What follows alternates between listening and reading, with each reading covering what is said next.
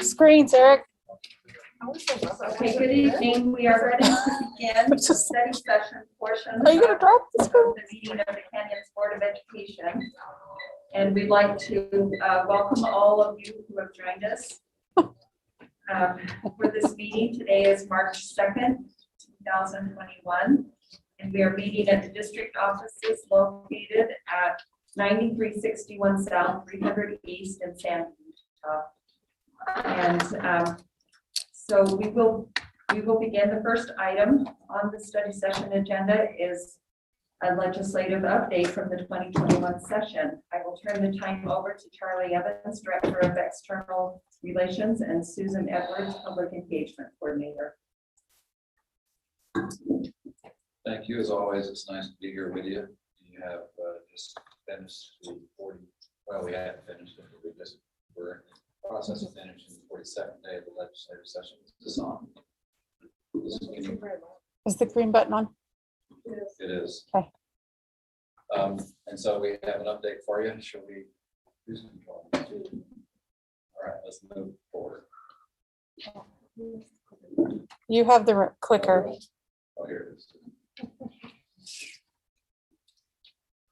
So, you know, things are falling into place very quickly. We do have some outstanding issues, but thought we would go over everything that we talked about in one form or another in this or other meetings. And so I'm going to go through these pretty quickly.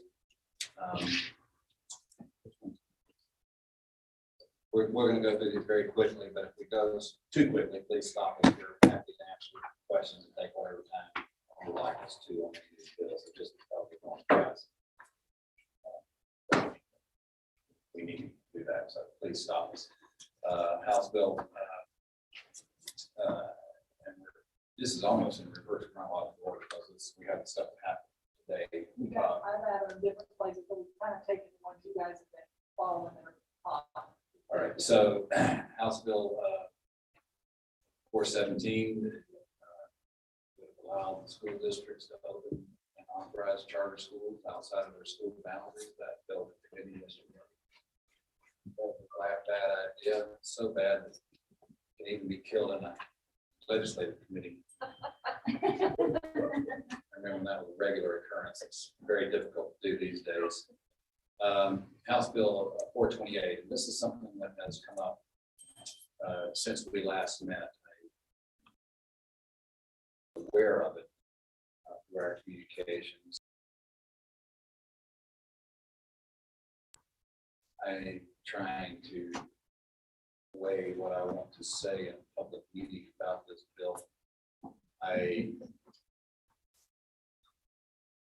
think it is the product of a very flawed process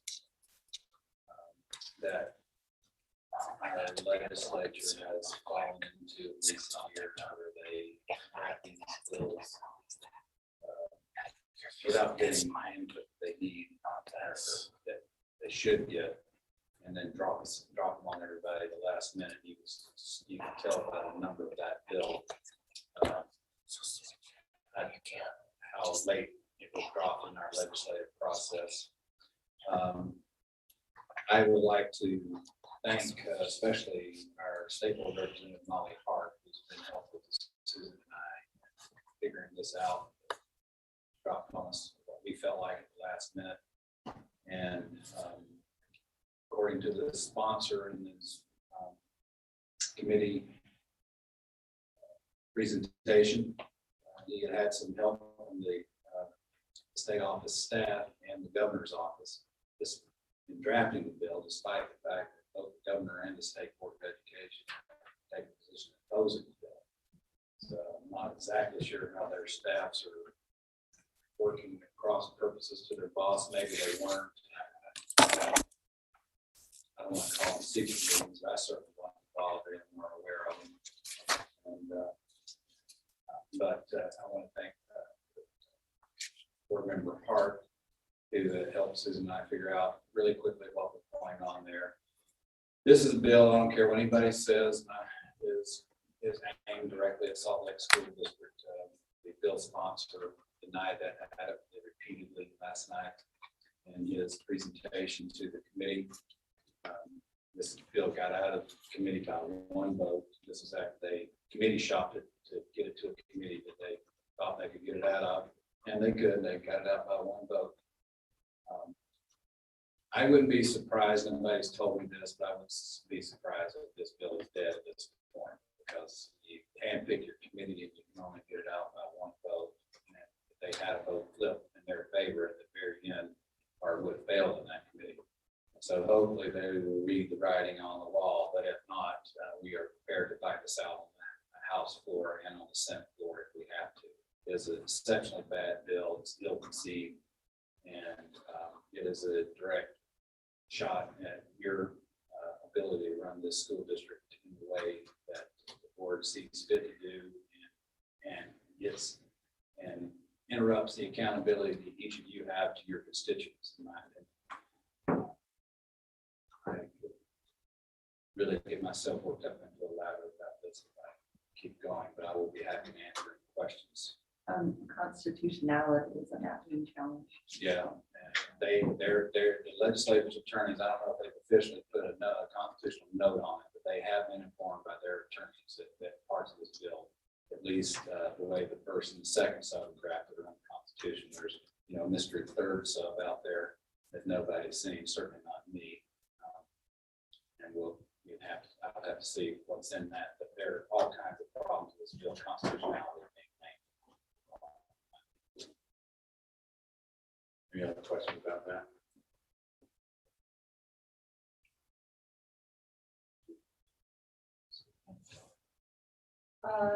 The firearms in school bill that we've talked about in previous meetings would allow, if your desire would allow that to be part of schools, was held in committee, so that will not advance forward this year. Some minimum wage amendments that we were concerned with just your fiscal amount, not making a statement on how you think about minimum wage, but just concerned about the sheer financial impact. That one has also been tabled. And then just minutes ago, while you guys were in closed, HB 338, the school district voter eligibility for Frisco came back to life, and but it was voted down in the House tonight pretty soundly, and I don't anticipate that it will come back at this point. I think it's done now. HB 345, school resource officer amendments. This one had some real concerns in its original form, but Representative Collins, my understanding is, has been phenomenal to work with law enforcement and other entities. Originally would not have allowed us to have our officers, like our dare officers in elementary schools. That has been changed, so that's covered now. And then it may still have some concerns from law enforcement, but I know that they've been working with her on it. She supposedly has been very responsive, so they're trying to get that to a place where everybody can live with it, and now it's still alive and moving forward, and it's supposedly help. This next one here, we discussed numerous ways, just listing it here because when we last discussed it, it was a joint resolution. It's now just a House resolution. So the difference between the two joint resolutions is voted on by both houses. A House resolution and voted on by the House.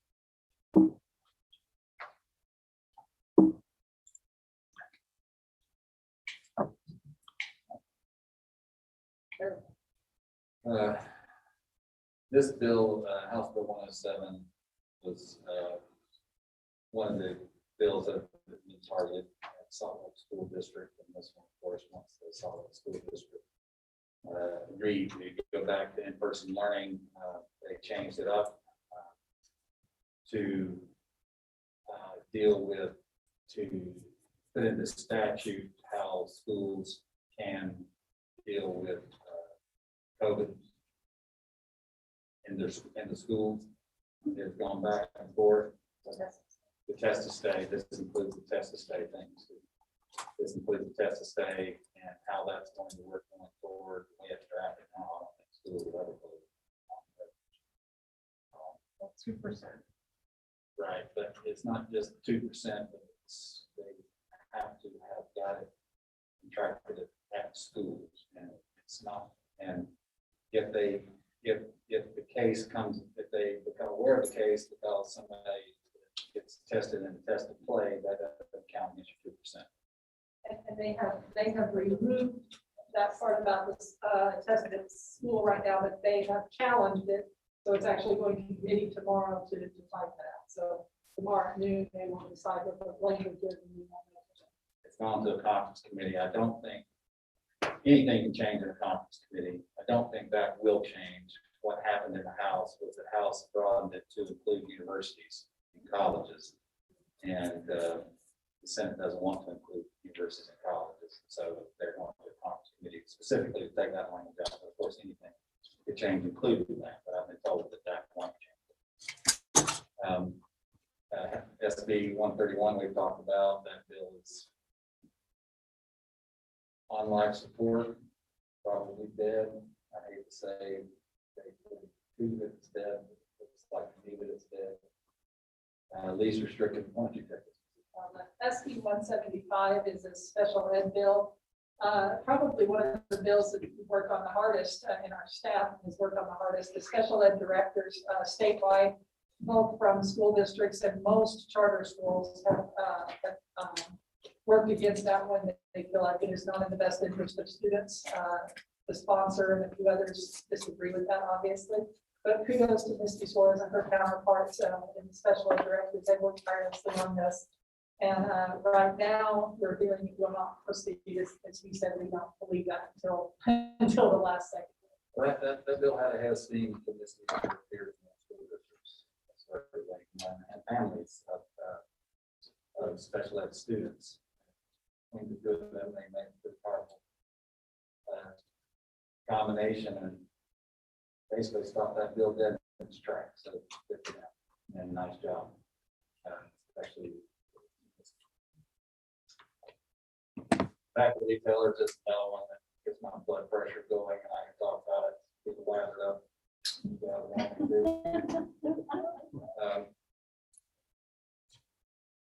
I don't know what's going to happen with this bill. Every time they try to move it, it causes an uproar. He uncircled it today on third reading and substituted it again. And when we came, nothing happened while we were closed session on the Bible. So I don't know what's going to happen with that. I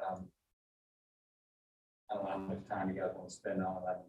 I can go for 45 minutes if you like. I'd be interested in hearing the latest detail.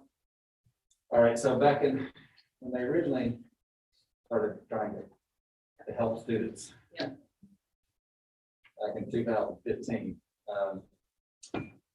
they changed the distance that a shop needed to be from school from 600 feet to 1,000 feet. And when they did that, there were a number of shops, not a large number, but there were more than a handful, less than 10, who became non-conforming at that point. In other words, they were between the 600 and 1,000 feet. And they grandfathered those in. Later, they came through and, long story short, they grandfathered everybody that was within that 1,000 feet and gave them all a specialty tobacco shop license, which is a huge mistake. So what they originally tried to do with this bill was allow every one of those stores to stay where they are. Which was the only thing that we felt like we got out of the legislation last year. That caused a huge uproar in the legislature, stopped them dead in their tracks. The third substitute takes those original stores that were grandfathered because they had been in place before 2015 and were more than 600 feet, but less than 1,000 feet from a school. And it gives them more time to relocate. But it also changed the zoning restrictions a little bit to allow them closer to residential neighborhoods, provided that they are in a strip mall and not a standalone store. So they created, theoretically at least, they created some more places that these stores can relocate to, and they're giving them time to relocate. I can't remember from that far back how many, do you know how many? I think it was like 5, but there's been an additional roughly 40 that have come online just this last year that are too close to school. Those will happen. Those will have to move. They aren't covered by the third, so the way it's suited. And so I think the third stuff is not great either, but yeah, it's certainly better than the first, and certainly better than the second. Yeah. And it narrows down the number of stores that will be close to schools, you know, and this is gonna cost the state a lot of money, because they never should have granted them these tobacco, especially shop licenses. Now what they're doing, I think, is considered a take. So, there are some people that warn them that giving those licenses to those guys because they gave licenses. I'm glad there's coming. I should put my blood pressure. I mean, they gave licenses to the very worst players in the market. They gave them a especially tobacco shop license. For what good reason, I have no idea. No one's ever explained. And now that they have it, of course, that becomes a property right, and now they're taking that back. So it's taking, and it's not cost the state some money. I feel really bad for them. That was sarcastic. I don't know if I read that through my mask.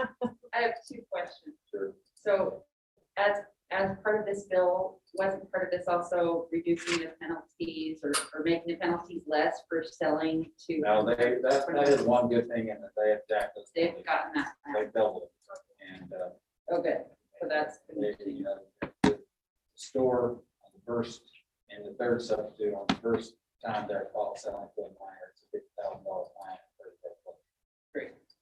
I can't remember what the second one is, but it's steep. Okay, and That then is one thing we get out. that's good. And then my second question was, wasn't there some sort of a loophole where if a store sells beanies and shirts and things like that, there's a little difference with? That the reason, The that's special why they thing. gave them, that's why they gave them these special shops, so they would stop breaking the law. I wish that they would make the stuff that I do illegal, it's illegal, legal, so I can continue to do it, and that's what they did. And those people could not find legal locations for their shops, so they applied for a legal retail license, saying in most cases that they weren't going to sell tobacco products, and then this happened. And so they were rewarded by receiving those licenses. Thank you.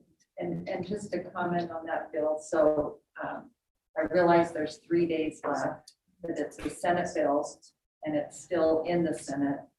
And if it passes out of the Senate, then it will not get a hearing in a committee in the House, But as you'll notice, Senator Vickers is which I know is, majority you know, leader is the sponsor of it. So I do think that if he wants to, if the bill will move forward, I don't think even this third stuff, I don't think they should pass it on the House floor, but we'll see.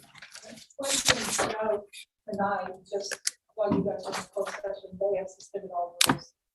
So everything now doesn't have to have to come to hearings and it can go straight to third reading. So all bets are off now and we're which is a common Just practice they at do this it at this point. time in the session.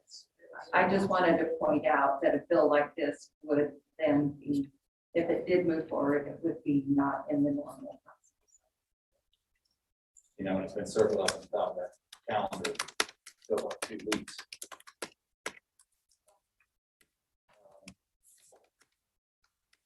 Oh, yeah, this bill died while we were in closed session, so it died earlier today, with 13 votes, they brought it back and got 12 votes, so. So it seemed like a good use of time. Anything else? that was the one bill we were looking at that would have let kids take, if they homeschool, but they've been in private school. That's all we have for you. Happy to take any other questions. Thank you for that report, Board. Any other questions?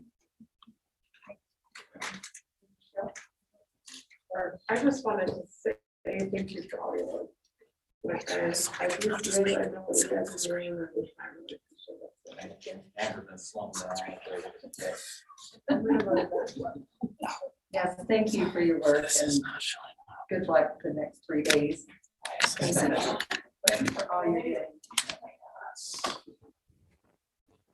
All right, next item, it will be a report from Midvale Middle Academic Initiative Update. And we'll turn the time over to Principal Mindy Robson.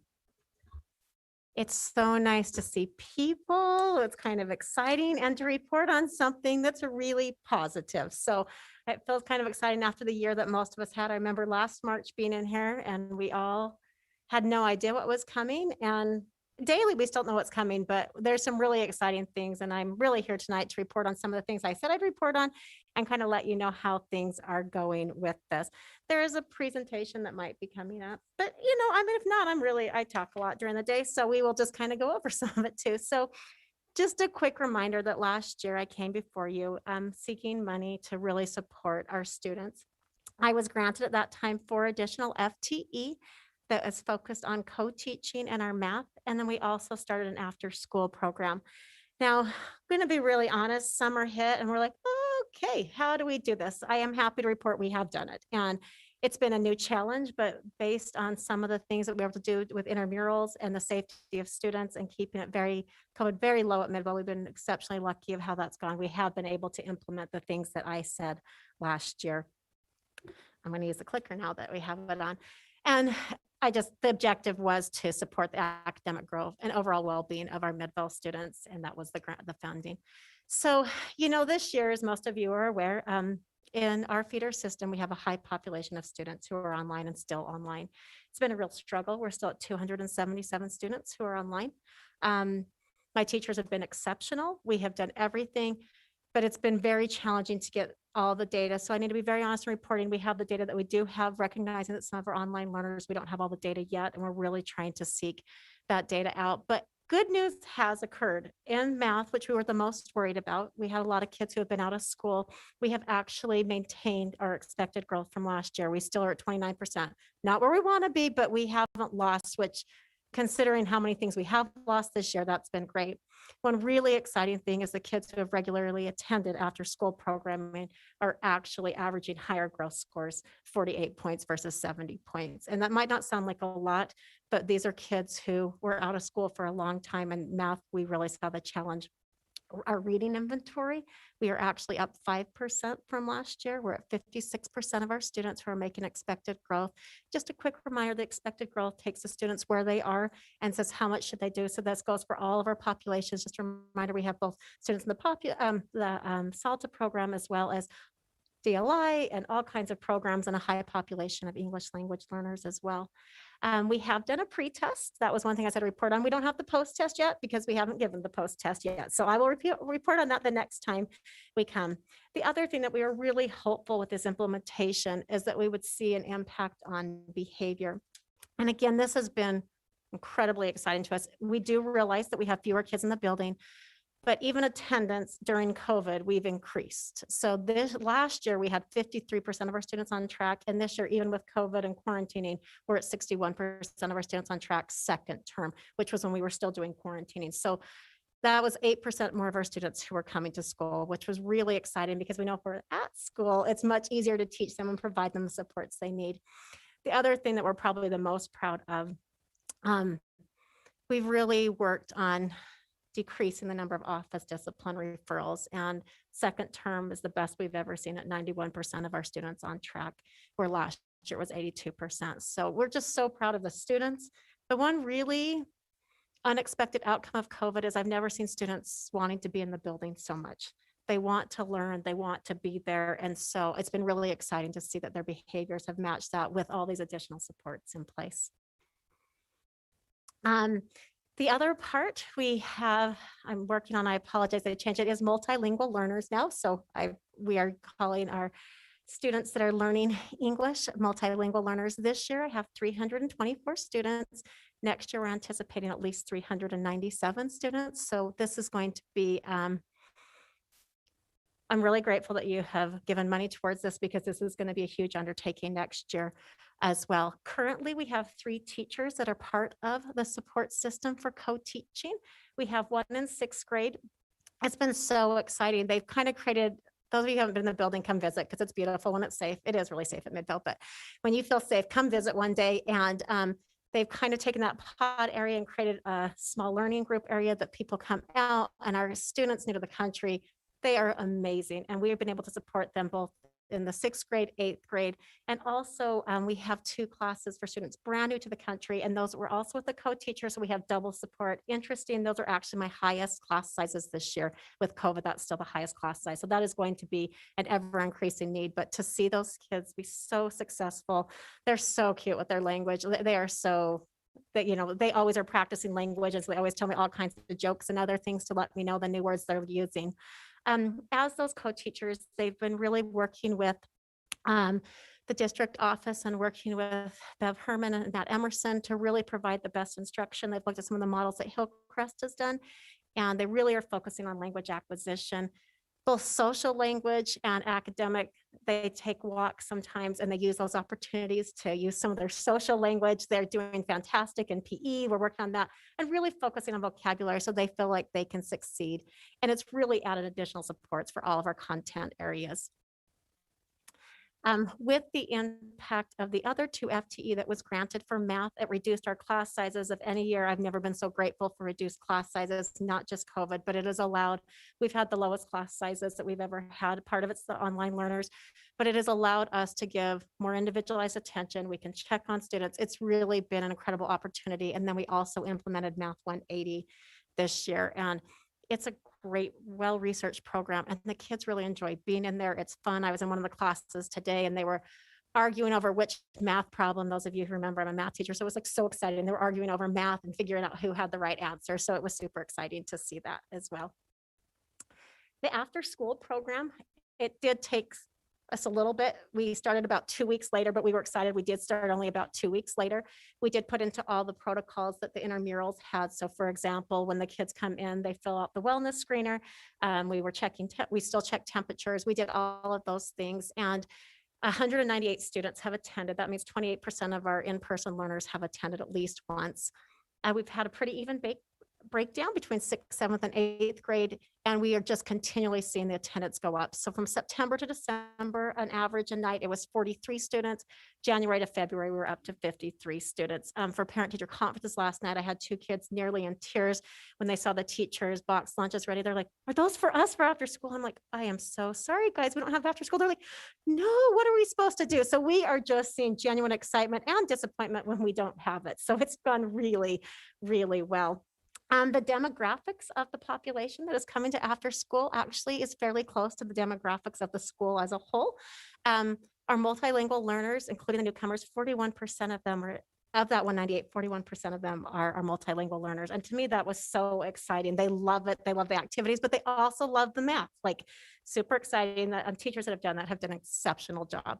And we also have students in the SALTA program who are participating. That was also important. We wanted to make sure it was a program that was inclusive for all students. Students are special education program, DLI, and also we have a very high population in McKinney-Vento. And this has really given some students a really nice hour to have. There's a snack provided, there's intervention, and it's also a lot of students who have situations that have been a little bit more challenging, have been really grateful for that extra time at school. We surveyed some of the kids. These are some of the pictures from some of the activities. I have learned such new vocabulary. Like we've been ordering things. I'm like, wait, what is that? What's ultimate chicken? It's ultimate frisbee with a chicken. So everyone is an uneven playing ground. So we've learned things, but we asked the kids, why are you coming? Because we wanted to go through it. These are some of the ones, but the connections with teachers, they want the help.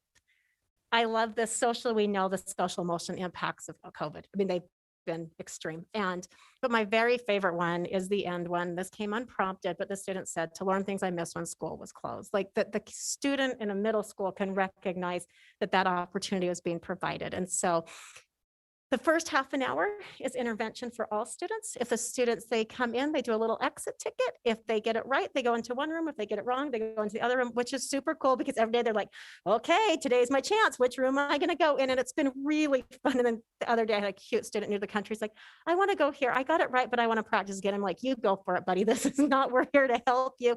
And then the next half an hour, they choose one of the activities. And we've just, I mean, things like impromptu, up in the top right corner is one that's dear to me because we have one of our ESP employees who for years has done blankets and donated them to the Road Home Homeless Shelter. And we finally convinced her to do it part of the after school program. This is the first time she hasn't out of her pocket paid for thousands of dollars of fleece for these blankets. And she didn't even want to pay for it. I'm like, hand me the receipt. And I'm like, but the kids, interesting, some of our students who actually receive the blankets are also the ones making the blankets. So it's been really cool to see service, but fun. The one they're playing hockey, we have art outside. So it's really been an exceptional opportunity. Midvale still faces great challenges.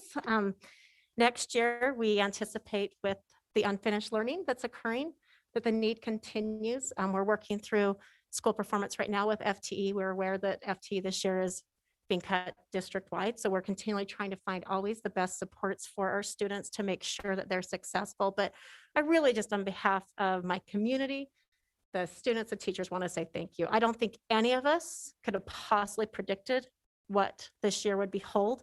And it's hard for me to imagine if we hadn't had some of these things in places, what might have happened to our students. So I just want to express my gratitude. I'm happy to answer any questions we have, but we are happy to report something with COVID that this is really going well and actually probably far surpasses what we even hoped for due to some of the COVID has really helped us. Wonderful. Thank you so much. Board comments? Mr. Millerberg and then Mrs. Oakes. Mindy, thank you so much for being here and bringing good news. Great.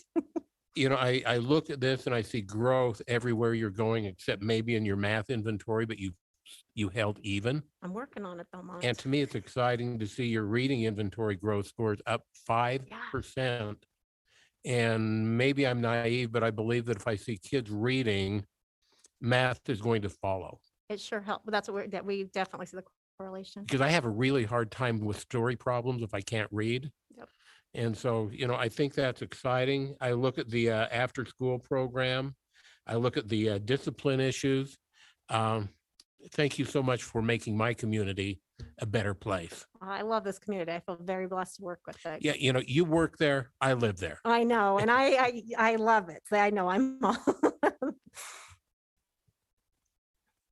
Mindy, this was awesome. I loved seeing how you've put all of this together in the hands-on activities. There's nothing better, and there's really no better way to learn a language other than to approach it like what you've done. In fact, I've been saying for years with the dual language immersion program that we should be doing more of these sorts of things for the kids to learn a second language. And when I was doing this with my kids when they were little, that's what, like, very similar sorts of things. So I'm not surprised at all that the kids are catching on and it's helping with the fluidity of their speaking and their comprehension. I just think it's fantastic. And I love how they're given an opportunity to do something that has a social and emotional component to it. I think sometimes we think of social and emotional learning as only having to be a program or something extra, but it really happens as we engage and connect with other people. So I really hand it to you for what you've done for these kids. And I'm really happy to see what's come out of it. Thank you. Mr. Wrigley.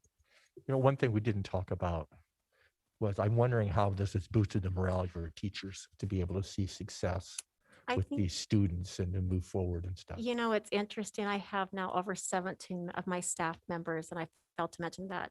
Like at first, the teachers weren't sure. I mean, let's be honest, everyone was so overwhelmed with COVID to begin with how many numbers we had online, but like there's almost a wait list of teachers who want to participate. We're like, okay, wait, hold on. We can only pay for so many a night here. It's just, and I think, Steve, what you hit on, what we've noticed is the relationships that even having these co-teachers and math classes, like they know they're supported. And I think that's one thing that really came out is they felt the district support and They're seeing kids succeed. And I think for all of us that went into education to see that level of success, I mean, this has been the hardest year, obviously, in education to see teachers, but when you go there, Cindy came by and we were just smiling, like, you can't not be happy when you're in the after school program. I mean, like they're telling you, I mean, there's so much language going on appropriate, but like, we're just like, they're just happy. And the teachers that are there, I mean, it's nice because the funding allows us to pay the teachers to be there, but the teachers want to be there. Like they love, kind of going back to what you said, Amanda, they get to interact with kids.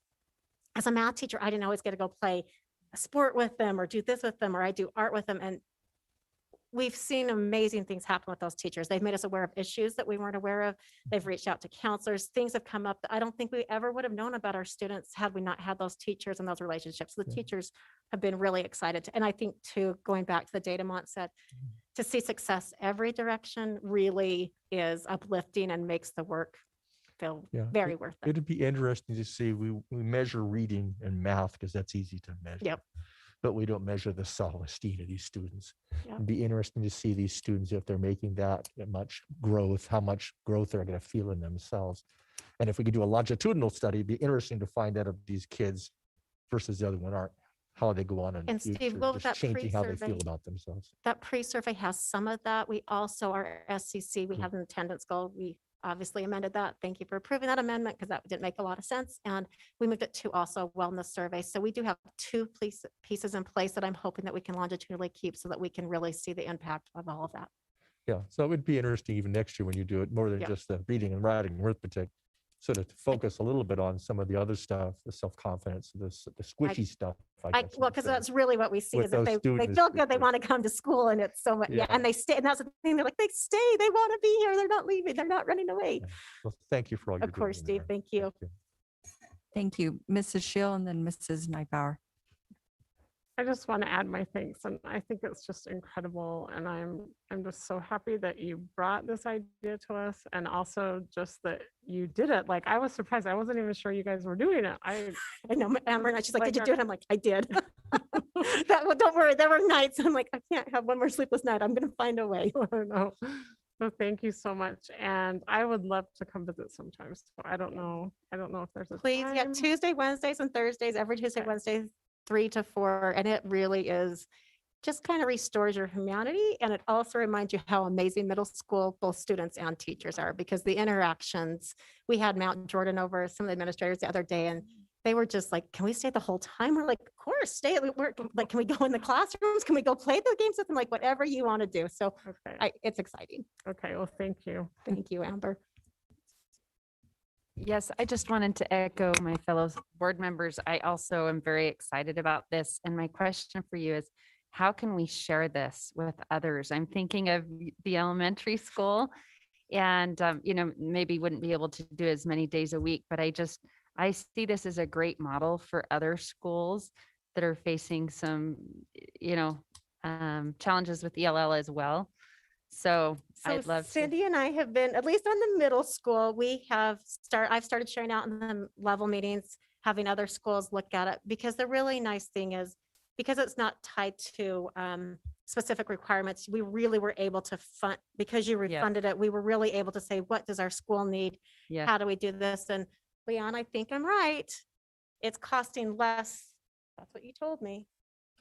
I know, you even look at what you, I'm pretty sure that which is great news though, Yeah. because the real expense is the teachers, but equipment, the treats, those things have been pretty minimal, but to see the outcome. So Cindy and I definitely are working on that. And I see McKay, and I'm happy to get McKay's ear and start working Great. with elementaries too. Awesome. Thank you so Of much. course, Ollie.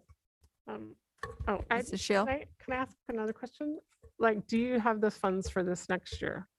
So Have when we you approved it last What's year, you approved happening? it for 2 years. I would Okay. love us to continue that. It really, I will just say, I think both the FTE and the after-school program has just, what we're going to face next year is going to even be harder than this year. And we just have to be honest with the numbers that I have, about 28% that are online, I think. And with our multi-language learners being that much higher, our need is definitely not going to do that. So yes, it's for sure funded. Leon doesn't look at me, but I know that I already checked for 1 more year.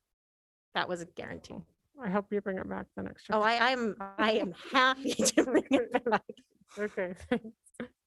Oh, thank you. And Thank you, board, for your support. it's so wonderful to have this report and to hear of this success. And one of the reasons why I think it is successful is because it was designed to meet the needs there at your school. And it was something that everyone was excited about. And so it's just really great to see that it's actually doing what you envisioned. It really is kind and- of exciting when you have a yeah. dream and then you're like, oh my gosh, this is actually happening and all the results are working. So, and I do just want to thank the board. I know what you have been asked to do this year is unheard of.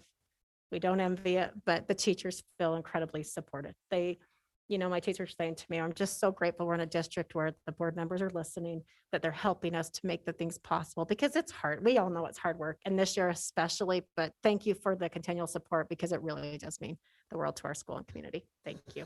Thank you, Principal Robinson. And will you also give our appreciation to your faculty and your staff? Absolutely. Just let them know how really grateful we are for the work that they're doing. Thank you. Thank you, Nancy. Thank you. Okay, next item is report on new Utah health order, and I will turn the time over to Superintendent Dr. Rick Robbins.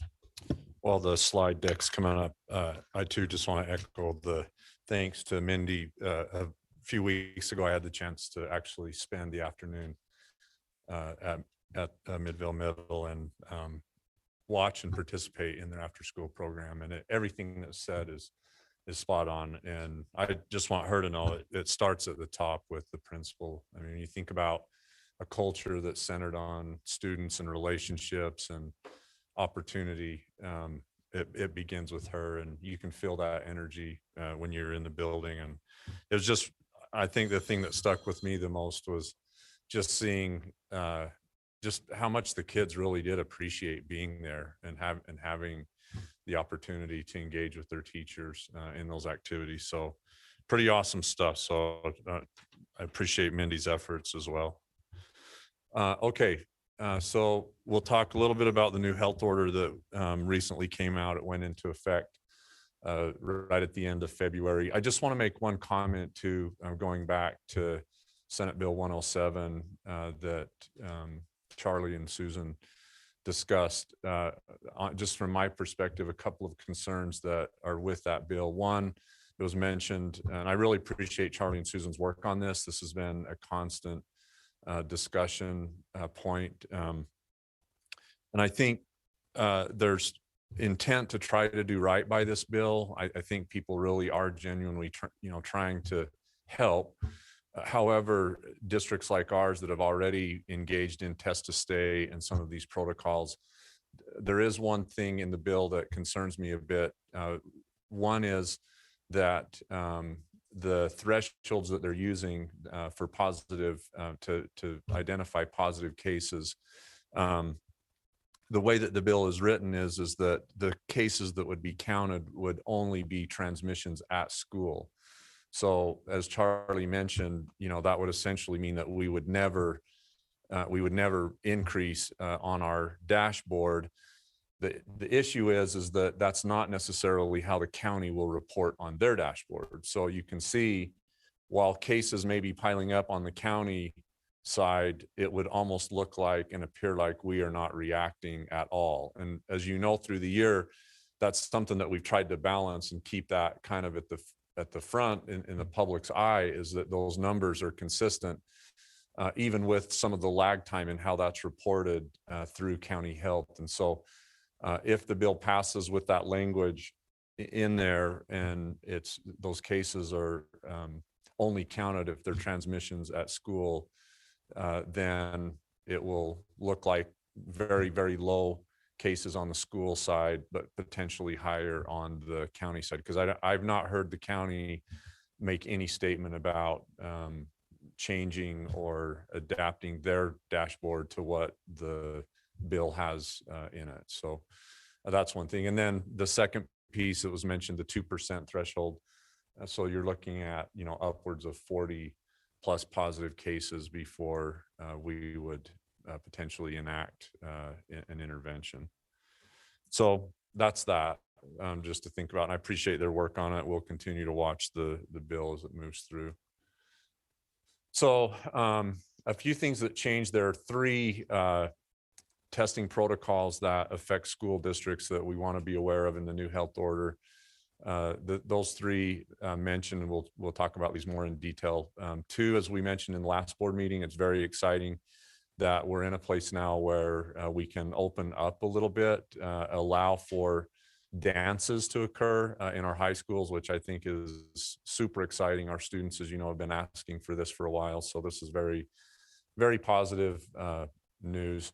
Also, test to travel protocol. So our programs that may be interested in participating in spring and summer in-state overnight travel events and tournaments and whatnot could also be included. And then there's new guidance on test to stay protocol. And we'll talk a little bit about what that actually means, because it does vary and is a little bit different from what our current practice has been. So those are the 3. They remain in effect until March 25th, and potentially could be amended. So the first one, test to dance. So our position on this currently is to allow for potentially up to 2 dances before the end of the school year. Obviously, the protocols for indoor would look a little bit different than those outdoor. But you can see there, part of the new health order requires participants to have a negative antigen test within 48 hours of the activity with no symptoms present at the time of the event. We would also require a health check, as we do already with our students that are participating in extracurricular. So they would fill out the health check before participating. Masks would be required.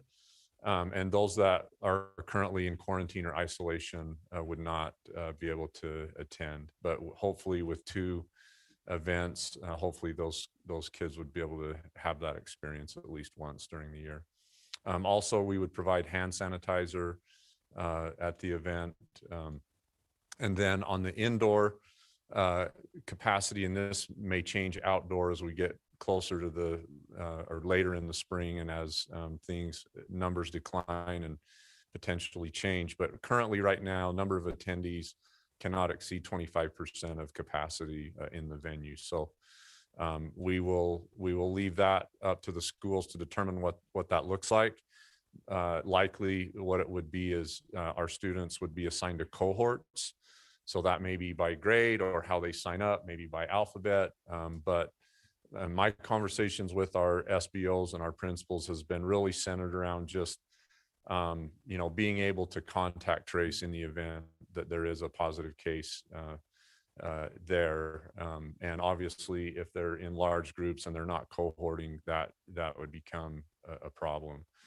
So, and the students also agreed that they would help us with thoroughly cleaning the venue before each cohort enters. So the students what they're suggesting to me is that each dance time slot, and it may be over multiple nights, but would be somewhere in the neighborhood of an hour plus for those students in that cohort. And then they would exit, we would clean the gym or the venue that they're utilizing for the next cohort to participate.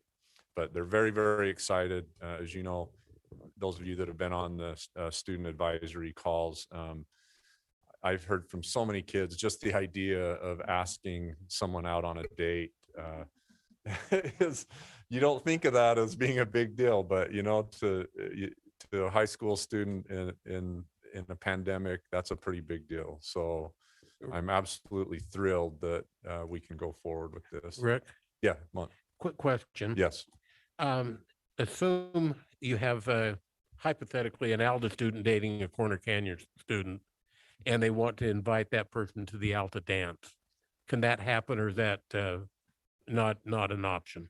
I honestly believe if we can coordinate those cohorts, that would be possible. I would leave that up to the high school principal and the SBOs to try to decide how that works. Some of them have talked about by grade, some of them have talked about by alphabet, some have talked about just as they sign up that they'll cohort them in groups, you know, that they'd like to be in. So I think there is that, you know, there is that possibility.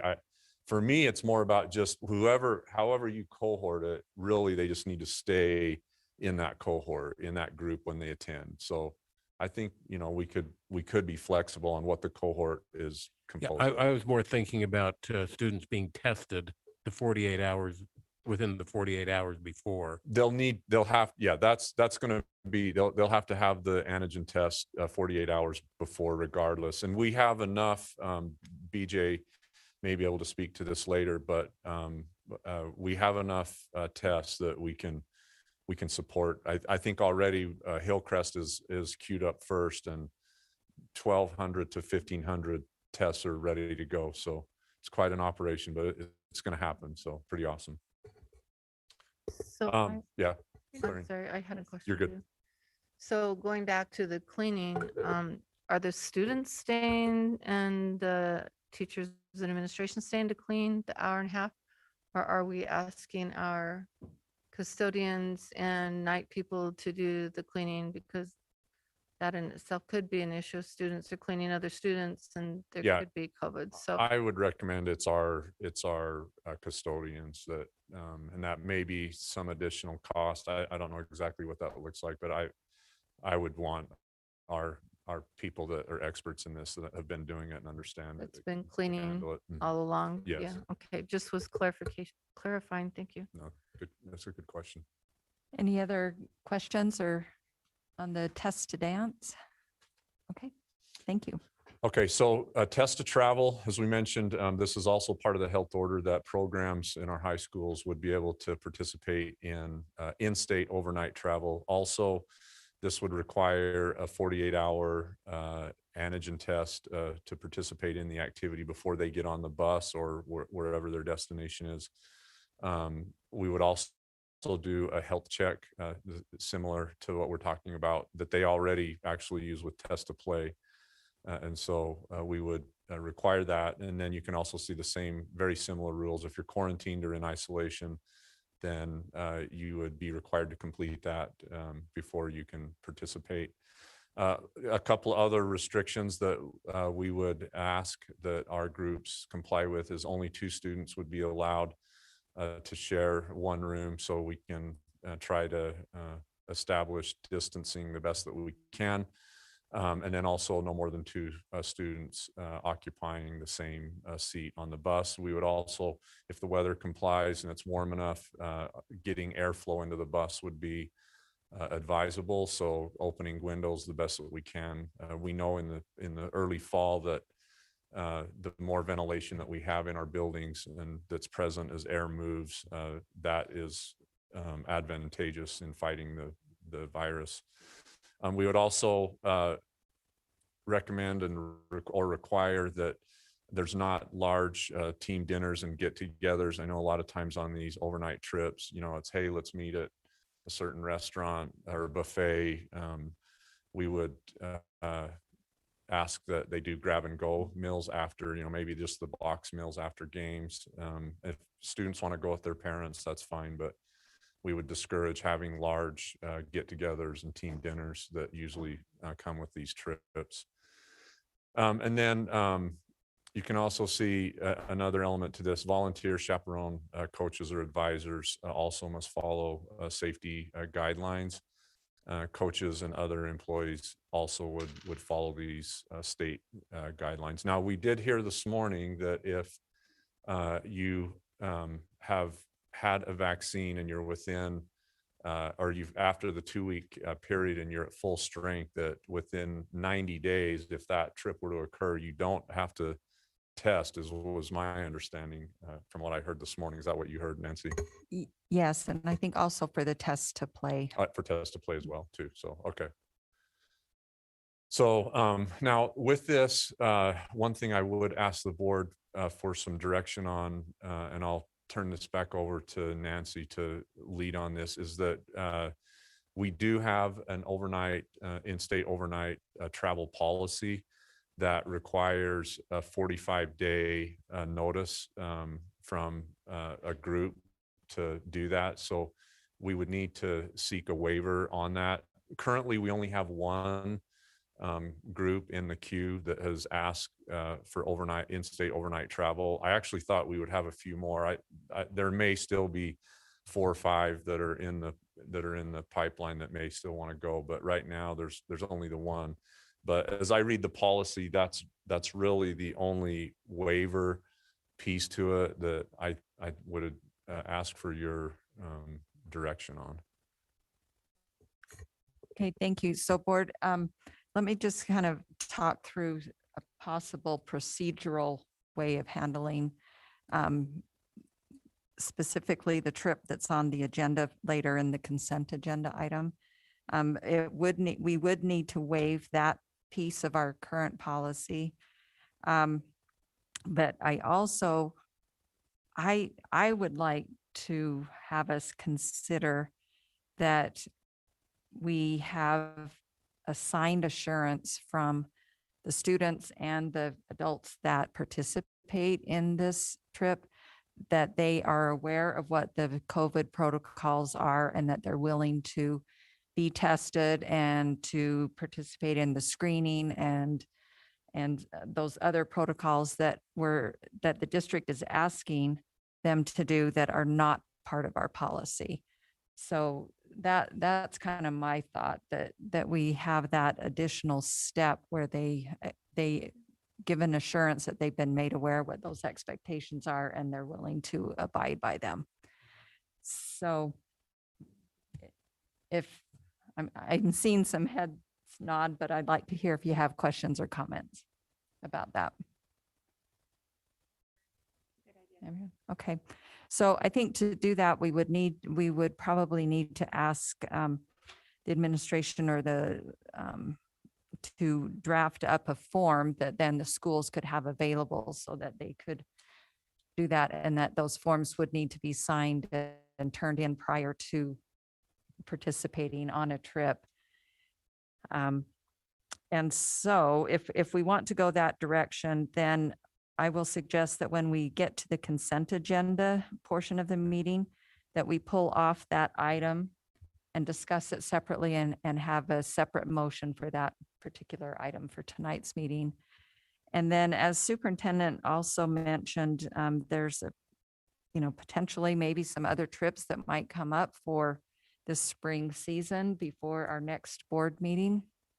And so we may want to include in that discussion and motion that if trips come up and they meet these same criteria that we've discussed about the trip tonight that will be approved, we could give approval for that, and then it would come back to the board for ratification on the next board meeting. But I think that would only, I would recommend we only do that this one time just because of the timing of things. Yeah, And that it not become a practice that It's only schools temporary purposely for turn this in their year. trips late. Yeah. So, Nancy, I'm thinking Yes. more along the lines, instead of waiving the time period, shortening that to maybe a 20-day period so that they can still have to get stuff in time to be considered.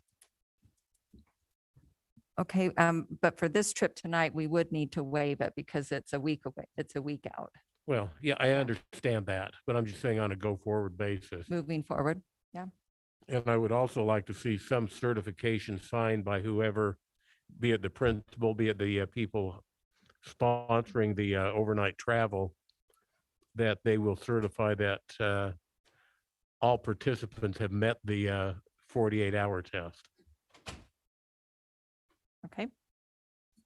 Any other thoughts or comments, Mrs. Nybar? I'm thinking if we had them sign like an informed consent with the protocol in place of what we're suggesting, the 20-day or 21-day notice, I'm wondering if there may be another trip that comes up between now and the next meeting where it would be less than that. I know spring break's coming up. If there's teams or student advisory or anything like that that may want to do something at that time. So I would think that maybe we'd want to do the waiver through, I don't know, for that amount of time, maybe to middle of April or something, Yeah, just is- within that window. As a kid, I learned that it was easier to repent than get permission. And I just don't want to have trips scheduled in between board meetings just because they can do it and then later ratify. So my thought is we have, that we would have to waive the 45-day for this trip for tonight. And then we would need to articulate what the expectation is between now and next board meeting. But what I'm hearing you all say is that we should say that even for next board, if they make it in the application for next board meeting, but for them to travel 2 days later, right? So, but we can think on that and have more discussion and consent agenda. That's what I was going to say. If we're going to pull it, let's just discuss it then instead of now. Okay. Anything else? Okay, thank Okay. you. Thank you, President Teeny. The last slide on the health order that's changed is the test to stay protocol. So you can see in the new health order, a school can test to stay if it reaches 1% case count. That may change. Obviously, I mentioned they're in legislation right now. There is the bill in 107 that may change that. This does not identify a school level. However, up to this point, it has been really assigned as a pilot to high schools. But I think it's important for the board to know that this is not dependent on high school only. So it could potentially be middle schools or elementaries. I have a little bit of pause about what that might look like, with middle school students and elementary students, being that it's still a nose swab. It still may be a little invasive for kids at that age, especially if their parents are not present. So we're not there right now. Our numbers look good across the district. Hopefully, we don't have to execute this ever again, but in the event, it does not identify level. The biggest change though is in the actual threshold. So as you know, in the district, we have been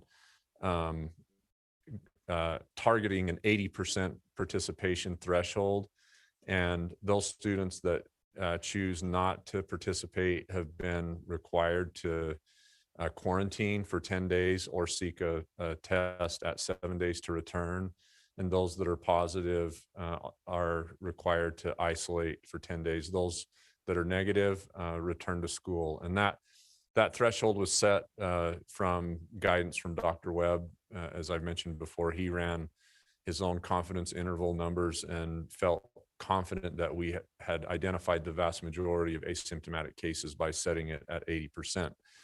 In the new health order, it sets it at 60%.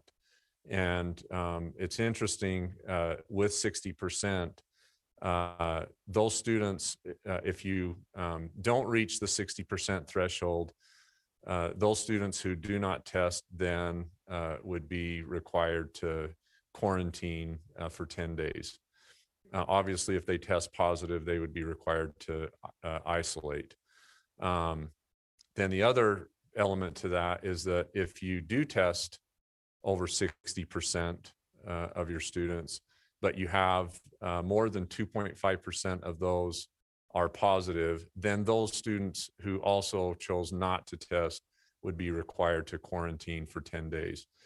But you can see there, it does disincentivize for some students to participate. So I'm a little concerned. I feel like what we've been doing has been very effective and our communities have been very supportive, and we've had well over 80% in each.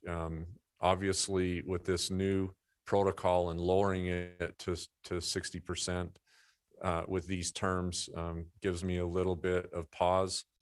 But who knows? Hopefully, as I mentioned, our numbers are low. Hopefully it will continue to decline and we won't have to execute this. But this is the new protocol that's in place. So questions? Okay, Mrs. Shield? So do we have to do 60%? Could we set our own percentage at, we want to stick with 80 like we've been doing? Well, the difference is that the students that are choosing to not participate, right? The difference in that is that if we reach 60% and we're lower than 2.5% positive cases and you didn't test, you would be allowed to come to school. So it would be really difficult if we set that threshold higher, then essentially I think we would be setting ourselves up to potentially not reach it. And Yeah. I don't know, it could force us into a situation where we have to move to virtual, which I desperately we don't want to do. But Okay, but of the test to stay, we haven't reached 2.5%. no, we have not. Not We even have not. close. Well, at Corner Canyon, I take that back. I mean, we were very right at about 2% with their positive cases, but we have not. No, we have not reached 2.5 in all three high schools. Okay, thank you. Mr. Wrigley? Yeah, so, I mean, we've had several parents express concern regarding to test anything.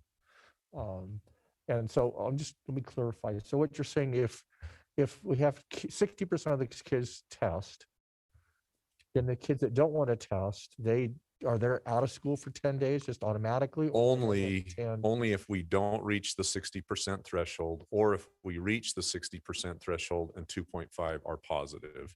Otherwise, if we hit 60% and we're below 2.5, then every student that did not test can come to school. Okay, So the does allow incentive has them- been pulled out. We've been saying 80%, and if you don't test, you quarantine. And so that incentive has been essentially been removed. So that makes it much broader as far as you're giving more choice. The test to dance. How does that work? I think it's, Because if you I don't think choose you're to test, positive, you're home, you're negative, you're in. but if I choose not to test, You're not, you're not in. yeah, I can't dance. Participate, correct. Yeah, because I think there's some concern with parents Yeah. on that. So- And there's some misperception that we as a board can just say the hell with it all and just move forward. I mean, what's that as far as the health department and the governor's office? We Well- have some limitations we work under as a school district. Is that My understanding is the health order has the force of law behind it. So, I mean, I've heard that too, and I respect that position 100%. You know, our position is we're trying to keep our kids in school. That's been the board's priority from day one. And so anything that we can do to keep our kids in school is that's what I would like to do. Yeah, I mean, I feel the same way myself, but I understand that this is the parameters that we work under at this point in time, unless the governor's office or the legislature puts out some different law. So. Yeah, I'm not sure, to be totally honest with you, Steve, I'm not sure how they derive this formula. Like I said, I mean, I really trust Dr. Webb's viewpoints on this, and he's been so spot on and very accurate through the whole year on all of the guidance he's given us. And so I'm not sure exactly how they arrived at this, other than maybe in other districts, they have other challenges that with trying to get, I know I've heard some districts say they really struggle with getting enough support staff to run test to stay. For us, we've been able to do it in one day. It's just been a machine, and our nurses, BJ's team, HR, I mean, it really has been, just so smooth. So I haven't really seen that from our perspective, but maybe there's other issues. And as far as test to stay, at what point do we stop doing that if the COVID numbers continue to go down? Is there any guidance on that? I didn't see any metrics. I have not seen metrics from the state that yet would indicate that we would be able to not, not have test to stay. In my opinion and look on this, I see test to stay being with us through the rest of the school year. Okay, thank you. Okay, thank you. Mrs. Nybauer and then Mr. Millerberg. Thank you for that presentation. I think what we're seeing here with the new protocol from the health department is we're seeing the reason why that incentive has changed down to 60%. In my opinion, after talking at, we had the head of the Utah Health Department or the Salt Lake County Health Department with the USBA conference that we had, talking about their biggest motivation is keeping kids in school, and our numbers are dropping and the vaccines have rolled out. And I think we're going to see in the future, more restrictions being lifted in a slow manner. We've still got the test to stay, right? We've still got all these protocols, but I think that 60% also addresses, I know I've had a number of letters and emails of families who are worried about testing. And I think their biggest concern that I've heard from my constituents is when a child tests positive and then the home goes on quarantine, what happens to parents who are supposed to be working or things like that. So I think there's a few things that come into play here. And I think the vaccines rolling out is a big one, as well as we're seeing our numbers go down at such a great, they're dropping at such a significant level right now. Yeah. Hopefully we don't have to use it again. That'd be great. Mr. Millerberg. I'm not a statistician, but it seems to me that this would have a tendency to skew your sample size tremendously because, Holly brought up the deal that if a kid tests positive, it then quarantines the whole family. So the right answer then becomes, if I don't feel well, don't test. And what we're doing is encouraging people to not test that probably would have the highest likelihood of testing positive, so we can keep the schools open, so we can keep families not quarantined. And I just think that it's just, to me, feels like we've got things going backwards. Yeah. It's the legislature putting pressure on the health department. That's what's happening.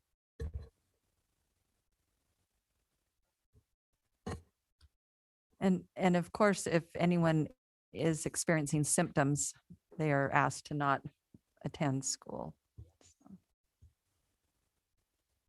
But common sense says they won't test. Right, but if they stay out of school, at least till symptoms are gone, then I guess that's something.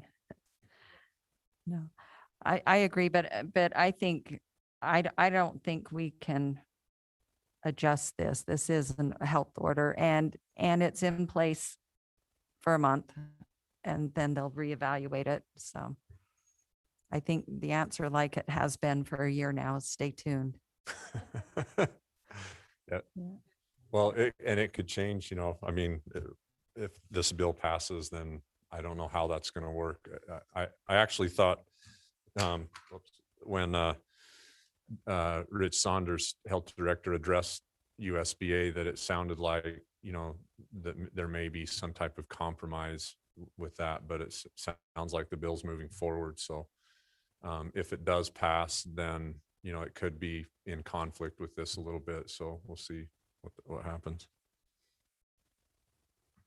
Okay, anything else? All right. Thank you, Superintendent, for that report. All right. I recommend that we move item 2D down into new business as item 8A and then adjust those other items accordingly. Any concerns about that? Okay, we'll do that. So that concludes our study session. And do we need a break or should we keep going? 3-minute break. Thank you. And then we'll reconvene.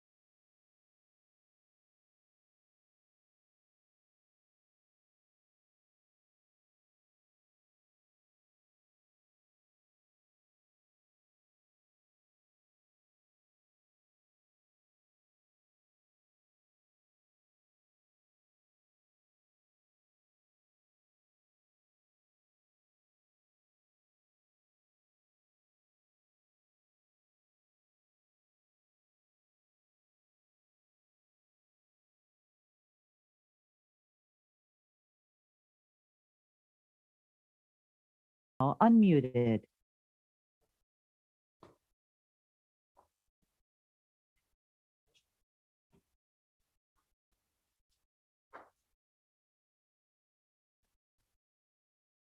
You are now muted.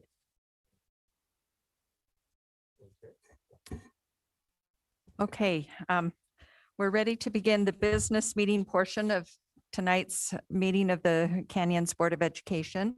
Today is March 2nd, 2021, and we are meeting at the district office located at 9361 South, 300 East in Sandy, Utah. I'd like to welcome all of you that have joined us here in person, as well as those that are participating with the live stream. So thank you for being here with us. The first item is to approve the agenda for tonight's meeting. I will ask for a motion to do that. I'd like to make that motion. I'd like to make the motion. We approve the agenda for March 2nd with some modifications. Removing item 2D, the 2021 to 2022 bell schedule, down to new business and making that item A. And then we'll be moving A, B, and C down one on the agenda. And also item D. And item, pardon me, A, B, C, and D. We'll move down. Great, thank you. Is there a second to that motion? I'll second it. Thank you. And any discussion to the motion? Okay, seeing none, I'll call for the vote. All in favor of approving the agenda of the motion, say aye. Aye. Any opposed? That motion passes. Thank you. And next will be led in the Pledge of Allegiance by Mr. Jeff Christensen, Assistant Legal Counsel.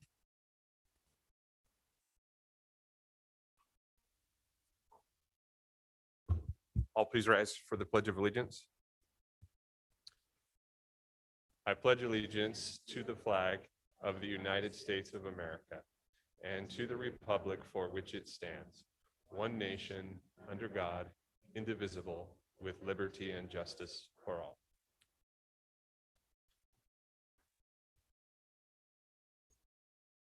Thank you. We will now turn time over to Mr. Jeff Haney and Ms.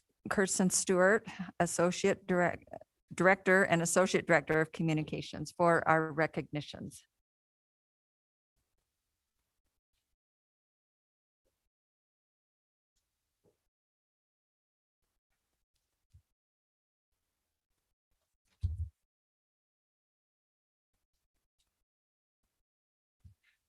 President Tingy, thank you for this time to recognize the achievements of students, faculty, and staff in the Canyon School District. Tonight for our recognitions, we are celebrating the achievements of champions and yes, even literal lifesavers in our community. Those who are mentioned tonight will receive a letter of recognition from the board and the superintendent, as well as a Canyons District keychain. Now, our first honorees tonight jumped into action when a student needed them the very most. In fact, his life depended on it. Tonight, we welcome faculty and staff from Mount Jordan Middle School. Typically, because of the COVID-19 restrictions, we don't invite our honorees, but tonight, we wanted to make room for them to thank them for their actions. So when I call your name, Mount Jordan contingent, would you please come on in so that we can recognize you and also get a photo with members of the Board of Education in a safe way. So please stay socially distant. When I call your name, please come on in. Please welcome Principal Dr. Matt Watts, PE teacher Ashley Angeweirden, Hall Monitor Cami Ottman, Head Secretary Kim Mitchell, Attendance Secretary Amy Bearden, Office Aide Brenda Castillo, and the school nurse Angela Despain. Let's give these guys a round of applause.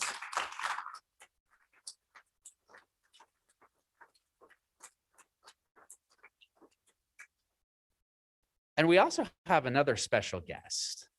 Stephen, do you want to come in?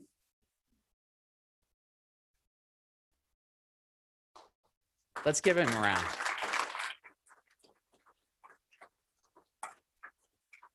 So it's been said that life changes in a heartbeat. And it's shocking to see a young, vibrant student, seemingly healthy student, collapse in the hallway of a school. And it surely jolted the faculty and staff at Mount Jordan Middle School into action on February 11th. And that's when Stephen was walking to class, and then he suddenly doubled over and dropped to the floor. Now, the staff knew that he suffered from CPVT. Stephen, can you tell us what that is? Not right now, because I can't pronounce it either. It's a rare and it's a life-threatening cardiac issue that he has that causes an irregular heartbeat and an irregular heart rhythm. When he collapsed is when Team Mountaineer jumped into action. Now, Cammie was right behind Stephen at the time and initiated everyone into action by calling for help and staying with him even when he was non-responsive. Now, Kim immediately called 911 and stayed on the line with dispatch until the paramedics arrived. Amy helped identify the student and had the wherewithal to remember that he had a healthcare plan. And with foresight, this plan had already been printed out and placed in a binder at her desk so it could be easily retrieved in an emergency. Brenda quickly dialed Stephen's mom to alert her and allowing her to be at the school before the paramedics took him to the hospital. Dr. Watts and Ashley provided aid to the fallen student. Now, Ashley actually heard for help on the radio. She recognized that Stephen hadn't yet made it to her class, put two and two together, and then bolted to the place where Stephen had fallen on the ground. This was also where Dr. Watts was providing first aid and trying to keep other students from gathering around to see what was happening. With her EMT training at the forefront of her mind, she jumped into action. She took charge. She called for the use of this AED that we'll give to you tonight and did a few rounds of CPR to get Stephen's heart beating again. She was also able to communicate with the paramedics about what had happened and let them know what type of treatment he'd received before they arrived and as they took him to the hospital. It was quite the day. School nurse Angela Despain, then, hey, hi Angela. She arrived at the school mid-incident and helped run debriefs with the staff. Now that was quite a day, Dr. Watts. So other than that, how was your Thursday? Just a normal Thursday at a middle school. That's all in a day's work for our school personnel who do so much to build up our students in so many ways. Now, for the unfamiliar, an automated external defibrillator is the portable device that checks the heart rhythm and can send an electric shock to try to restore a normal rhythm.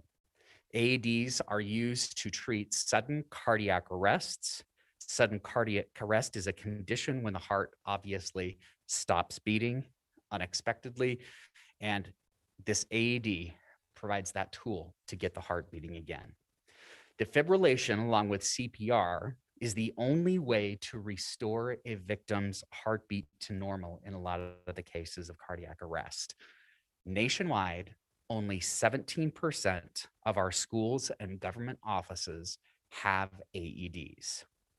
We are fortunate that in Canyons District, all of our schools have at least one AED that we can use in the event of an emergency, and we do annual trainings with our staff to make sure that they can be used safely. Each year in the country, there are approximately 360,000 emergency medical services assessed cardiac arrests outside of a hospital setting. On the average, fewer than 10% of the victims survive. Now, thanks to the good work of the people standing in front of us, Stephen beat the odds. We think that is definitely worthy of recognition. We would like to give another round of applause to Mount Jordan's faculty and staff.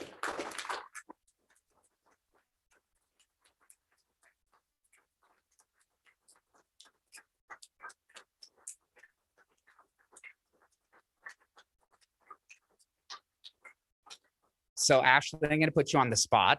Would you come up here and tell us what was going through your mind when you heard that call on the radio?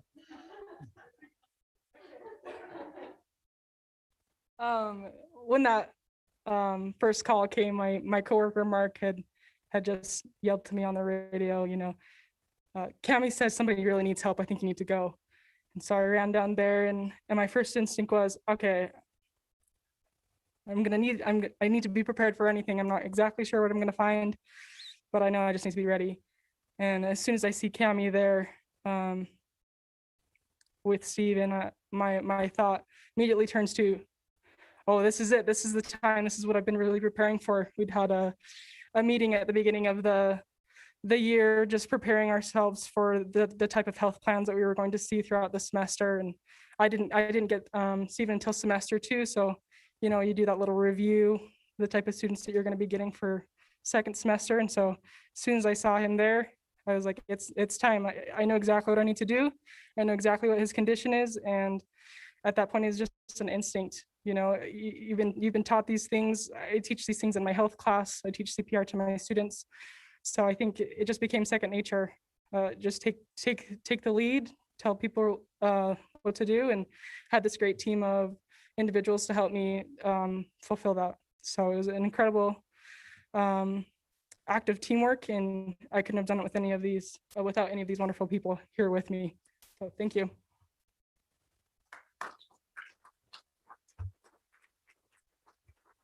So before you walked away, I was going to give you this, but I'll walk toward you. Here you go. Thank you so much for all that you did. Now, Stephen, is your mom here? Did you want to come and say anything? Come on in.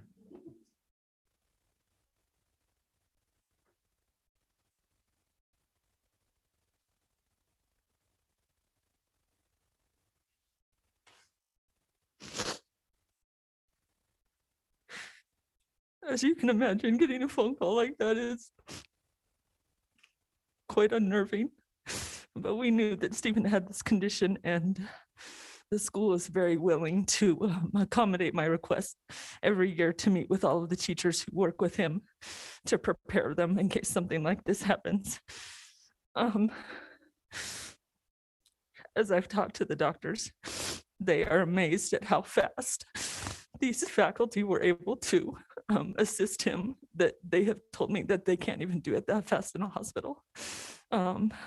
Stephen has had 5 incidences, 2 of them before he was diagnosed. With his certain condition, he's one in every 10,000 kids has this condition. 25% of them don't even live to be diagnosed because they go into cardiac arrest and die before they're ever treated. So to have Stephen have 5 incidences and still be standing here with us is truly a miracle. And I'm so very grateful for the people who helped him that day, who jumped into action, who didn't hesitate to do what they needed to do. He's an incredible little boy. And we're so grateful that he's here, and he's here to teach us many great things. And I'm grateful for the opportunity to watch him grow up. So thank you for all that you did that day for my son.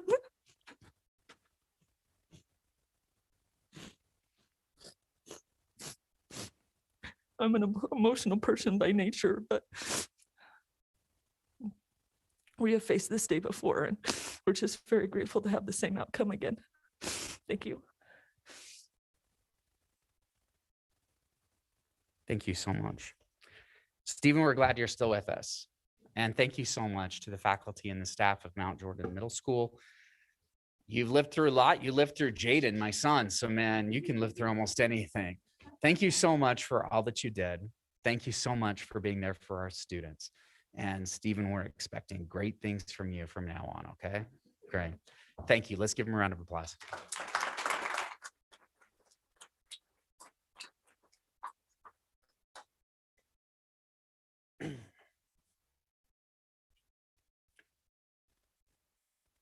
It's going to be hard to beat that We have state swim champions. They are our next honorees. 2 Jordan High School students claimed individual state trophies at the 6A State Swim Championships. Allie Rich took first place in the 100 butterfly, and Trent Oldham won the 100 breaststroke. Brighton High boys team took second place overall, and Bengal Daniel Detjen claimed 2 individual titles with first place wins in the 200 freestyle and the 500 freestyle. In both events, he bested his times, his very best times of the season. So congratulations to our state champions from Jordan High School and Brighton High School. We have even more state champions. You'll see here that in 6A wrestling, Corner Canyon's Cameron Moss, Brigham Bagley, and Tyler Vivanco are state champions in their weight divisions. We have Cameron capped off a 17-0 senior season with the state title in the 170-pound division. Brigham wrapped up his junior season with a 30-5 record and the crown and the 126-pound class. And Tyler, he trailed in the third period, and then I hear he did this nifty little trick to put him on top, and he won the 113-pound division. So congratulations to the Corner Canyon Chargers, who are the individual champions in their weight groups. Their wins propelled Corner Canyon to the 6th place overall in 6A. So congratulations to those Chargers. And finally, we have out of the world news about 2 of our physics teachers. You'll see here a big congratulations to Cleve Castleton from Hillcrest and Milo Mon from Corner Canyon High School, who will bravely go where few teachers have gone before. Cleve and Milo have been selected as NASA Airborne Astrophysics Ambassadors. As part of this elite designation, they will participate in a week-long immersion at the SETI Institute, which houses one of NASA's education programs. And they will also take flight on SOFIA, which is the world's largest flying observatory. And they'll go into the stratosphere and watch data come in from the reflective telescope that is mounted on that plane. So congratulations to Cleve and Milo, who worked very hard to gain this very prestigious designation. NASA officials only gave this designation this year to 30 teachers across the country. Canyons District has 2 of them. So congratulations to them again. Congratulations to Hillcrest and Corner Canyon students. They'll be the beneficiary of curriculum and equipment that the program will provide to the 2 teachers during their training. They can bring it back and put it into practice in the classrooms in the Canyon School District. President Tingy, we turn the time back to you. Thank you for the time that you give to us to recognize the people in Canyon School District. Thank you very much. We appreciate all the work that goes into providing those recognitions for us. It's great to be reminded of all the wonderful things that are happening. Okay, the next item is patron comments. And so now we have a couple that have signed up to address us by telephone, and then we have 4 individuals that have signed up to address us in person. I will read the names and then we'll go in that order. Nancy Nichols, and then Teresa Hess, and then Matt Simmons. So we'll take those 3 first. And while Ms. Nichols is coming up, we can go ahead and unmute the phone line for you are for Ms. now Hess. unmuted. Okay, this is my first time addressing the board, so if I do something wrong, tell me. Oh, I was asked actually by my, I'm sorry. I did something wrong. Oh, okay. I was supposed to read a little statement first. So if Okay. you don't mind just Okay. holding there for a Right, minute. okay. So on the public comment portion of our board meeting, the board values comments and input from the public. And we do have a few guidelines. Individuals are asked to keep their comments to 3 minutes. And if they're representing a group, they'll be allowed 6 minutes. And if you have any written documents, please submit them to the board secretary, Cindy over here. And the Board of Education does not engage in public comment on personnel issues of a district employee's character, professional competence, or mental or physical health. If a member of the public wants to comment on personnel issues, the board would request that those comments be submitted to the board in writing. However, if the member of the public determines to verbally comment on personnel issues, his or her comments need to be civil and refrain from personal attacks, insults, defamatory or slanderous comments about an individual. So thank you so much for your patience with me on, I failed to read that prior to your coming up. So go ahead. Holly asked me to come and talk to you all regarding, my question was regarding the legalities of the test to stay and test to play program. In the state of New York, there have been a group of parents along with the Child Defense Organization who have brought a lawsuit against the State Board of Education there regarding the test to stay. And as part of their letter to the president of the United Federation of Teachers, they said virtually every other school district in New York and across the country does not force COVID testing on staff or students because doing so is illegal. I understand and respect that you are trying to do what you believe is best and safest for your membership. However, the UFT, United Federation of Teachers, should not stand in the side of forcing illegal practice to take place under its watch. And so I'm just, that's something to consider. Also, as Holly mentioned before, to look at what causes families, especially families who their main breadwinner has been told that they won't be paid if they can't go to work, if if there's quarantine going on in their house. And I don't know about you, but the economic stimulus is not enough to support any family. So that's my main thing. I understand from BJ Weller, because I spoke to him before school started, that he thinks that they probably won't test to stay again. Neither does Nancy Purcell of the school where my children go. And I'm hoping that'll be the case. And also when I called to talk to the school or the district, I got bounced back and forth between both, like they didn't know what the other was doing. And so, and from what Dr. Robbins said, it sounds like maybe my child shouldn't have had to stay home during that time since they did not test over 2.5%. And so he missed school. And then one more thing is I'm wanting to know about the definition of what attendance is in the Canyons district, because I'm wondering when a child has to stay home and they're doing all the work online that they would do in school, why that has to be counted as an absence. Okay, Superintendent Robbins, could maybe someone help answer her question offline? Okay, thank you. Okay, so I thank just you. sit then? Yes. Okay. Okay, thank you. So Teresa Hess.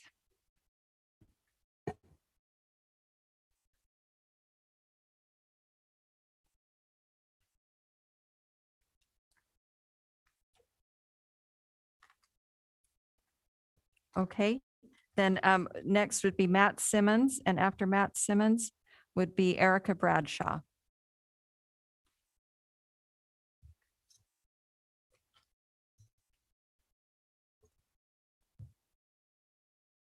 Hi.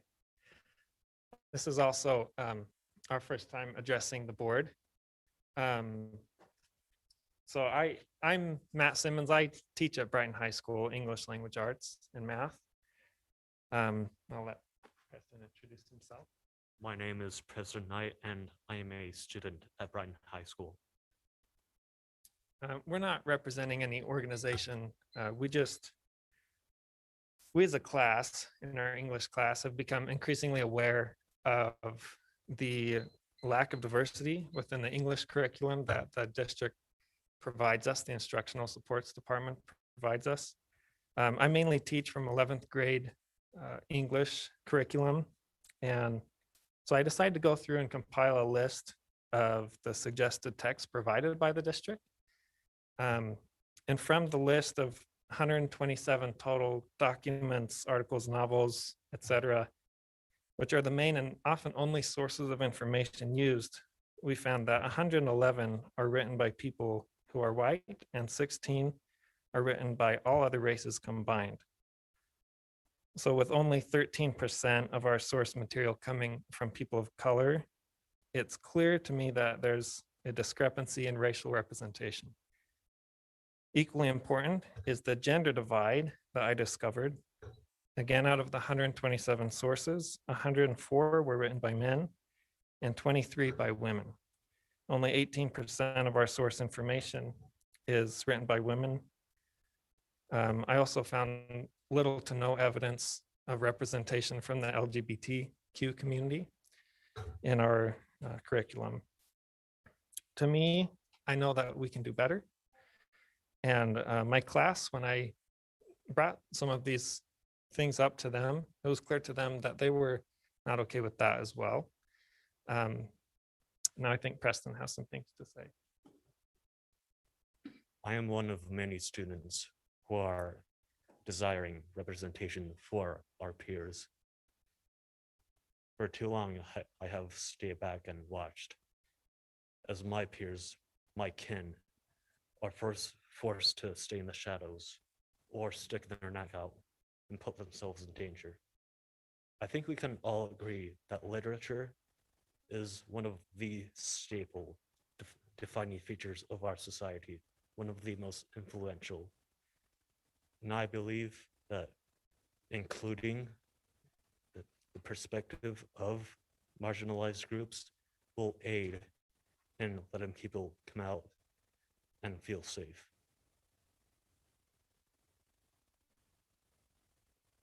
Thank you, Preston. So the primary reason I chose to work for Canyons was because it seemed that they were ahead of the curve when it came to teaching practices. They're really innovative. And a lot of people I talked to, professionals within and without the district, felt the same way. I would like to see that same attitude and perspective being applied to doing something about this issue of the divide. I have two ideas on what could be done. And so I suggest that the district commission a formal study into the inclusiveness of the curricular content, which can provide data, and that the data would be given to the instructional supports department to help them analyze the disparities in race, gender, and sexual orientation, then brainstorm solutions, and then develop updated manuals that better represent marginalized groups. I further suggest that professional development be given to teachers and administrators to help facilitate the transition to a more culturally sustaining curriculum, as well as training on unconscious bias and ethical practices that can foster inclusiveness. I personally would be happy to volunteer in any of those efforts. And just a couple more things, I know we're short on time, but to some guiding principles that are given from the National Council of the Teachers of English. In a resolution, they said that teachers of English continue to affirm, seek, and encourage all teachers to include a diversity of perspectives, cultures, aesthetic responses, and experiences in the teaching and learning of English language arts. Take proactive measures to enable its members, the larger profession of English language arts teachers, and community and political leaders to resist racism, sexism, homophobia, Eurocentrism, the privileging of English, economic injustice, and other forms of domination, and to proactively re-examine the relation of dominant forms of language, knowledge, and culture to the democratization of expression, articulation, and access. That was from 1999. And it doesn't feel like a lot has been done, and I know Canyons isn't the only one. And then one more quote from an article called Mirrors, Windows, and Sliding Glass Doors is that when children cannot find themselves reflected in the books they read, or when the images they see are distorted, negative, or laughable, they learn a powerful lesson about how they are devalued in the society of which they are a part. Our classrooms need to be places where all the children from all the cultures that make up the salad bowl of American society can find their mirrors. In this country where racism is still one of the major unresolved social problems, books may be one of the few places where children who are socially isolated and insulated from the larger world may meet people unlike themselves. If they see only reflections of themselves, they will grow up with an exaggerated sense of their own importance and value in a world, a dangerous ethnocentrism. So in conclusion, I hope that we can do something more to foster inclusiveness in our curriculum. Thank you. Thank you both. Okay, next is Erica Bradshaw, who is on the telephone line.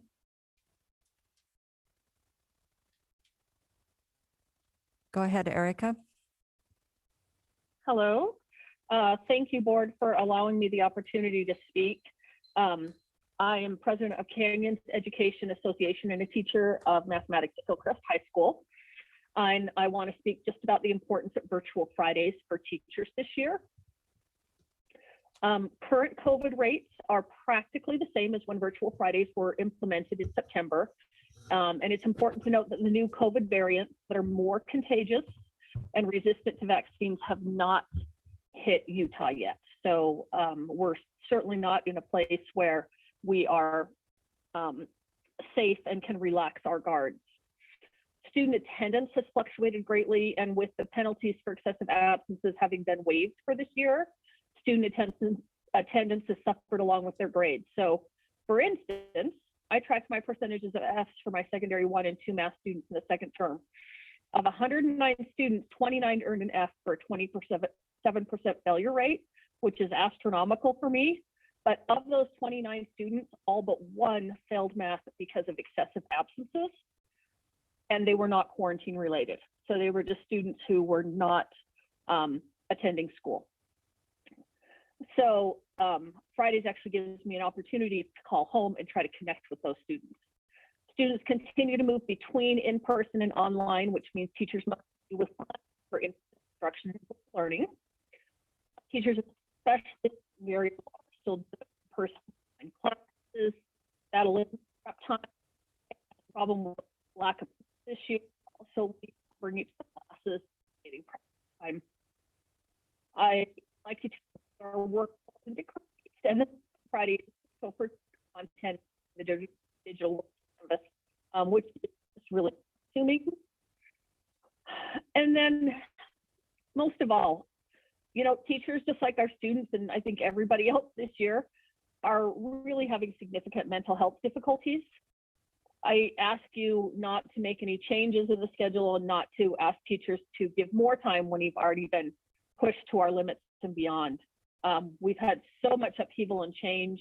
I urge you to continue with the current schedule and not create more distress and chaos for not only teachers, but also families and your other staff who would then have to adjust their schedules, daycare, and things like that.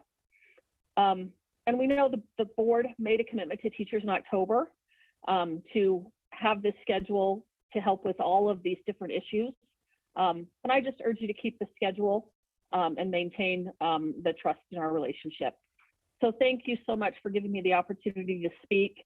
I know that Superintendent Robbins has a presentation for you, and I just wanted to give you another perspective. Thank you so much. Thank you. Travis Hannon.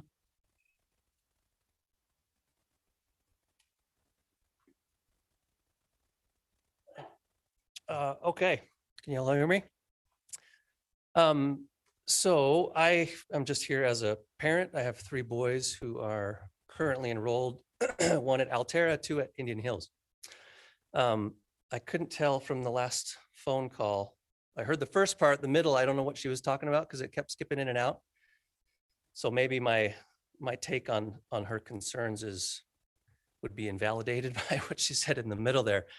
But it sounded like she was actually talking about something that concerns me, and that is the transition to online has resulted in a marked decrease in what my kids are learning and their ability to learn and to concentrate and to stay on task because of the fact that they have a a Chromebook in their hands for all of their work. And I don't know how many of you have gone the day without looking at your phones or checking Twitter or Instagram or Facebook when you're supposed to be working, but the idea that you could think a child with an incomplete developed brain can actually have a computer with access to YouTube mainly, but a host of other gaming websites and things like that. The idea that they can actually stay on task is, I think, a ridiculous expectation. The system as it's set up currently, I understand the reasons for it. My plea today is that when we get control, I'm hoping, and I assume this hope is shared by everybody in this room, that we eventually return to some form of what we call normal, which is kids in the classroom, and whether they're masked or not, it doesn't concern me. What concerns me is how much of their learning going forward is going to be based on a Chromebook, based online. I am an engineer by trade, and if I had to do math problems the way that my sons have to do math when they're drawing graphs with Google apps and things like that, and everything is on, I would have given it up a long time ago. I see nothing but a decrease. I mean, they went from straight A students to C's, D's, and F's within a matter of months. And the only reason that they have better grades now is because, I'll work from 8 to 5, and then from 5 to 9, I am on their backs. Because if I'm not on their backs, as soon as I walk away, a tab opens up and they're playing a game or watching a YouTube video. Very frustrating. So again, and I've talked to other parents with kids in the schools from elementary to high school to even college. They're all saying the same things. My wife is a psychologist, and she is also, reading all the studies. It's pretty clear that I'm hopeful that we can ditch the Chromebooks. If there's one thing I want to leave you with, it's ditch the Chromebooks. Let's forget about them. Thank you. Thank you. Okay, that concludes our those that have signed up for patron comments. And so we will now move on to the next portion of the meeting, which is the consent agenda. So a motion would be in order for the consent agenda.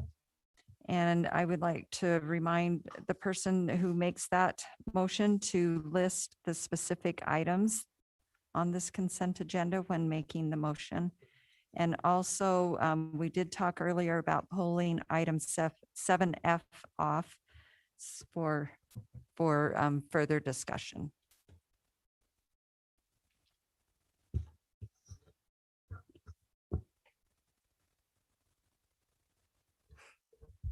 Okay, I will make that motion.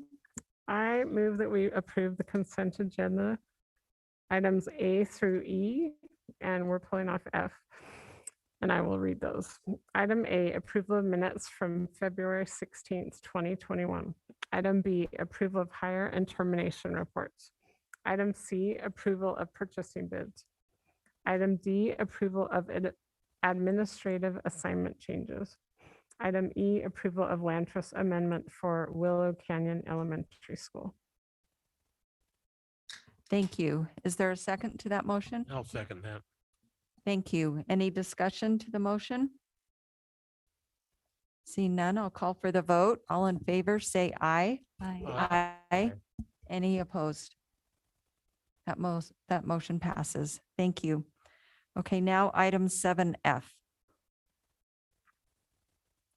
Is there, well, we can do it two ways. Are there any further clarifying questions about what we discussed a little bit earlier? Or we can I'll call for a motion. And if we have a motion and a second, then we can discuss that motion.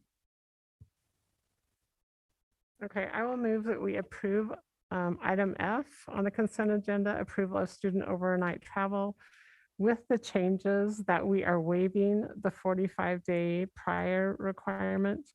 And we would also like a waiver signed by the participants that they will abide by the COVID restrictions. What's the word? Protocols? Protocols, COVID protocols. Okay.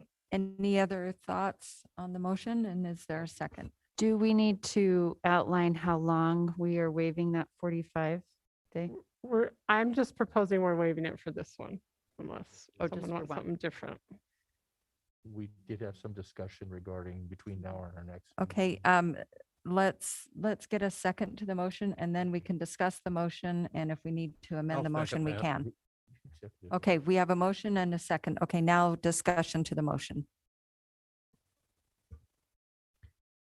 Mrs. Nybauer. I would be interested in having a provision in there so that if the protocols are, if the protocols are followed, that a group that say submitted for an overnight travel next week before our next board meeting, that was going to happen before the next board meeting, I'd like to see that waiver be a little longer for groups like that.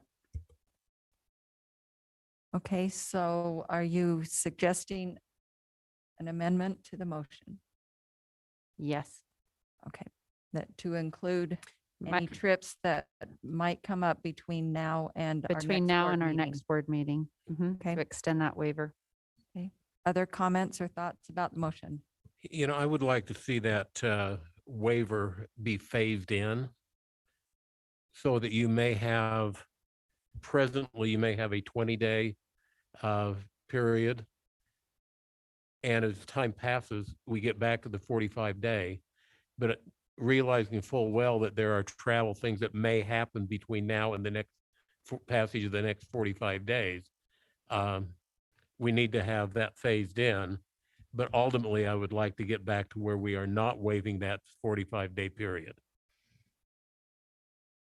Okay. And I feel it's important that the board actually votes on these. I mean, I don't want us to waive it so anyone can be traveling without the board actually voting. That's in policy that we have to vote on these trips. So I'm in agreement with Amber. I think we have a board meeting in 14 more days. And so people should be able to provide their information to us within that 14 days so we can vote on it. And not having people out there traveling without us having knowledge or understanding of where they're going and what they're doing. Okay, could I explain just at least between now and the next board meeting, if something does come to our attention, the administration would provide that information to the board and with an assurance that they have fallen or the trip falls within the parameters set by the board. And then it would come to the board at the next board meeting for ratification. And I agree that we need to contain this idea of a waiver and maintain the board's review and authorization of these trips. So I feel like what I'm hearing when you say a phased in, so the 45 day is how soon it needs to come to the board before the actual travel time. Yeah, President, what I'm thinking is April 15th is roughly 45 days away from right now. Okay? And so any travel that takes place after 45 days, after April 15th, needs to meet the 45-day protocol. Travel that happens between now and our next board meeting, we may have to pull members to vote on that. But travel that's happening after our next board meeting on the 16th, I believe, between the 16th of March and the 15th of April needs to be submitted so that we can approve that at a regularly scheduled board meeting. Okay, I hear what you're That's saying. what I'm thinking Okay. in rough form for a phase-in.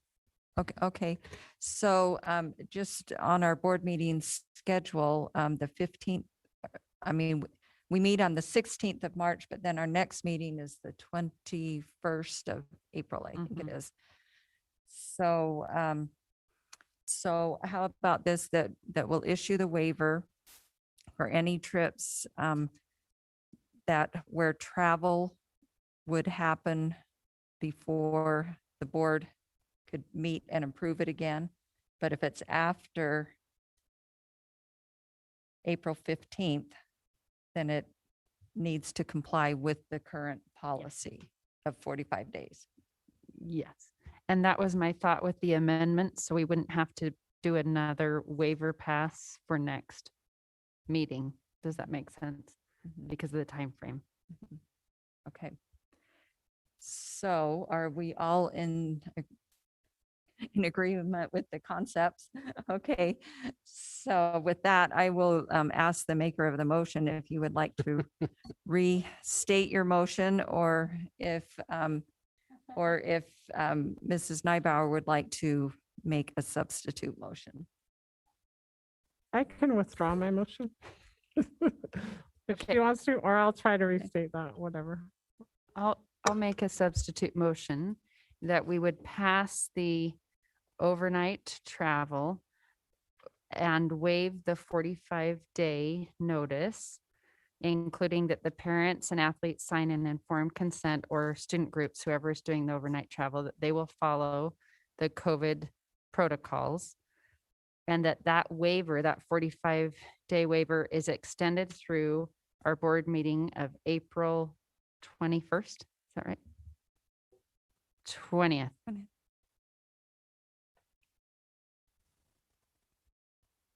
Okay, does that cover it? Okay. We're good? Okay, so we have a motion and it was seconded? Seconded?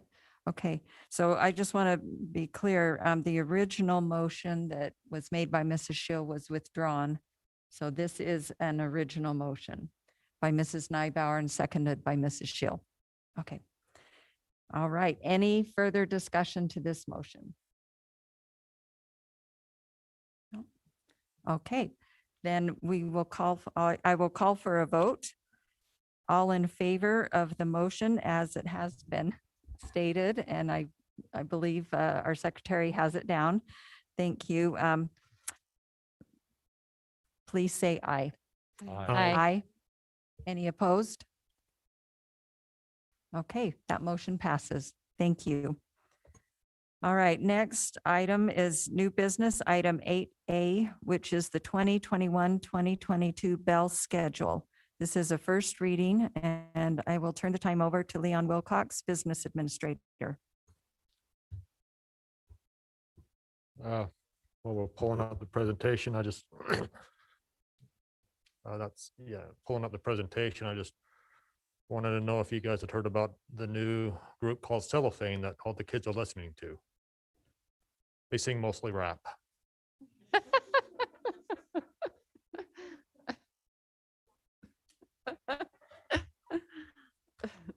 Moving on to the Bell schedule. Thank you, Leon. It's been a while since you've given us a treat Leon's of a jokes are joke. back. Yay.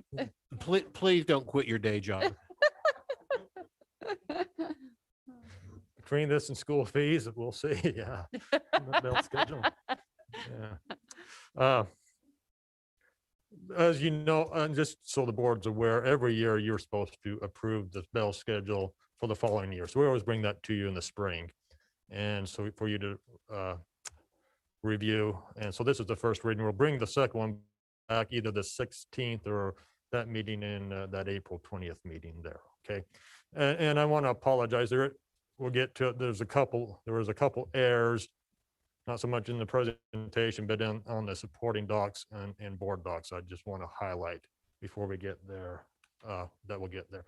Let me just say that we're grateful for our transportation department for all they do, but we always have challenges there. And the biggest challenge that we've had this year and the last couple of years is just, continuous shortage of bus drivers. It's just hard to get people to come work there to drive a bus. It's it can be a difficult, demanding job for a short period of time. But we do appreciate the bus drivers who support us and do a great job and keep our kids safe. We also want to try and be as efficient as possible on our route. So what we try to do is stack as many runs. A run is going to an elementary school, that's a run. Well, once it pulls out of the transportation yard, we want them to do as many runs. So they'll go to in high school, then they'll go do a middle school run, and they'll hopefully go do an elementary run, then return back to the transportation yard. Okay, so we try to stack as many runs on a route to make us as efficient as possible. One of the things that makes that challenge is the bell schedule. We have compressed start times between at all levels. So basically our first start at 7:30 and the last start at 9. So we have a 90-minute window there to try to get all the kids to all 3 levels of school. So that poses challenges right there with that's with our bell schedule. We're not making really just a couple recommendations, and I actually need to check these out before, especially that first one there on Hillcrest, before we bring that back. But we are looking at having Hillcrest start at 7:45 next year. That is not the correct time that they start this year, though. They do start at 7:30, not 7:45. So we got to check that out. And the other one would be East Midvale. We'd like to start them 5 minutes earlier. The reason being, again, trying to get the run to the next location the best we can. All other bell times remain the same. However, on board docs, and we have the proposed times on board docs there, a principal just texted me just at 7 o'clock as the meeting, 6:30 as the meeting was going, and I was furiously checking some bell times. And so they are off in the high schools. Altus is correct, as shown on board docs. Brighton actually starts at 7:35 and not 7:50, but it will still start at 7:35 next year. There will be no change there. So we'll update this sheet here for the next meeting. Corner Canyons is correct as shown on board docs. We are going to check Hillcrest, and also Jordan starts at 7:45 rather than 7:55, but that will still remain the same. On the middle schools, they are all correct except for Union. That actually starts at 7:50 rather than 7:55. That was actually a change we made this current year that we'll need to update. Then on the elementaries, they're correct, including the East Midvale. However, some of them we have if you know at the elementaries, there's the first bell, and then they call it the tardy bell. So that 5-minute window. So they'll have the first bell. Some of these show the first bell. Some of them show the tardy bell. We're going to go straighten that up for you to make sense the next. So they'll also either show one or the other, and then we'll note which one is there. Okay. But again, they will all still stay the same for next year. One of the things we may need to look at in the future is Mid-Valley. That's an all walking school right now. That time will still remain 8:20 next year. But if we look at changing boundaries, we may need to shift that time back in a future year. But for next year, it will remain the same time. I know as the board, you've received some comments and questions about the early start time at Draper Park Middle. Should be noted that starts at 7:30.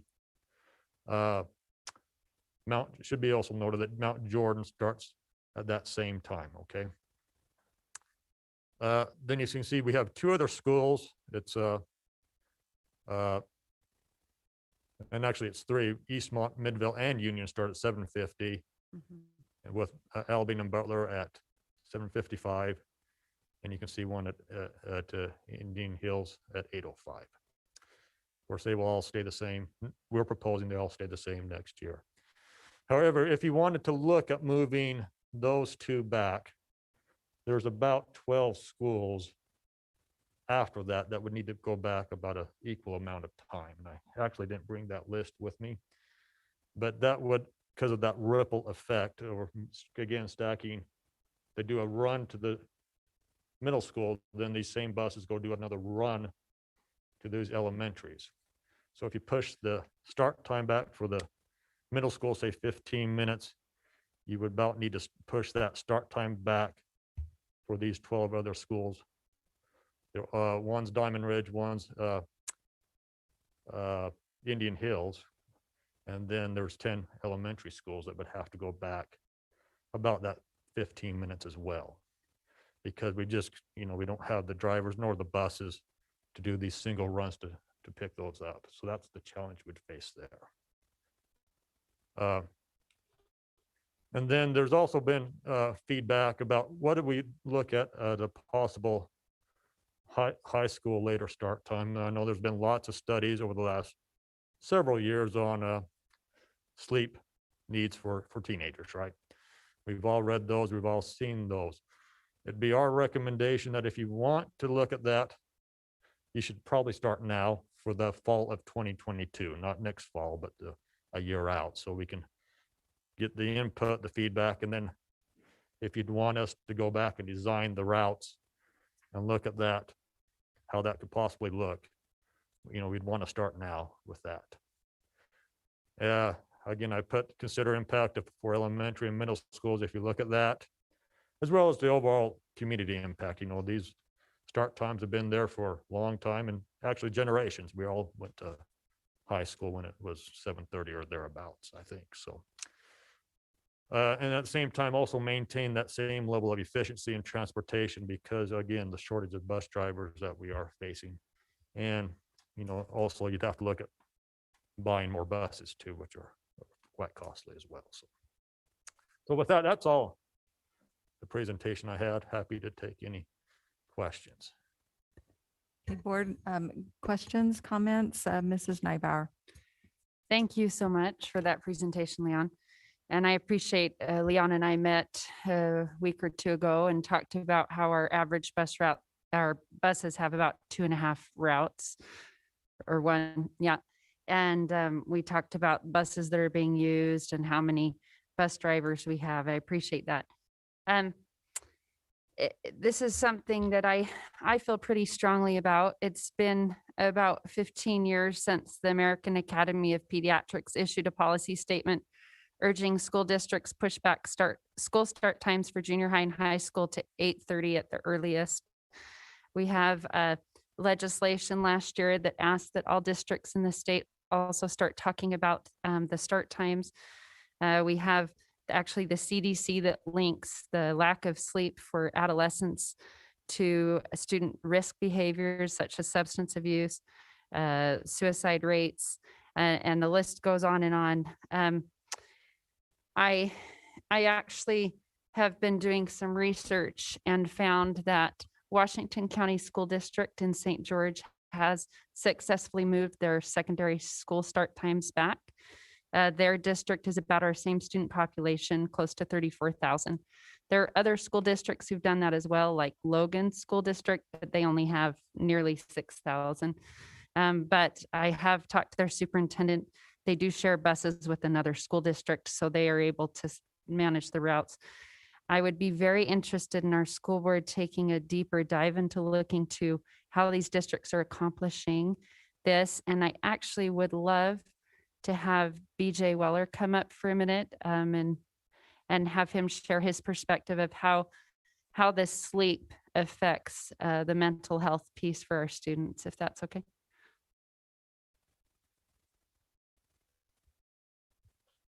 Yeah, I can just take a minute and, I'm all very passionate about wellness and mental health, looking at how we can support our students and staff.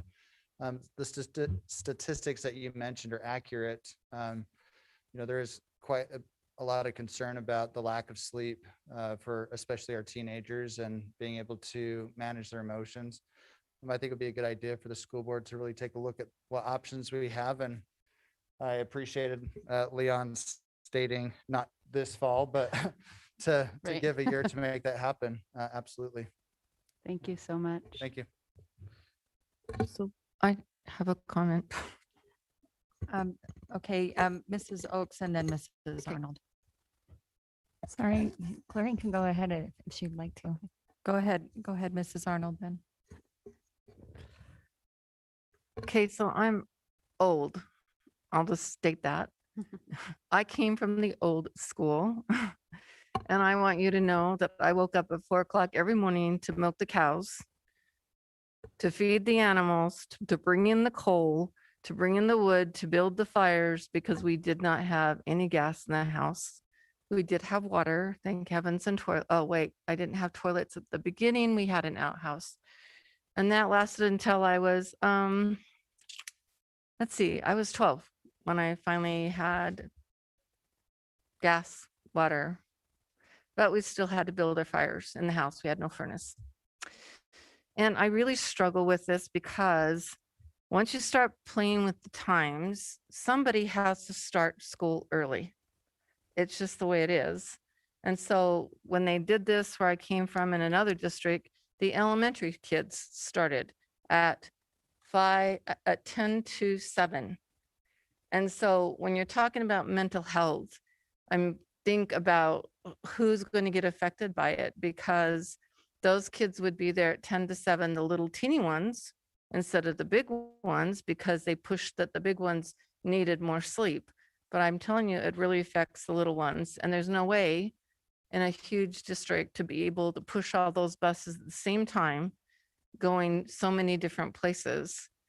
And so if I'm given a choice between high school students getting up at 7 or elementary kids standing out at the bus stop at 6:30, I'm going to go for the high school students to be able to manage that and handle the cold and handle the whatever, the snow, the heat, the dark, because they're older, they can manage it so much better.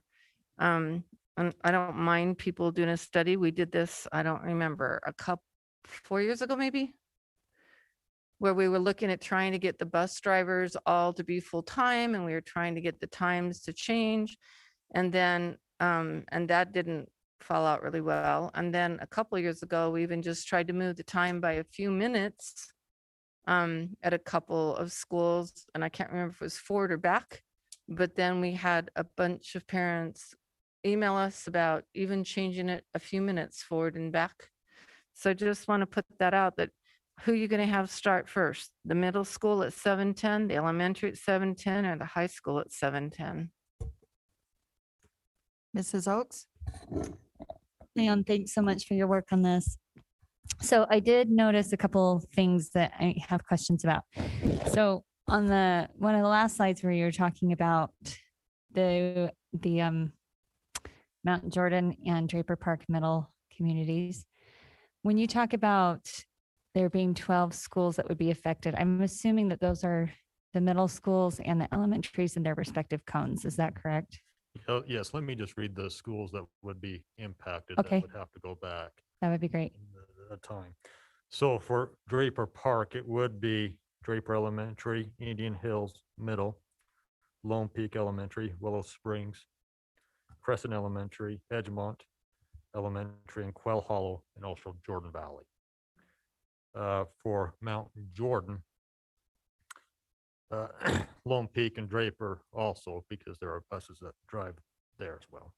But then Altaview, Bella Vista, Sprucewood, and Diamond Ridge. Some would have, so for example, to your question, Amanda, if you moved it back, say 20 minutes, these would probably have to go back 20 minutes. Some may have to only go back 15, but you'd have to pretty much plan them all going back. Okay. And then I have another question. So I noticed with the bell schedules that Indian Hills Middle, so like in the Draper Park and Corner Canyon cone, Draper Park starts at 7:30 and Corner Canyon starts at 7:55. So it's the middle school and then the high school. But with the Alta cone, it's actually flipped. I noticed that Alta starts at 7:45 a.m. and Indian Hills starts at 8:05. So we have difference there in the cones that you could put the older kids earlier and allow some deference to the younger kids to be able to go later. Am I understanding that correctly? You would have to go back and you evaluate everything. The buses that go to the high school, we don't have as many go to the high school because high school kids don't ride the bus as much. So I'd have to go evaluate that. One of the things that we do confront with Draper Park is that Summit starts at 8:15, right? And so I go down there, on a regular basis. I live in that area, and it's already quite congested when I go down any time. So if you combine them both, if they both started at the same time, if you moved Draper Park back, and you would have somewhat of a conflict with Summit. They're both there middle and elementary start at that 8:15. So it could push the traffic congestion right there on 13th East. Right. Although my understanding is that in the beginning, when they were setting bell schedules, we had conversations with Summit Academy at that point, right? And I can't go back. I can't confirm that. At that Okay. time. If that, I've heard that, but I can't say that. Okay. The district did that. And I think it's really important. So I totally see both sides of this equation. Mhm. I have kids at Draper Park Middle who wake up at incredibly early times to be able to get to school. I know you do too. You're going to be in that situation. I'll have one next week. Yeah.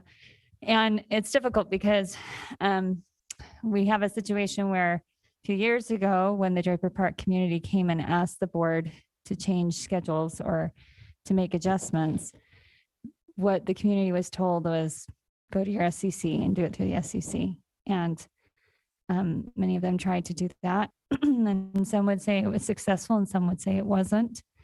But the message that we have given as a board is that if you want a schedule change, you need to go through the SCC. And now we have a situation where they have actually surveyed the school and asked the parents, and they've said that that is their primary concern. And so now we have the SCC emailing us and communicating with us that that's their desire.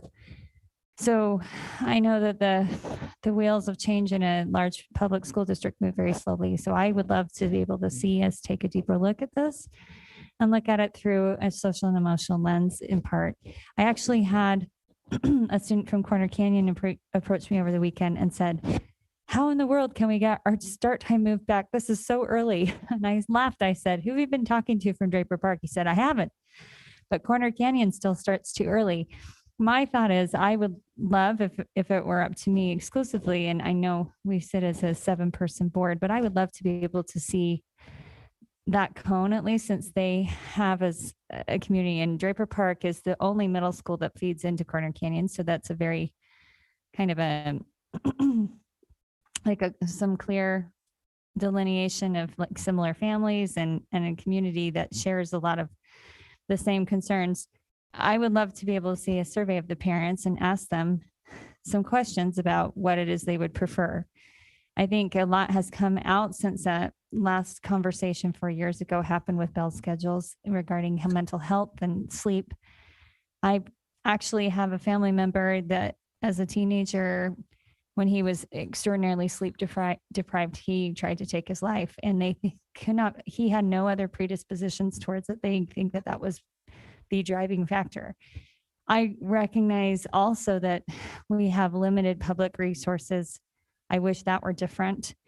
And so I know that we're trying to do the best job we can with the resources we have. One of which is something that the public needs to understand. And I don't know if we've effectively communicated this, but one of the only reasons we have crossing guards at that particular intersection at Draper Park Middle, which is by far the busiest intersection in the city of Draper, is because we share, it's because we essentially have an elementary school across the street. And that is Summit Academy. And because of the way that the times have lined up, we happen to get crossing guards. And if it doesn't line up, we don't get crossing guards. And that's a massive concern for a lot of parents because of how busy that area is. So I just want to communicate with those from my community. There are a lot of considerations that go into this. We hear you, and we're going to look deeper at it and see, what we can do. So. Thank you. Mr. Millerberg and then Mrs. Neubauer.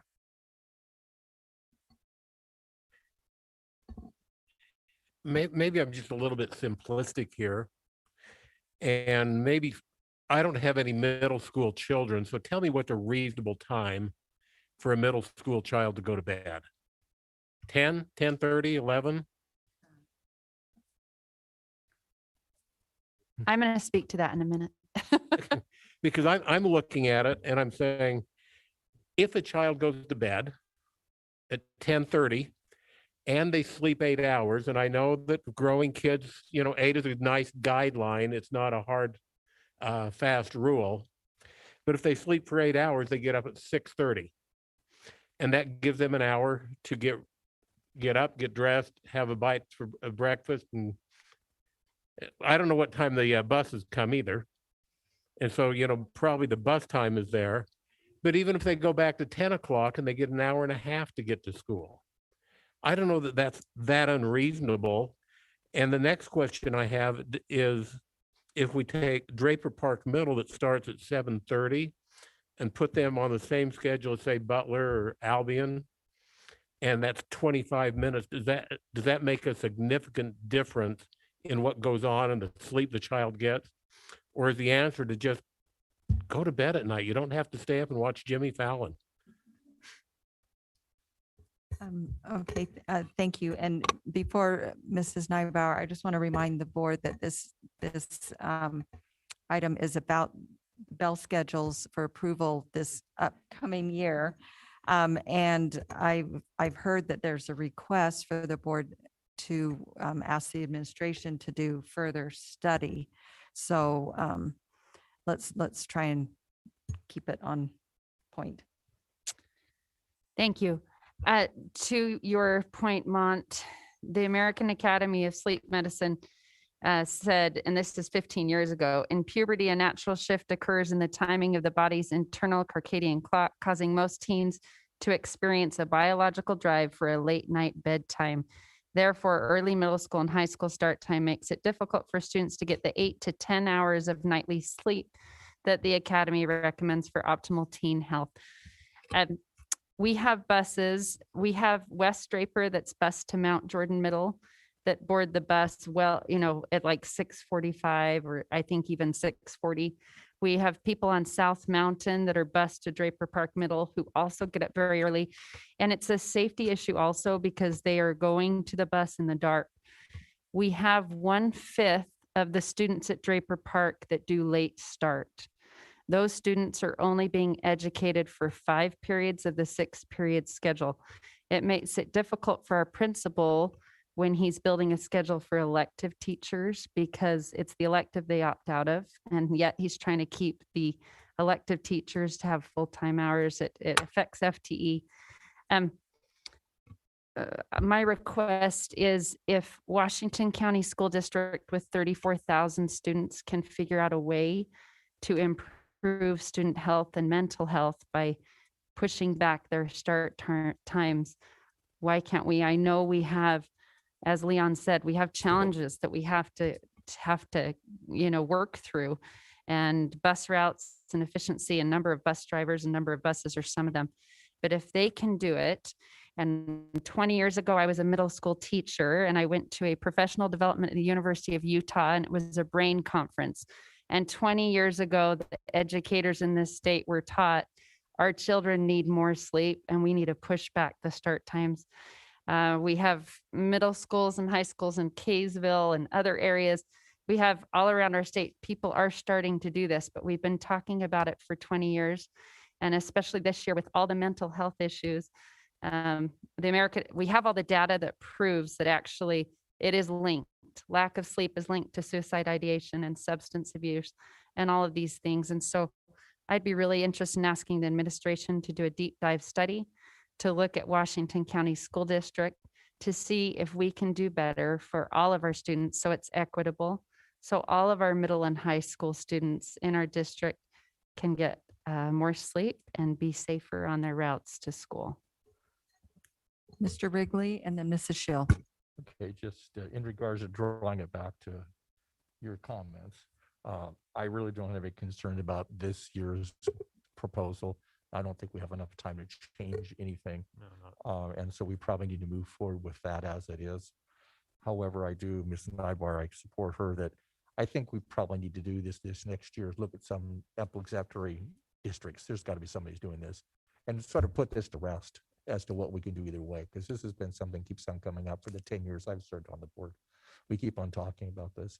So what do we have as the best examples? Maybe they take a look at those and then take a look at cost so we can come back to the board and say, well, yeah, we can do the best example, but it's going to cost us this. And well, we can't do that. So you give us some kind of ideas and maybe what we can do if we can't do the best examples, what we can do, and maybe have that come back what's a reasonable time and what do you need, what do you suggest we have to do? I would probably committee or request some something, or what? parameters, is the start time, you give us some parameters. When's the earliest start time you want, and then we could go build back.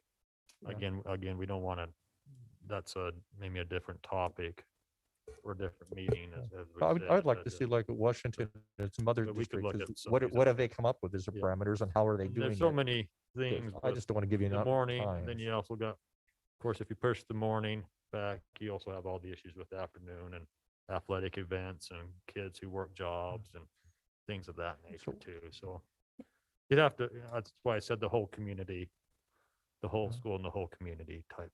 What percentage of our students actually are on buses? I mean, we we're were talking the we about- entire schedule, and when I looked at it, how many, my kid was going to. It's Jordan about- High we were School, bus- It was so few. Oh, it's nearly, about 50% is what. Are we that's- 50%? Who are eligible, yeah. That's eligible. That doesn't That's necessarily who mean runs, they yeah, may not always ride. some But of our, them- our buses are, you look at our elementary and our middle school, they're fairly full. Our high schools, not so much because they drive. Yeah, or the high go schools. friends, but- Anyway, so I mean, would be a reasonable maybe time to bring it back to the board within this next year to take a look at, do a study? Do you need a couple of us to sit on a committee with you on it or something, or what is your suggestion? You think maybe? Oh, I was just going to say, I think this is something that we would need to bring back to another board meeting and have further discussion about any parameters or timelines. Okay. Is that all? Okay. Mrs. sorry. Schill. Sorry. Trying to hurry us along. I mean, I think the schedule you've laid out is fine for this year. I am in favor of next year. Like, let's look at this next year and just make sure we get input from parents and let's just see what happens. Okay, Mrs. Arnold, and then Mrs. I was just Neibauer. going to reiterate what you said. We're off on a tangent. We need to go back to what we originally were talking about and come to this as a discussion at a further date and give guidance at a further date because we're off topic. Okay, thank you. Mrs. Neibauer. To close this and be able to move on, can I make a motion that we bring this back in the April 21st agenda? Can I do that? No, this isn't an action item. So we just had discussion and Right. and there was a request for an agenda item. So our process on that would be to take a look at our agendas and other items that have been requested, and then we will identify a time when we could bring it back. Okay. That's true. Okay. Oh, yeah, we removed it to the business meeting, but it's really a study session. That's Okay, so Mr. Wilcox, thank you for that. And we'll look forward to a second reading at our next board meeting. And you said you will have some of the updated, those documents will be updated. Okay, great, thank you. Okay, next item, policy update.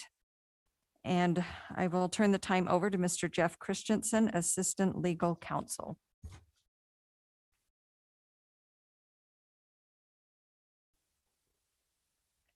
Thank you, President Tingy. Am I on now?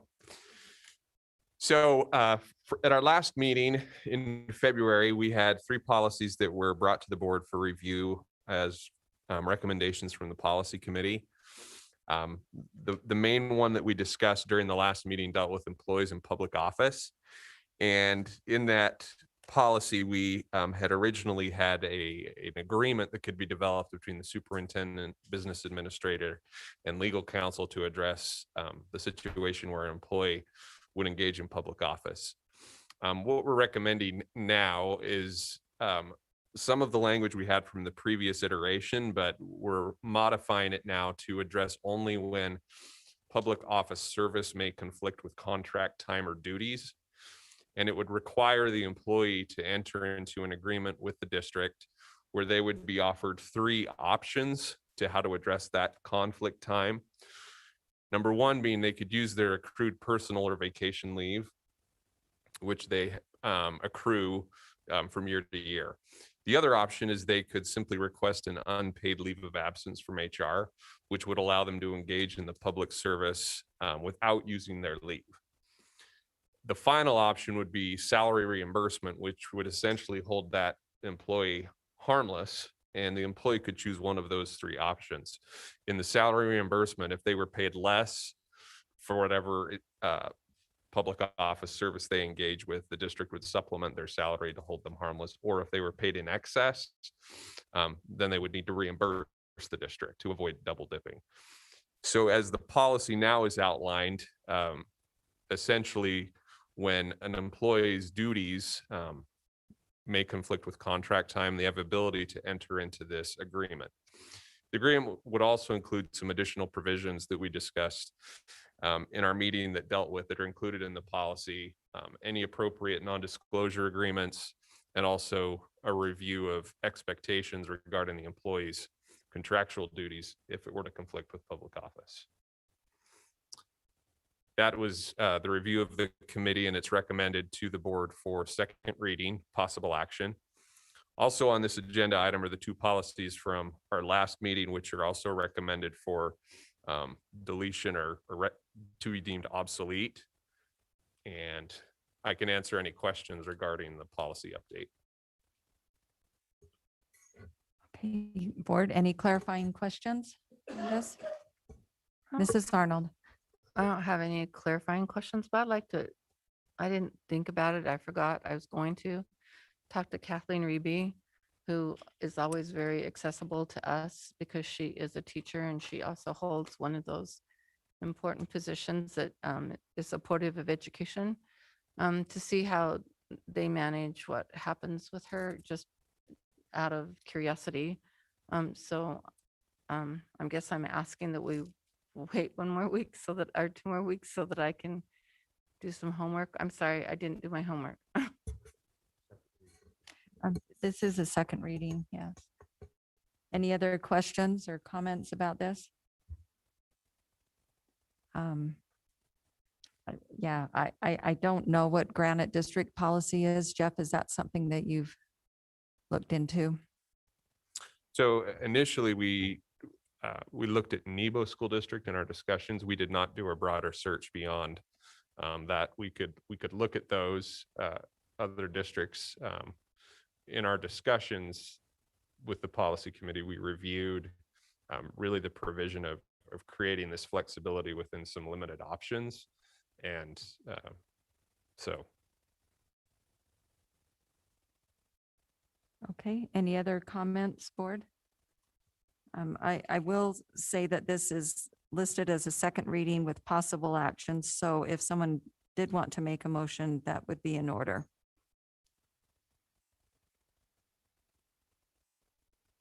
And with no motion, we will bring it back for third reading at the next meeting. Thank you.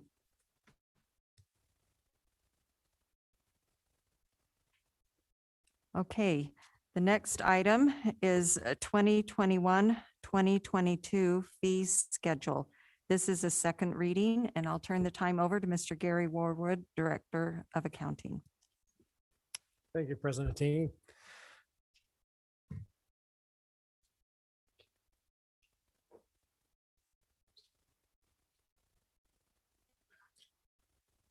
We thought this would be easy, but of course, there's always something that comes up and changes our plans. So on March 23rd, the district sent out a Skylert in English and in Spanish to all the parents, students. In addition, information was posted on our Facebook, Instagram, Twitter, and on the district's website. A podcast we were going to distribute on March 3rd. However, we are holding off on that because of the changes that have been made. The Skylert provided the following information. It's provided that the board meetings on March 2nd and March 16th, proposed school fees will be considered, provide information on how to attend the board meetings in person or virtually, explain the new fees for Chromebooks, update there won't be a charge for Chromebooks in the 21-22 school year, provided the web location where the fee schedules could be found for their school that they're going to, their students will be attending, and listed the principal's name and email address if they had any questions or comments. And all the comments that we received from patrons or from the principals, from the schools, or from Facebook, Instagram, they're all on board docs that you saw, and there's quite a variety that you read.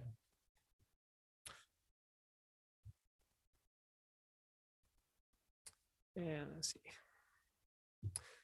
So when we read Rule 277-407, textbooks versus Chromebooks, they're either textbooks or instructional equipment. We thought that they're instructional equipment. However, when we talked with the USBE, they interpreted Chromebooks to be textbooks. So in the rule, we can charge for textbooks for the 21-22 school year. However, in the 2022 and 2023 year, we wouldn't be able to. So we've decided not to charge for Chromebooks for this coming school year. But the district's still committed to the one-to-one. We want to have every student to have a Chromebook or some device that they can use. So in order to do this, to afford this initiative, we're going to have to, and not charge a fee, we're going to have to reallocate funds from many areas in order to do that for this coming year. And for the district to provide Chromebooks in the future, even past that, then we're going to have to look at maintenance and capital budgets in order to reevaluate it. But since there will be no fees charged for Chromebooks, we'll have to evaluate the things that we had talked about, as whether for the seniors to take the Chromebooks at, when they graduate, or can they purchase them at graduation? That's another option that we have, because Chromebooks only last for a certain amount of time, and then we can't use them anymore because of testing and other things. So all those questions come up now since we're not charging a fee. And I think the biggest thing, we're going to talk with other school districts, and hopefully we can request from the USBE to clarify that these Chromebooks and other devices that the other school districts are using are not textbooks, but they're really instructional equipment. And then that would solve a big problem for us as far as funding. But that is down the future. Since we're not charging Chromebooks, we'll recommend that students at the district or the students use the district Chromebooks that are provided so they can use them during school. They can use their own devices after school or at home, but there are certain reasons why we want the students to use their Chromebooks at school. And some of them are classroom management for the teachers. They can access digital apps and state assessments on our Chromebooks, the filtering and the cybersecurity. And then the biggest thing is liability. What if a student brings a computer to school, someone knocks it out of their hands and it falls on the floor and breaks, and now who's liable for that? Is that the district? It gets into a bigger mess than we kind of want to try to address at this time. And then the equity. If everybody has the same Chromebook, I'm not superior to anybody, and everybody has the same device. And I think the other thing, it goes along with classroom management. If a student's having a problem with a Chromebook, the teacher, she's seen the problems, he or she's seen the problems of a Chromebook, say, oh, this is what you do to fix it. But if they have another device, a computer or an Apple product, she's like, I can't help you. And then that student could miss out on learning opportunities during class period. But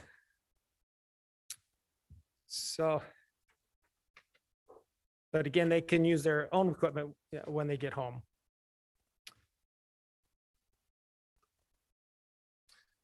So options for replacing or repairing Chromebooks. So that's still going to be an issue for us, no matter who provides the Chromebooks. If the students are paying a fee or if the district's providing their Chromebooks, they're still going to have ones that break and something's going to happen to them. And so now, how do we pay for that? How does the student pay for that? Because they are responsible for damaging the Chromebook in some way, or if they drop it, or if they get stolen or lost, or any of those things. And so we talked about a third-party company coming in and providing that, a self-insurance where we might charge a fee. And if you charge a fee, then we would fix them at some point, and it'd be a little bit easier on the student, because if you lose a Chromebook and it's $225, that's a very big expense for families to absorb. Another one we thought about is a foundation helps students, those ones that can't afford it, that the foundation can step in and help repair or replace a Chromebook. And then what other options other districts have in the area. And I asked Scott McCombs, he sent out a kind of a polling question, or several questions, 5 or 6 questions to other districts. And I just want him to explain what he found, if that's all right, from other districts. And you can ask questions to him as far as what he discovered. I don't think he wants to go through all of it, but I'd say a third party, because I know one of the districts did, but I'll turn the time over to him at this point, and he can explain what he found out.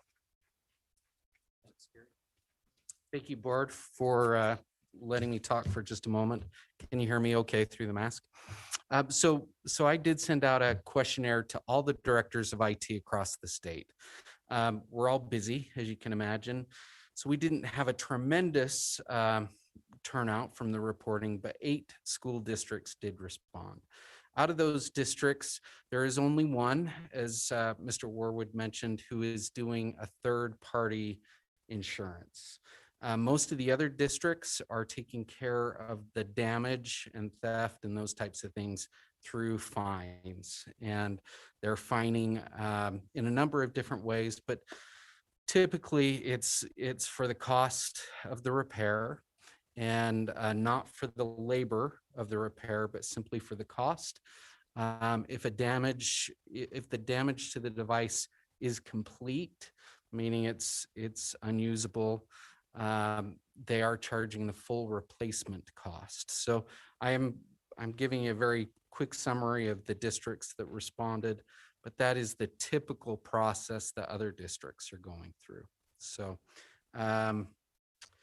many of the other districts are not sending cases homes with the districts or with the students. I thought that was interesting. We are sending a sleeve home with every student so that the device is protected somewhat. We're also looking at adding another case to middle school students, because we're seeing a lot of damage at the middle school level. So we're seeing far more damage with those devices traveling to and from school with the middle school students as compared to the high school students.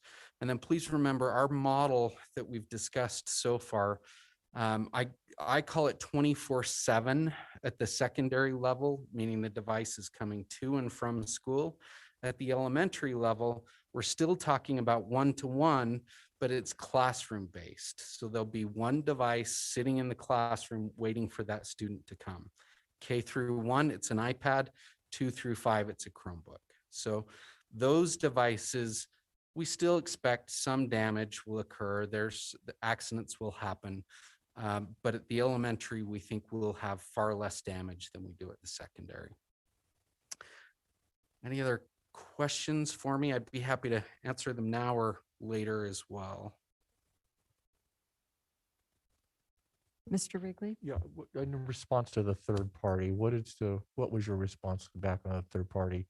How much did it cost, or did they give you any information? They did give me information. The information specifically is $80 per year for the third party.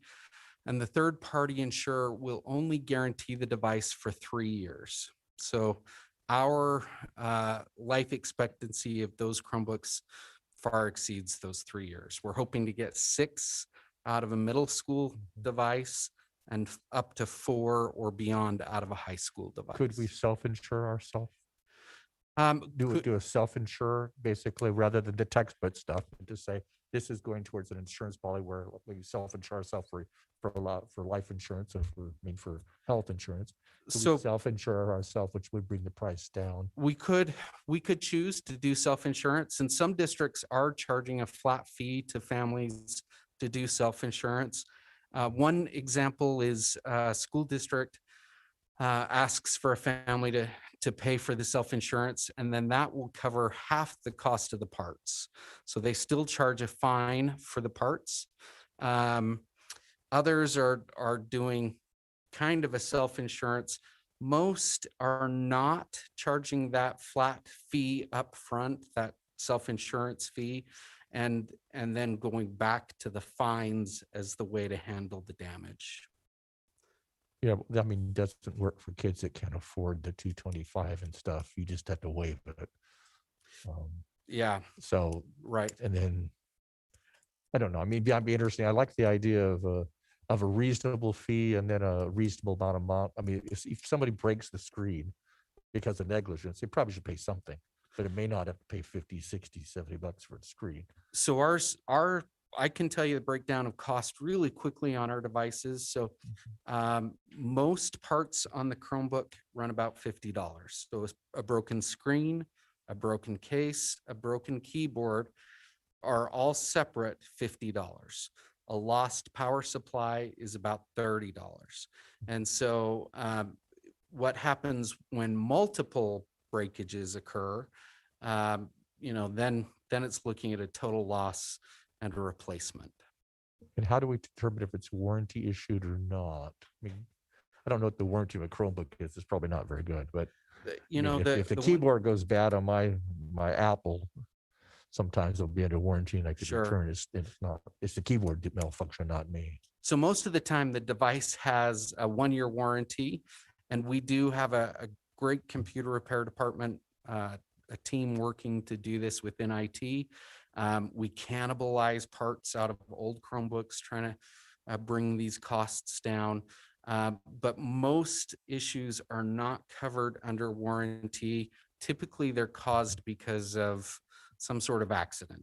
A kiddo closes the Chromebook with a pen in the Chromebook, and that's going to damage the keyboard and the screen. So most of the time, it's caused from negligence.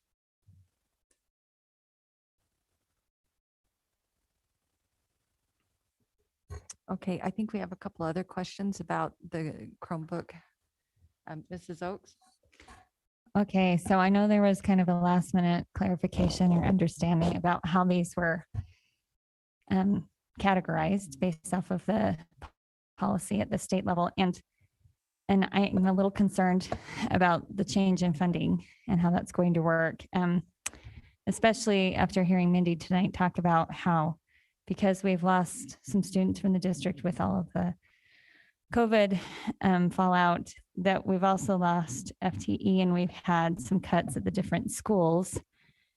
I'm just concerned that it seems like with a last minute change and adjustment in funding, that we're turning the expense of this over to those schools and how that's going to work.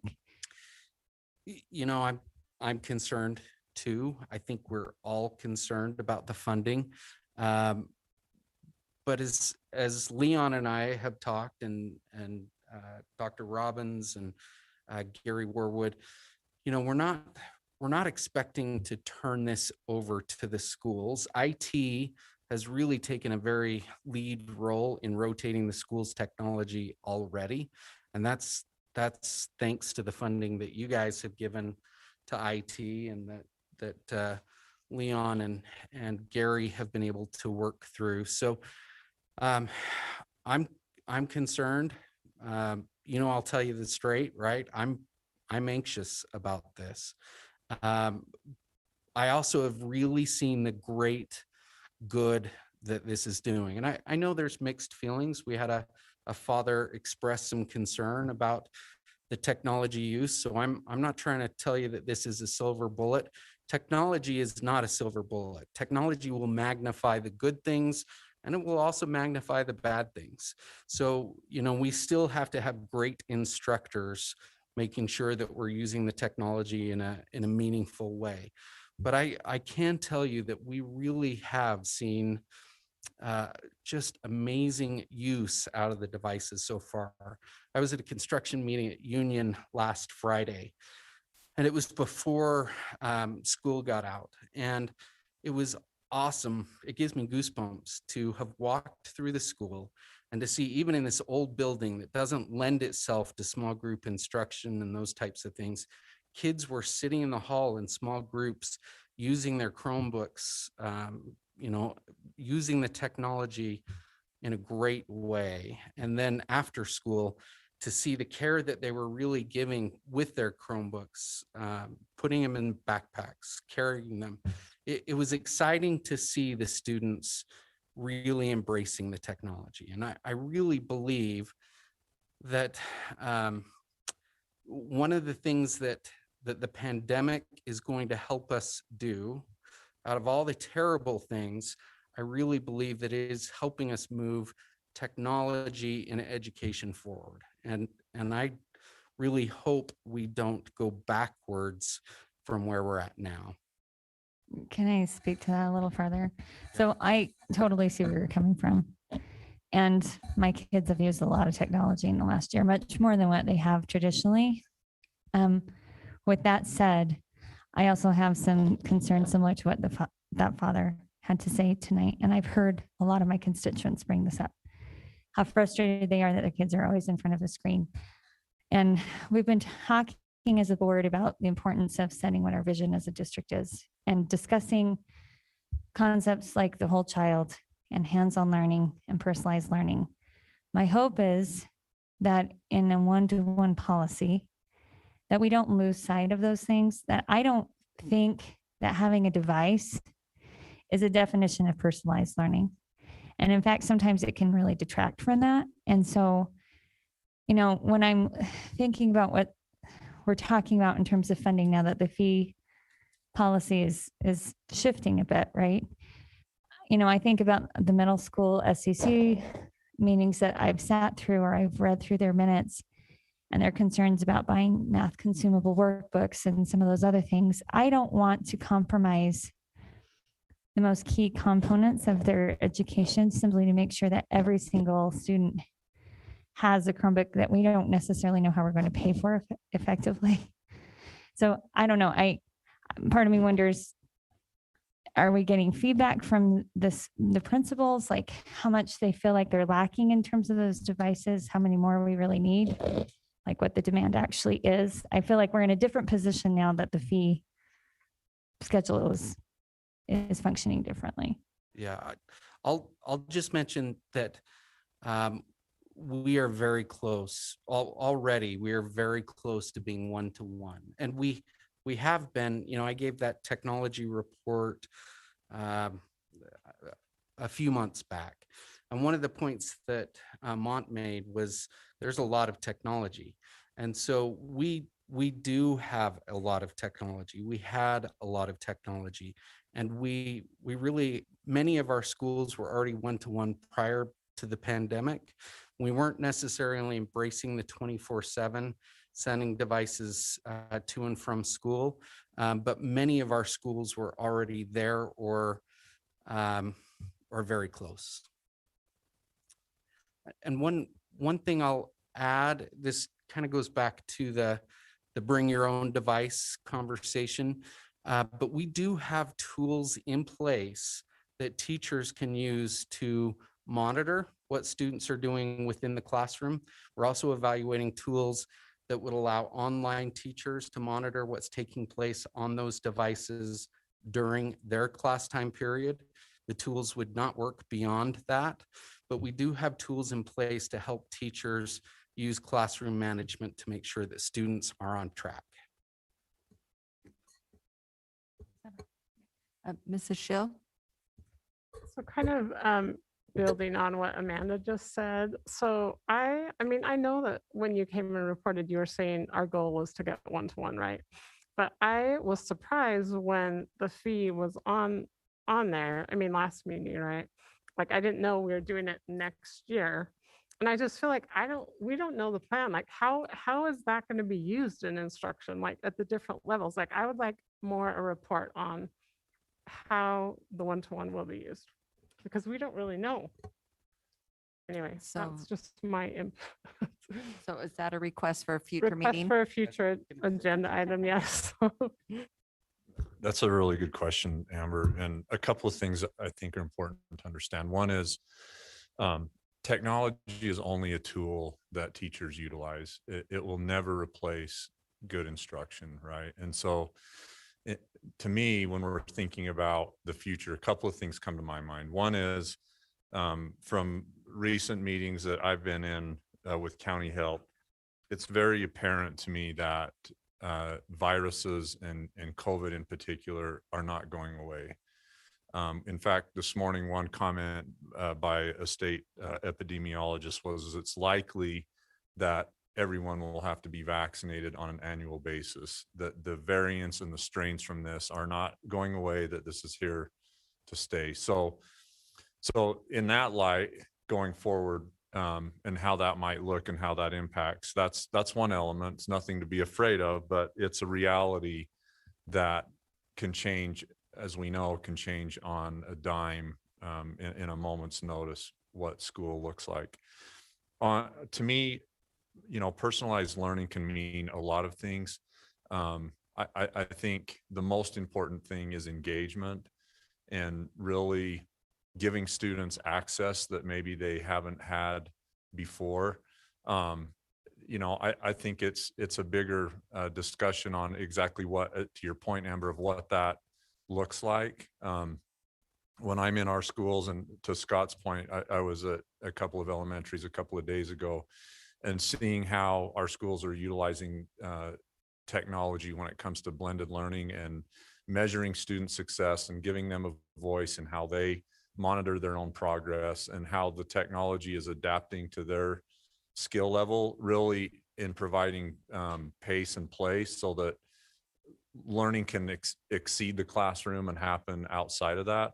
But that doesn't replace, great teaching and learning. One of the things that I like about the Chromebook is that it does allow us more security features and the ability to lock down those things that we might not see, appropriate.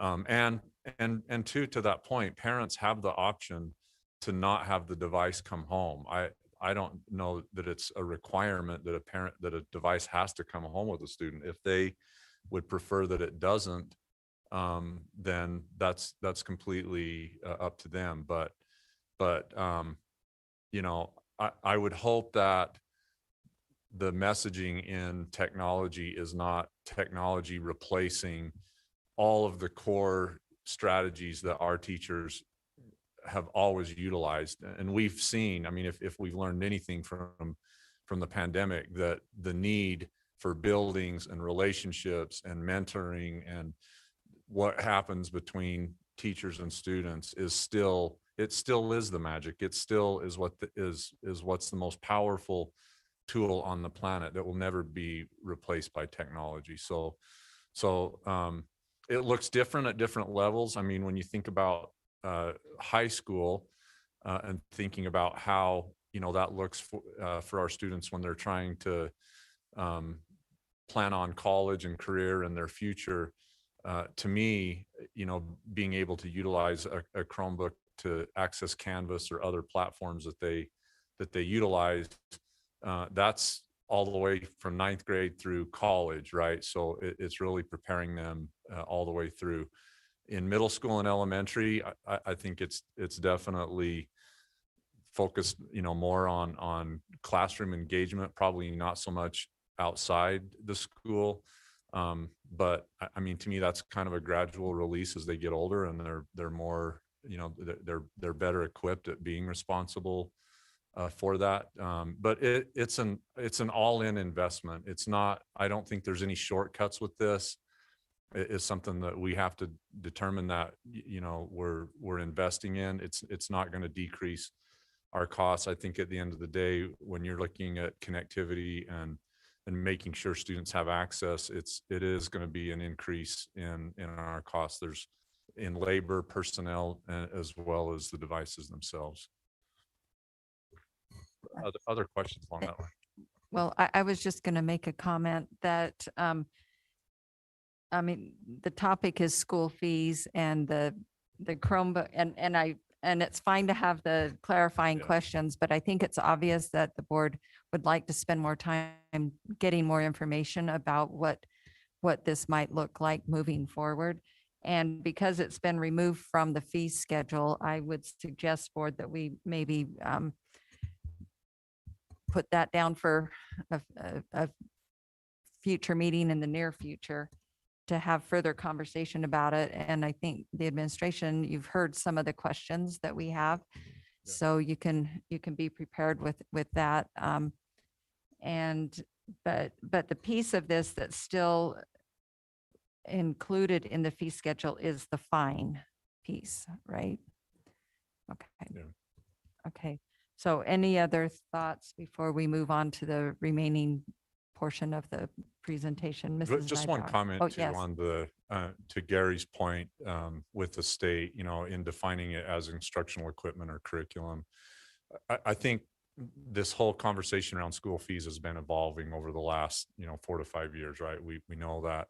I don't see, I just don't see the state moving the direction of technology being considered, especially one-to-one devices, as instructional equipment. I mean, I think I would recommend our mindset, whatever the decision or the future holds, is that it is moving in a direction that it's considered curriculum, no different than textbooks.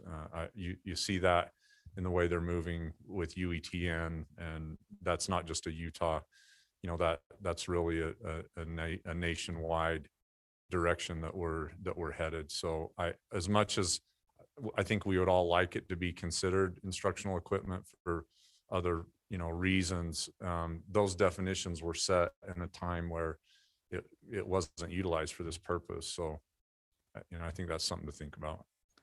Thank you for that clarification, Mrs. Nybauer. Actually, that's what I was going to talk about. So I appreciate that.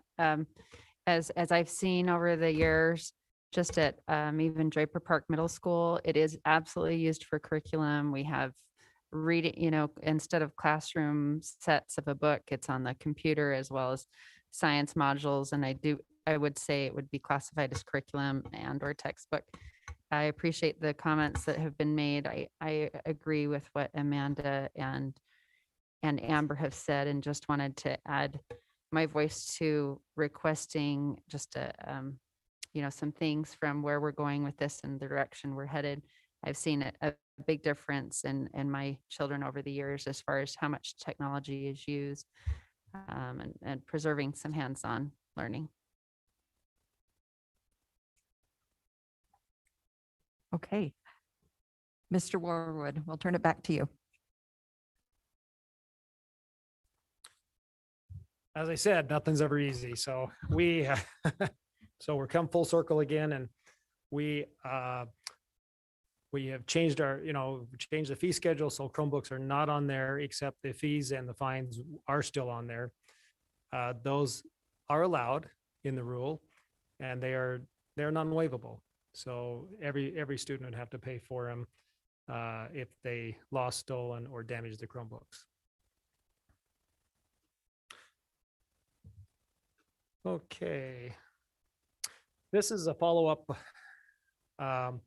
on fees that were charged. The boys golf, they wanted the bag, and the girls golf didn't want it because they wanted more money for uniforms, because they purchased more clothing than the guys. So that's all I can tell you. That's why they wanted the increase. But they look good doing it. So that's the main thing. And they probably pay I better. just wanted to make sure we didn't have a gender-based bias, okay? No. But I think we do. And on the last part of this slide, there were 2 sports that have not been sanctioned as of yet, and that's boys volleyball and esports. But Tom Sherwood said that those are coming up for approval, and we don't know if they're going to be sanctioned or not. But we put them on the fee schedule, the master fee schedule, just in case, so that if it does, then we can add those to the high school fee schedules, and they've already been approved by the board. So I just want you to be aware of that. And those are listed on the board docs.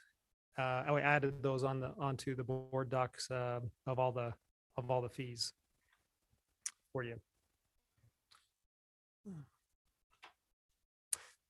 So on this slide, and I'm not sure if you want to, but we can, these are the links for the master's fee schedules for the high schools and the middle schools. And then there's a fee schedule for Alta High and for Albion. And if you want to look at one of those, we can click on it. If not, I'm okay. I'm sure you've seen them, but that's up to the board. I think we're okay to keep moving on. Okay, good enough. Oh, and I should point out that the board's approving the master fee schedules for the high schools and the middle schools. And then each individual school has their own fee schedule that can't go above those levels, can't go above those amounts. They can go lower, they just can't go above. All right. We did have one student that was over the maximum $5,000 in the high schools, but after reviewing the receipts that were in there and talking with the parents, it was determined that some of that money should have gone straight to the program and not to the student's account, not go through the student's account. The mother is the president of the booster club. And so I think she just said, hey, the student, take this to school and deposit to the school. And so he just, they just put in there his account, and we shouldn't have been, but that's been corrected. And so now we don't have any students that are over the maximum at this time. So the next steps. So we have one more reading. That'll be March 16th. Public comment must be accepted, and the board must approve at that time the fee schedule. And the internal auditors are still reviewing the fee schedule and associated costs for compliance. Any questions about the fee schedule or? Questions? Further questions, board, on this? I have a couple of questions. So public comment must be accepted at the March 16th meeting, but are we still continuing to solicit and will you report back to us the public comment that comes in through the high school principals that from the Sky Alert messages? The Yes. messaging that's going out? We've only sent the one Sky Alert and then the Facebook and Instagram and so forth. We can do that again if you would like. I personally think there's been a significant enough change to the proposed fee schedule that I would like it to go out again. What the rest of you feel? I'll work with communications and we'll get something out. I should be pretty simple, probably by the end of this week. Okay. And I then- think that and would be as I good say, 'cause- I report all the comments. I'll put them in a Word document or something. Great. to- And I you guys. appreciated that. And it was nice to read through those, especially to hear how the principal was responsive to those parents that did submit some input. So I think, yeah, if we could make that happen again, just because of the changes that have happened between first and second reading. And then this internal auditors reviewing the fee schedule and associated costs of compliance, that is separate from approving the fee schedule. Yes, that is. So is that something you could report back to the board at a future date? Yes, as soon as they have the report, we can bring it to the board and show them what they came up with. What we're mainly doing there is it's our internal auditors that we have on retainer is to ensure that what the fees are being charged at the school, because each program has to stand alone now. We can't have, we'll take some out of football to pay for basketball or vice versa. We can't do that anymore. And so we want to make sure that what's being charged is enough to pay for that sport or for that activity. And true, you can fundraise and the principal can always add money to a program, out of discretionary funds that they have, but we can't transfer from one sport to another. What they used to do is participation fees, they would kind of combine all together and they pay all the referees and so forth out of that one pot. But they say each fee that comes in has to go into that sport or that activity from now on. Great, thank you. I personally would look forward to that report. So if you'll work with, let Leon know when you're ready and we can get that on an agenda. You bet. Be more than happy to. Okay. I thank you very Thank you much. so much. We look forward to seeing you in a couple of weeks. Okay, me too. Okay, thank you. Next item is update on Friday Remote Learning Day, and we'll turn the time over to Superintendent Rick Robbins. Thank you, President Tingy. We got this. Okay, we got the slide deck up. Before we get into the slide deck, I just want to, I put together this statement maybe to hopefully help context. I know lots of people are paying attention to this situation and this update. So I'm really appreciative of the opportunity to talk a little bit about it. And I think the first thing I want to share is that I know there's different opinions about what has happened, could happen, will happen. And I think it's important that, at least from my perspective, that everyone understands that some of the thoughts that I'll share and some of the comments are not an indictment on anyone. It's not an indictment on our students, our parents, our teachers, our staff. If anything, it's an evaluation on my leadership. During COVID, the board empowered me in the early fall, with the decision making when it comes to what we would do with schools transitioning in and out, and so I take full responsibility for that. I think it's just important to bring that context. I think it's really important that we go back just a bit in history, back to the fall, to help as a reminder of what was occurring at that time in July, August, and September, to help kind of frame the question about how we even got to a 4-day week. And so I want to start out by taking us back to last summer and fall. This was a time, unfortunately, none of us will ever forget. Our nation, our state, our communities, and our schools were heading into uncharted waters. As COVID continued to tighten its grip, uncertainty, fear, anger, misinformation, sickness, and trepidation began to set in. School districts were directed to create a return to school plan with little guidance and direction from state or national levels. As mentioned, this is not an indictment on anyone. At the time, no one had any experience with a pandemic.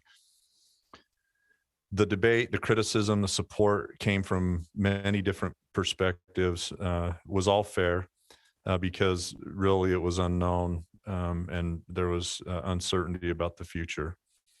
The Canyon School District Board of Education moved forward with a plan to reopen schools with in-person instruction as a priority, as well as options for parents to move their students to online if they felt that was what was best for them.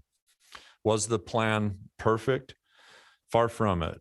But the focus was definitely student-centered, and it was aimed at trying to give our students the best opportunity for success, even in the midst of a deepening crisis. This also meant that our board moved forward with supporting our students in participating in extracurricular activities. The recognition of our students' mental health needs and overall well-being was top of mind for the board at the time. It seemed then there was no right answer. If you all remember, many experts across the country suggested that schools should not open at all because it would be unsafe for students, employees, and staff. And in many school districts and cities across the country, they chose to remain closed even to this day. CSD Board of Education chose to be proactive and return to school for in-person learning. We worked closely and collaborated with county and state health officials, local infectious disease doctors, in particular, Dr. Webb. We also collaborated with data and analytics specialists in our community, as well as employees, parents, and district leadership. Our response to open school was built on the promise we have to our students. And at that time, the board and the district invested well over $6 million to reopen schools safely. And that included PPE equipment, masks, sanitizer, plexiglass, air filtration upgrades to all of our buildings. We also improved employee leave benefits at the time with federal and state help. Canvas training for teachers. There was a delay in the start time by 5 days to give our employees and teachers extra time to prepare. Free food and support for students in food services. We continue to work on one-to-one device deployment, as well as Connect Canyons initiative through our foundation. This is just to name a few of the things that occurred. So as school opened, we definitely had our setbacks and challenges. There's no question. I'm not here to pat myself or ourselves on the back with anything extraordinary. But as we know, we've suffered a lot, and our families and our students, our employees have made great sacrifices. So as school opened, we were forced to quickly adapt to this new environment no one had ever experienced. At the time when we opened, approximately 27,000 students returned for in-person instruction. Approximately another 7,000 would start online. Quickly, positive COVID cases began to rise in our communities, and this was reflected in the number of student cases that we saw increase, especially in our high schools. And we all remember we found ourselves at the tip of the spear as Corner Canyon High became the first large high school in Utah to experience a rapid outbreak and increase of cases over Labor Day weekend. However, the district did not flinch, and we didn't panic. Instead, we do what great educators have always done, and that is we listened, we learned, and we led. We followed the advice of those helping us with these decisions. In particular, I recall Dr. Webb's words, very profound at the time. Be prudent in your decisions. You have to disrupt the cycle of the virus, suppress its effects, and sustain schools staying open. And at this time in September, we were not only seeing a rise in community spread, but we were also grappling with the realization that our teachers, our staff, our parents, our community, and our students would be learning on multiple modalities. And if you remember at the time, the number of positive cases and quarantines was skyrocketing. And by the time we got to January, we were in the thousands of students and employees being quarantined. And so it forced us into multiple modalities all of the time.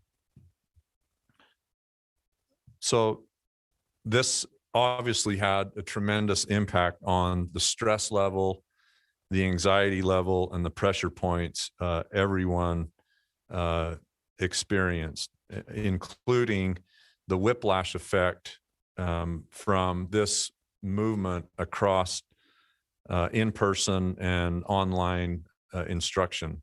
And if you also recall at the time, essentially under the state's direction, compulsory attendance was removed.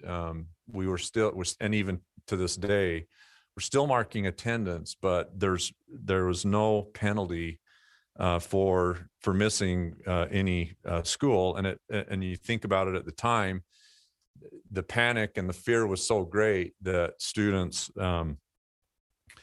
were not only being quarantined and missing school, but because of fear, were choosing to miss school, and we gave parents that option.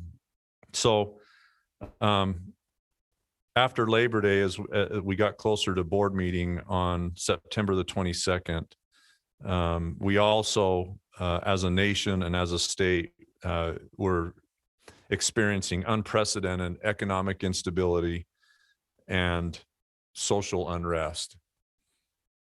And so combined with these factors, best of my memory is that by September 22nd, the board was then compelled to look at, I think, relief first, and second, solutions to some of these issues that we were facing. So just a few observations of what we learned from that, and then we'll get into the slide deck. There's not that many slides, but as I think a few things that I reflect on that we learned. One is this important and delicate balance of relationships, safety, learning, and overall mental health wellness of our entire school community. We learned about the critical value of communication, collaboration, feedback, teamwork between all of our stakeholders, the district, our parents, multiple agencies, and really down to grade levels in schools working together to solve these issues. We also could see stark inequities that in education that we've really always known about, but emerged and were even more visible and present, including this very issue with technology and connectivity. We also learned that there was great learning loss. There was mental health issues, food and housing insecurities. Also, with the cost of housing increasing, many people losing their jobs. This all contributed to this disconnect and this isolation that people have felt due to COVID.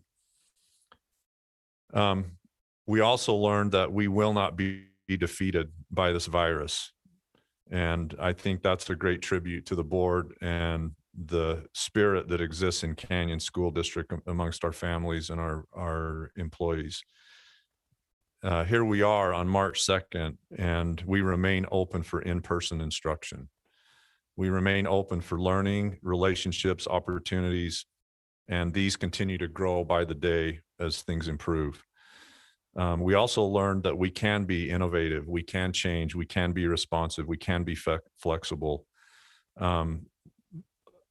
Just about all of our mitigation strategies that were highly questioned in the beginning have proven to be effective.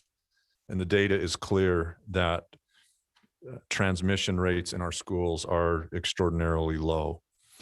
Along those lines, we've implemented daily testing to employees, test to stay protocols, as you know. And on March 25th, I'm happy to report that at that point, 73% of all of our employees will be at full strength from their second vaccination, 83% of our teachers, and 91% of our administrators. So I hope that kind of sets the context for this discussion around this update on Fridays. So there were really two major rationales at the time that preceded this decision that the board made. The first one was, and this is in board docs on September the 22nd, and it went into place shortly thereafter. But you can see there was a rationale for learning, meeting students' needs regardless in regard to pace and place, maintaining high standards of expectations for student learning, preserving options for families while increasing engagement with online and Canvas platforms, and mitigating community impact by aligning across all grade levels. And I think there's clearly places that I feel like we fell short, and that falls, I think, on me in that responsibility, but also places that we met the mark. So meeting student needs in regard to pace and place and better personalize their learning. You can see I've kind of outlined that in terms of how Fridays and how this schedule has impacted the rationale to move to that. It did provide the flexibility and adjustments necessary at the time that we needed to meet our students' needs when we made the decision. We also were able to integrate rapidly, if you remember, about that time toward October, November, a rapid integration of more synchronous learning opportunities, and the use of Zoom and Google was greatly enhanced about that time.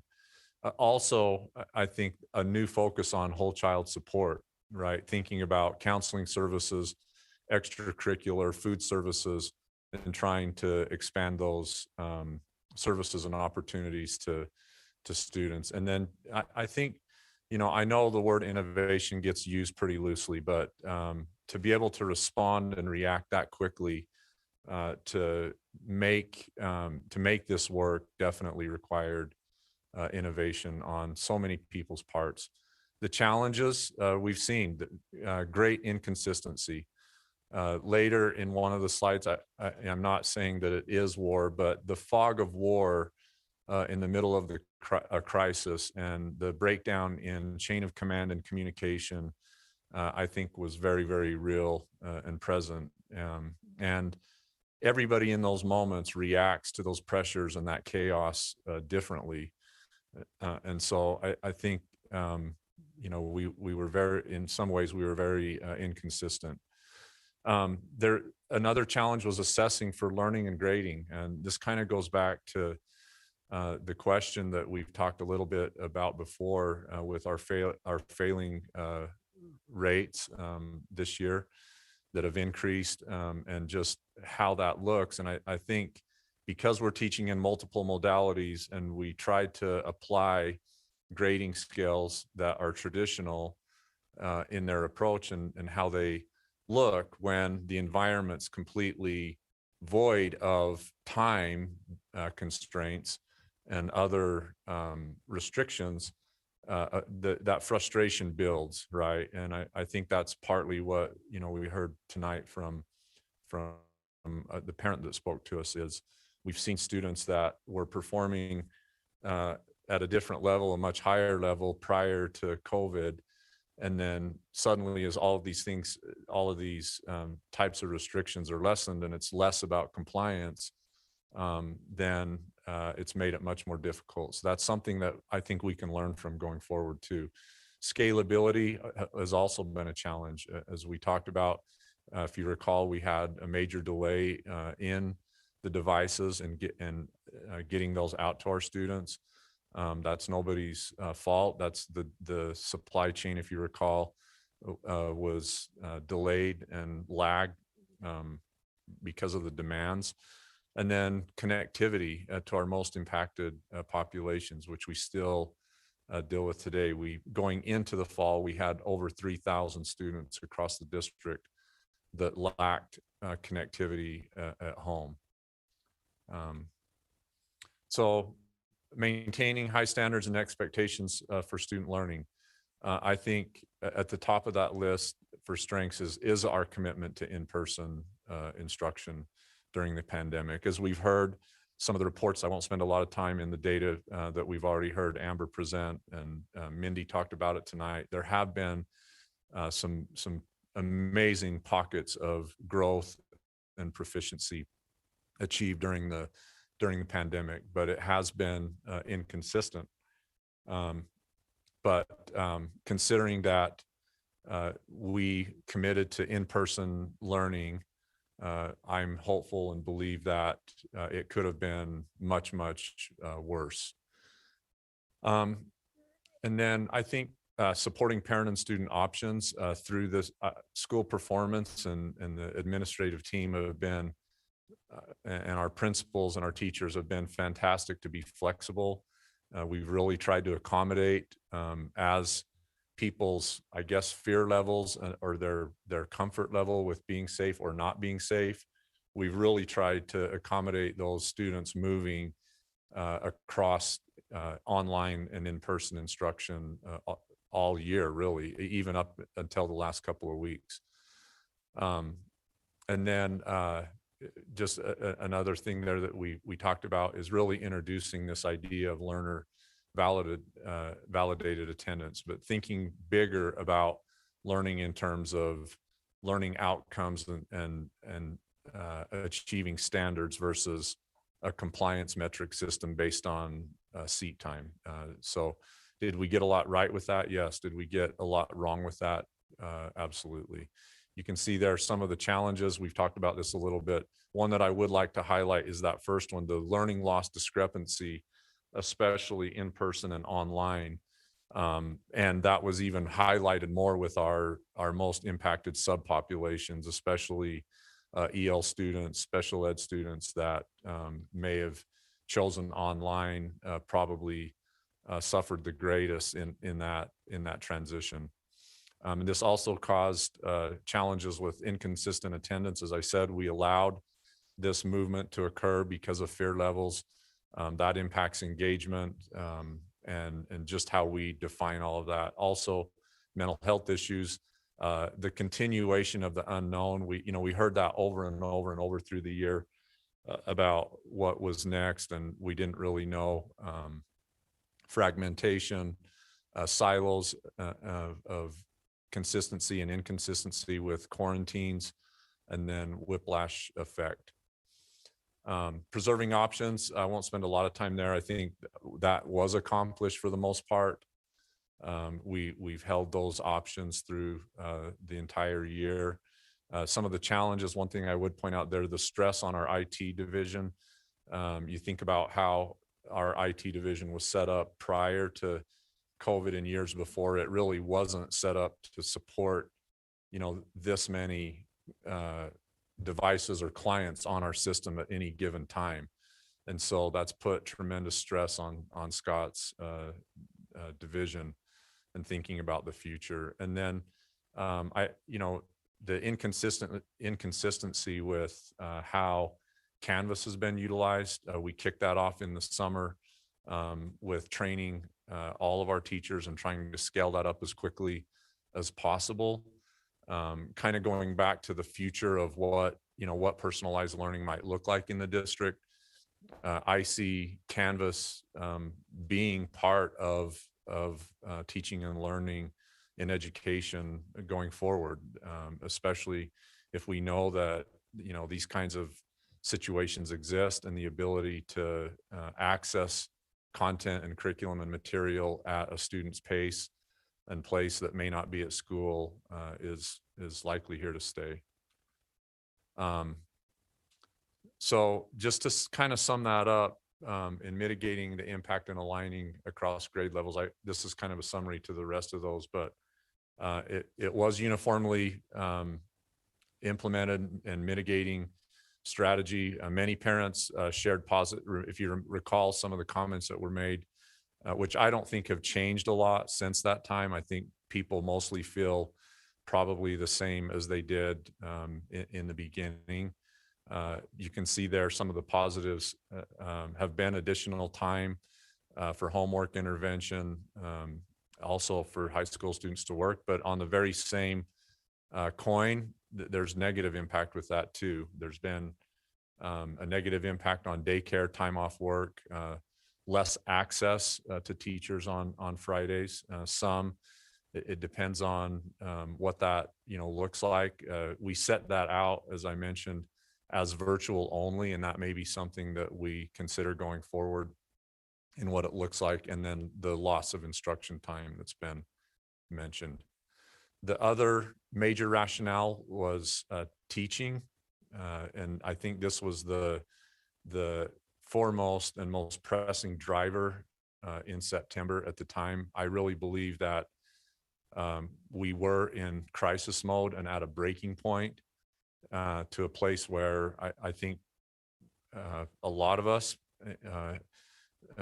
were not in such a good place, and many teachers and staff were probably ready to give up on the profession altogether because of just the stressors and everything that was occurring. So you can kind of see there at the time in September, the rationale on the teaching side. So what was our response? Well, as I mentioned, we put learning options in play for person and online. We also, the board supported the 5-day delay to starting school. As I mentioned, all of the PPE equipment that was put into play. The board then also voted and adopted the 4-day regular week with the 1-day virtual learning that increased planning time, and I think also supported just the mental health and well-being of our employees. Since that time, late winter, I guess, we implemented a daily employee testing, COVID testing, and so all of our employees have had access to that. Since that time, we also increased FFCRA employee leave, and we extended that through March 31st. So our employees could utilize that benefit. Then test to play came on board, as well as test to stay protocols. We've utilized those extensively to keep our schools open. And then, as we know, early in January, the governor announced that educators would be moved to the front of the line for vaccinations, and we're closing in on our final second round coming up. And then also district level mental health supports. So just a few items to consider when we're looking at some of the data. I won't spend a lot of time on these, but it's very positive to see COVID positive cases decline. If you remember, at the height of probably the highest community spread positivity rates, which hovered around 30%, I think about that now and just what that was actually like about Thanksgiving to New Year's, and where we're at now across the state and including the district, where we're declining and we're likely to be below 10% if we're not already there. When Hal put these together, I think we were sitting at about 12% positivity rate in our zip codes. You can also see cases by week as they have declined from the peak to where we're at now. So these are all great trends. This is the peak cases in mid-November, so about a little bit before Thanksgiving break. You can see in that 2-week span there, the thing that really stands out to me, the number of quarantine cases that people were being quarantined for close contact, and then also you can see there the percentage decrease from then until now.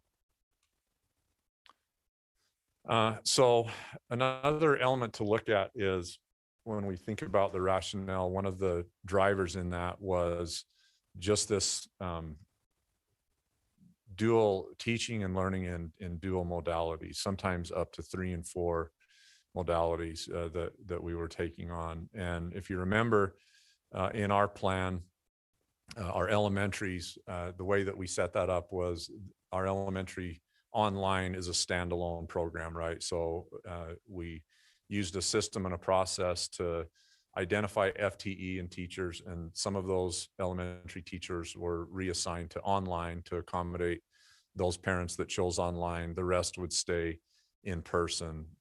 So for the most part, since January 1, our elementary schools have not had to deal with quarantine much. Yes, they have maintained Canvas pages, but students on quarantine would likely be by parent choice, not because they've been ordered by quarantine by the county. That looks different in our secondary schools though, right? As you recall, in our secondary schools, we still have to this day, and at the time, the option was that our teachers would act almost as adjunct teachers and teach in person and online sections. And so I don't know if those are exact. I emailed the high school principals. It was a very quick turnaround, but you can see the number of teachers in our high schools that continue to teach online sections, and the number of online sections that are offered, and then how many students are taking in-person regular courses and also online courses. And this does not include, I don't believe this includes CVHS courses. The interesting thing is Brighton chose to put, essentially they followed the Murray model, and eventually all of their courses are streamed. My understanding is they're streamed live, and students essentially choose either to be in person or at home. So that's what the high school looks like. And then you can also see in the middle school, we have a very similar situation where we have dozens of middle school teachers that are still teaching both online and in person. Just a couple of other slides. You can see average weekly positive cases and those rates. I just want to continue to just drive home the point that things are improving. That's awesome. It's getting better and better and better.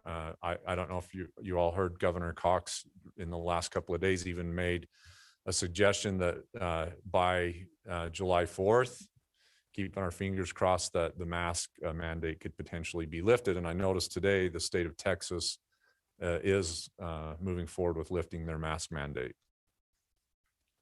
So average weekly quarantines, again, you can see the rapid decline in what that in what those numbers look like. Okay. Questions? Thoughts? Board, questions, comments? Mrs. Arnold. I don't really have a question, but I do have a thought. I just want you to know that you have done a marvelous job. You and the cabinet and everybody has worked so hard going through all of this with exactly that, no guidebook to anything. And we all on the board had these discussions with you, and we trusted that you would do what was best, and we turned that into your hands. And I just want you to know that you keep saying that if there's any blame, it's yours, but it's really not your blame, and there's no blame. I think Canyons has done a magnificent job in dealing with this and keeping the goal of keep the kids in school. And I think that we have not only done that, but we've kept our employees safe as we could possibly keep them, and mentally, emotionally, and physically, right? And so I just wanted to correct that, because I don't want you saying that ever again, because Okay. I don't, I just don't. I think that there's no blame here. It's just a learning process, and there's a ladder to it. And those runs up, actually there's many ladders, right? And those runs we're on them someplace, and then we slide down a little bit, and we go up and come down. But just to clarify. Thank you, Clarine. Thank you. Other comments, Mr. Wrigley? And then I Mrs. will Schill. second Mrs. Arnold's thing. A happy COVID birthday. This is this week. We have made it through a very difficult year, both personally. I think a lot of us have aged quite a bit during this year, and also professionally. I think we've learned a lot. We've learned a lot as a school, and it's changed a lot of things. From my presentation, I mean, I've had a lot of teachers are concerned today that we would get rid of the Friday. I haven't heard too much from parents concerned about the Friday not taking it off, because I think what your presentation pointed out was that we still have teachers in that same mode, dual teaching. The numbers are going down, but we still have parents choosing to keep their kids home, and that we still have that issue. And this would be, the other issue would be is we have a different grading system now that we may have to change if we moved it the other direction. We have a lot of kids right now that are far behind or trying to catch up. And I think the big issue we're having right now is that we're seeing it's not the kids in school having Friday off. It's the kids out of school that just aren't showing up in some kinds on the online program. And to move kids into 5 days a week, I'm not sure it could be as beneficial as somehow trying to continue to dog those kids and make sure the kids online get the education that they need to get. So I didn't hear any recommendations. My recommendation probably is they've already made a decision once, but to just move forward with this probably to the end of this school year. We only have a couple more months left. And then talk about for next year. I don't really see us going into 4 days next year. I don't think the public would really support that, but we don't know what's going to happen. So yeah, thank you, Steve. And just to comment to that, I know you all have some other comments and questions, but at least for me, my statements that I've made publicly to anyone that's asked is that we are moving to 5 days a week next year, and that I would like to see us get back to normal as soon as we can. So I can offer, if the board would like some other recommendations for this year, happy to do that. I think, thinking about our employees getting to full strength on March 25th, really, if we did something beyond that, we're talking about, 6 to 8 Fridays. So considering that, I'm open to your direction, obviously. But I think for next year, once, summer arrives, it's full preparation mode to return to 5 days of instruction next year. So. Any recommendations you would like to make for this? Well, one for thing this year, that what do you? I mean, you got the ear of all your staff and everything. One of the things factors you think we need to work on. I think there's two ways to kind of frame this. One is that there's the structural element to this, right? And the board took action in September to move to the 4-day week. So if you were thinking, if the board's desire was to change the structure of it, then I would recommend you bring it back on March 16th and actually take action on that.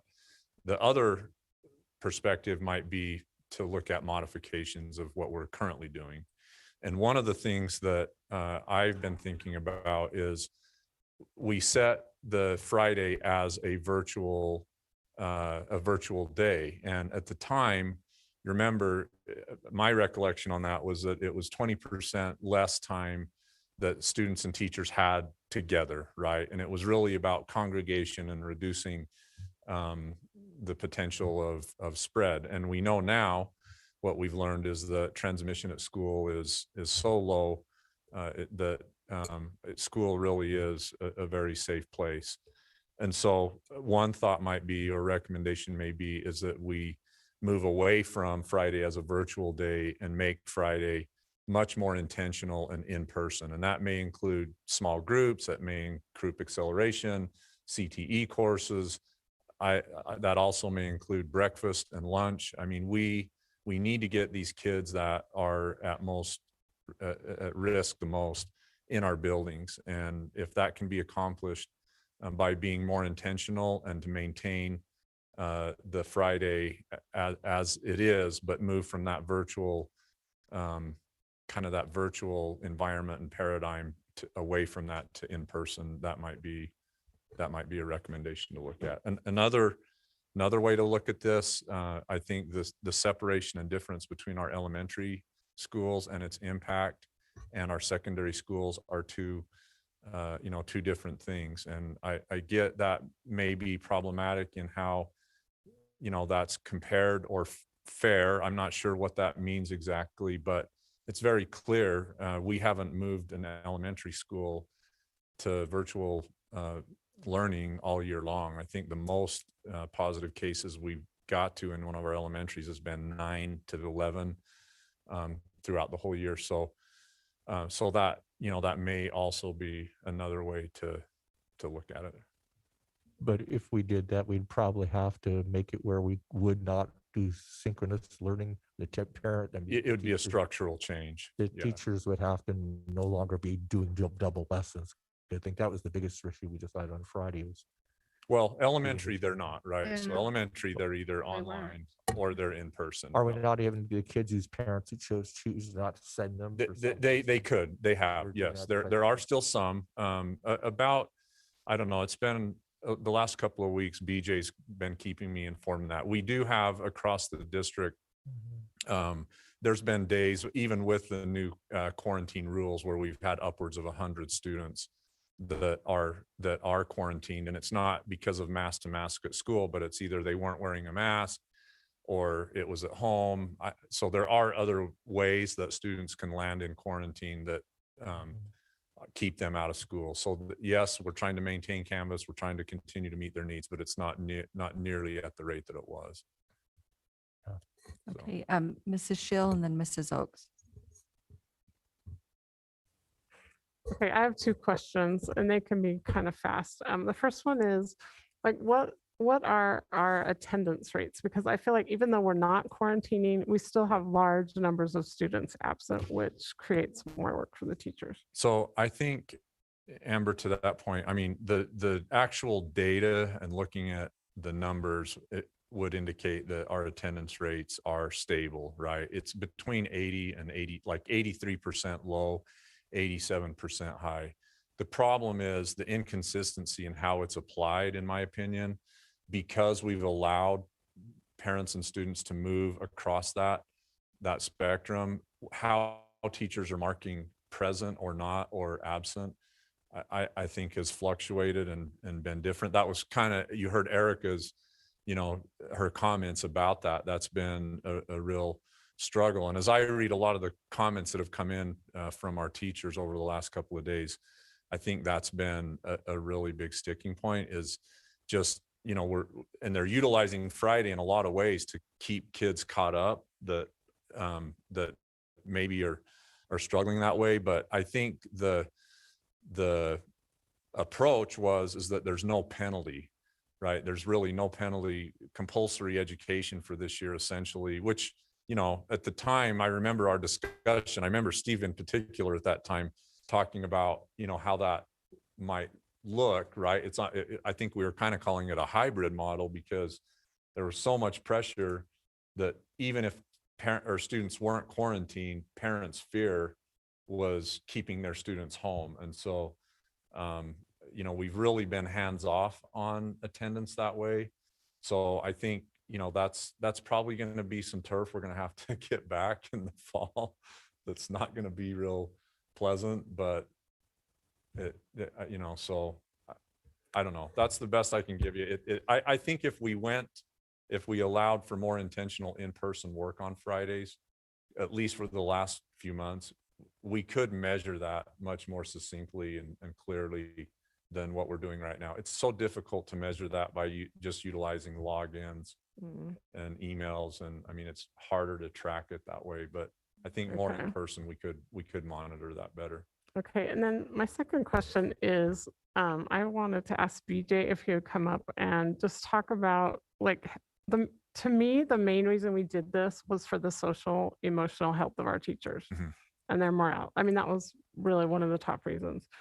And I'm just wondering, like, how are they feeling now? Like, does he have a feel for how they're feeling? Are they feeling better? Are they still in crisis? Yep, I'll let him address it. That's a fascinating question. And I was thinking a lot about this, the last week or so, and I've had experience in both elementary and secondary. Anytime that we're talking about change, the pandemic has certainly been traumatic for a lot of people, probably for everybody at some level. There's a lot of grief that is still happening for many people. We know with trauma-informed work that you need predictability, you need consistency to allow your brain to heal and to have a stronger emotional foundation. I think that the most common feedback I've heard from our staff is just thank you so much for these Fridays. It's been life-saving for me to balance.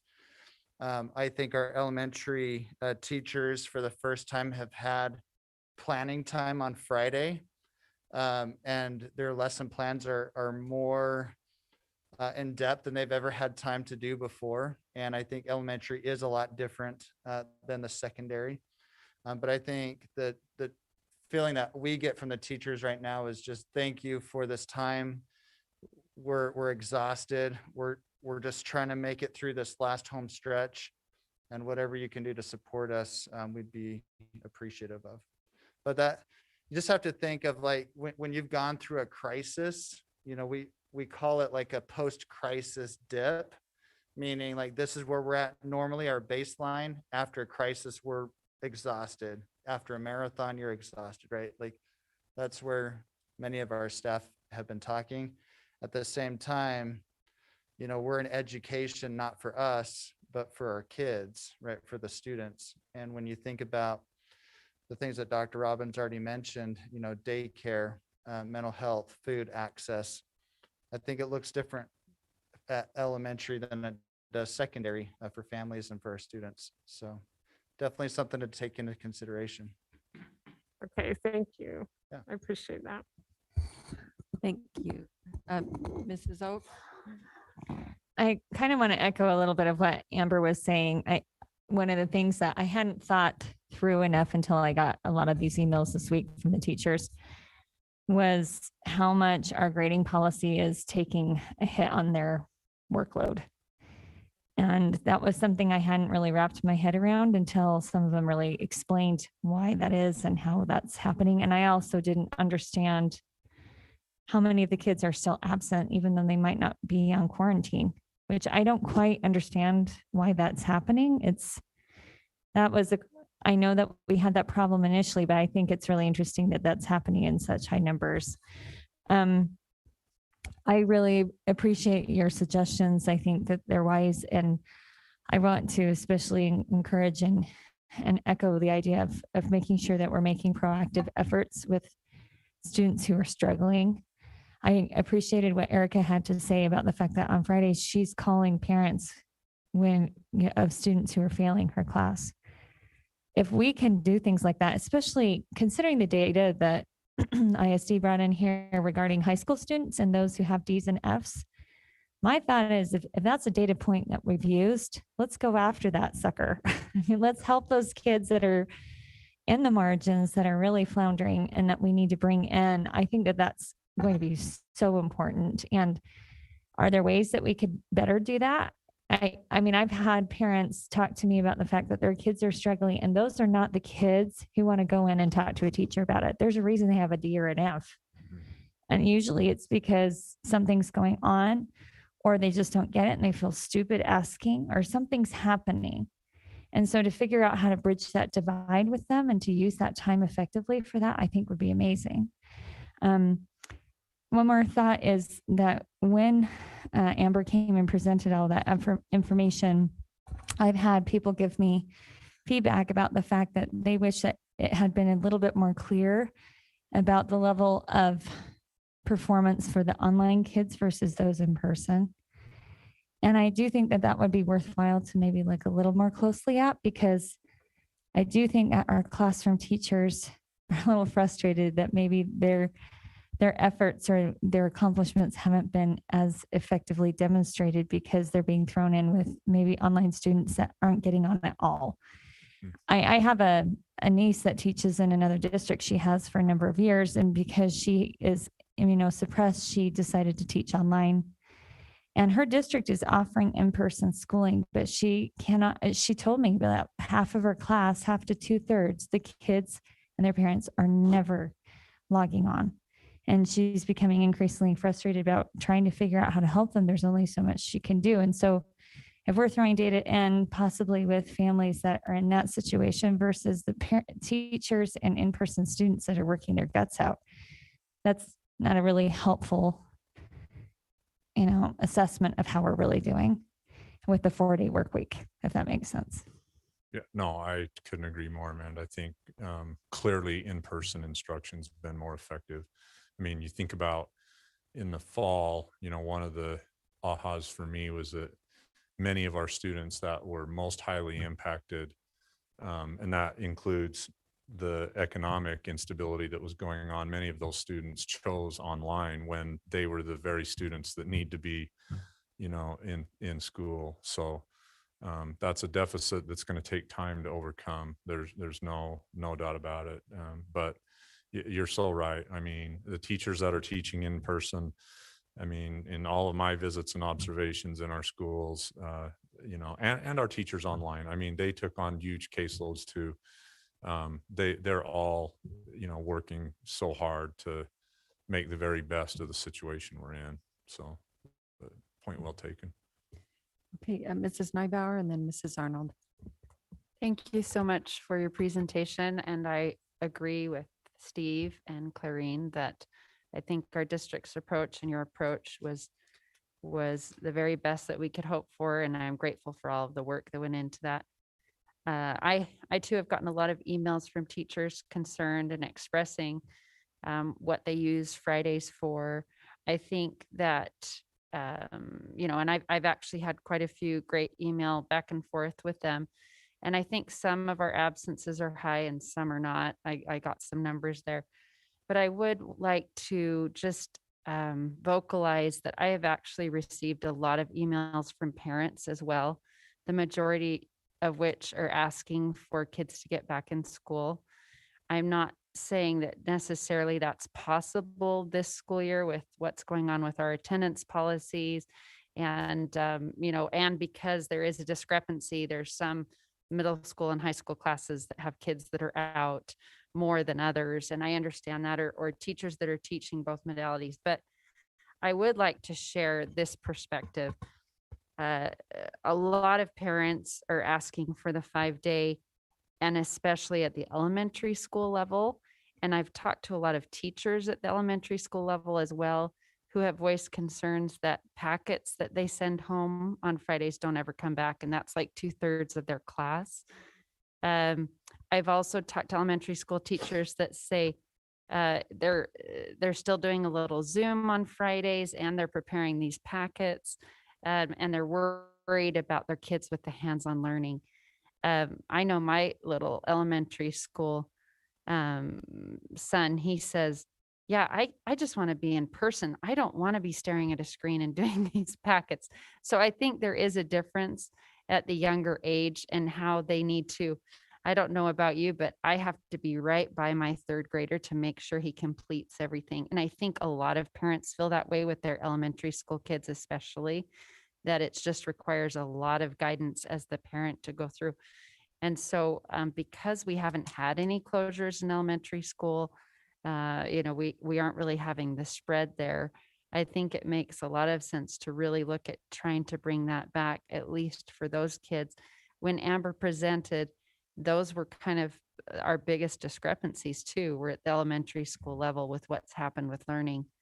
And so, so I think that that's something to consider. Mrs. Arnold? I don't know why I took my mask off. That's exactly where I was going with this too. So thanks for that part. I want to say that the elementaries are the ones who are losing so much information that they really, really do need. And I realize the middle school and high school is kind of a little bit a different creature in what we're doing with closing them and opening them and trying to keep their classes going. But we gave the elementary the time to have Fridays also to build their Canvas courses, of which they should have and probably hopefully do have completed many of them, as well as the fact that being with the kids on those courses. In many cases, they did get packets instead of Canvas courses, and with littler ones, that's obviously a harder and more difficult thing with kindergarten, 1st and 2nd grade, right? So my thought was the same as long as Holly's about getting the elementary back into their 5th day for the rest of the end of the year. And having that one-on-one in time in school. I would not want to do what other districts have done where they just come for a couple hours. It hasn't been really successful. The kids who really need to come, don't come. The parents who are really bought into education do send them. And then the kids who are bought into the education get further ahead of the kids who need to come but don't come. Does that make sense? So the spread keeps getting bigger when we only do partial days. So if we were going to do a Friday short day, then I would say that we need to do the whole day. All kids are bused in, all kids are bused home. If we're going to think about maybe bringing elementary back on. I do see complications with middle school and high school, but I don't see as big of a complication with elementary. Yeah, one, and to your point, clearing, Leon just reminded me too, in this last, we just barely completed another shift and opportunity for parents to change back. And we have over 800 elementary students moving back to in-person. So to that point too, about the kids who are not logging in, I really think we have to take a serious look at that and say, if you're not logging in and you're not doing the work, then you need to come back to school. There is a reason to be in school, and all kids should attend school. So if they're not going to attend it online, then I think we need to reach back out and say, if you're not going to attend online, you need to consider, coming back. I'm not quite sure. I guess we can say that. I mean, well, like, it's if being difficult. homeschooled and doing nothing. I think our counselors are reaching out. It's just the environment we're in, people's fear levels and their stress and we're just not, we're getting to the end, I think, but we're not to the end. Right. Yeah. Okay, Mr. Millerberg and then Mr. Wrigley. Usually about 10 o'clock, I go on remote with my personality. And so if I'm kind of a little curt, that's okay. That's all right, Matt. I do believe the best suggestion I've heard is that we put it on the agenda for the 16th and you make some recommendations as to what we should do. And we have a robust discussion at that time. Okay, thank you. Okay, Mr. Wrigley. Quickly for that discussion. From what I understand, if we were to go back and have the kids go back on Friday for the elementary, it still won't be for half a day, right? Otherwise, we would not have the planning time for the teachers that we've always had in the past. So Yeah, my understanding is in years past, there has been an early out, I believe, for elementary schools. So, that it may be, you keep it at 2, I believe it was 2 hours, or you could potentially back it up to 3. And we excuse to get the day as a regular day. You got to go at least to 11:30. Yeah. So, okay. So I mean, we'd still have sort of a shortened day. I would envision that. I mean, I think just considering what's been said, that would, if you change the structure and go to 5 days for elementary. Because we still want to give the teachers time to do planning and stuff for the next week. Yeah. The other question is is it feasible if we go back and do this with the elementary, that we mandate, basically say to parents, you do not have the option now to send them back to the regular classroom, that you would have to go to online. We're not going to maintain 2 different things for the teacher, so they have to run a simultaneous thing.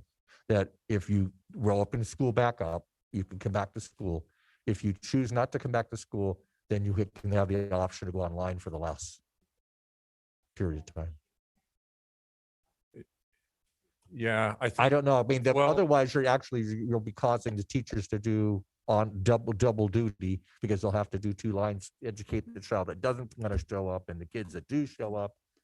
So I think one of the, kind of going back to Amanda's point about how our teachers are structuring their curriculum, one of the kind of the ahas for me was, especially secondary, but it probably applies to elementary too, is that they're building their curriculum out for 4 days, essentially, for in-person, right? And so to change that, especially secondary, where they've been A, B, consistent, and then suddenly throw in ABA, then that is going to change. I mean, you read some of the comments from the AP teachers, that especially would that would change their scope and how they're sequencing that out. So that would be an issue. Also, I've heard from our custodial staff, our ESP leadership, all of their cleaning schedules and how they're maintaining the buildings. They're utilizing that time on Fridays pretty intensely, and they're not opposed to this change. They're just saying, if you do, we just give us, we need a couple of weeks of notice so that we can rearrange schedules to make this work. Okay, Mrs. Nybauer. I liked Mont's idea to bring it back for the 16th. And I also am interested in what you mentioned earlier as an idea, is to maybe bring back in small groups, possibly. Maybe it's an open day for middle and high to come back to make up labs or different things like that. But I would like to hear more about your idea with that as well. And that's a request for information to come back next board meeting. Okay. Okay. Any other, so it sounds, board, like we'll bring this back and ask the superintendent administration to put together some options, some things that could happen to finish out the year strong. Okay. Does that sound right? Good. Okay. And thank you, superintendent, for that. And I just have to say, reliving, as you recounted that history. Nightmare.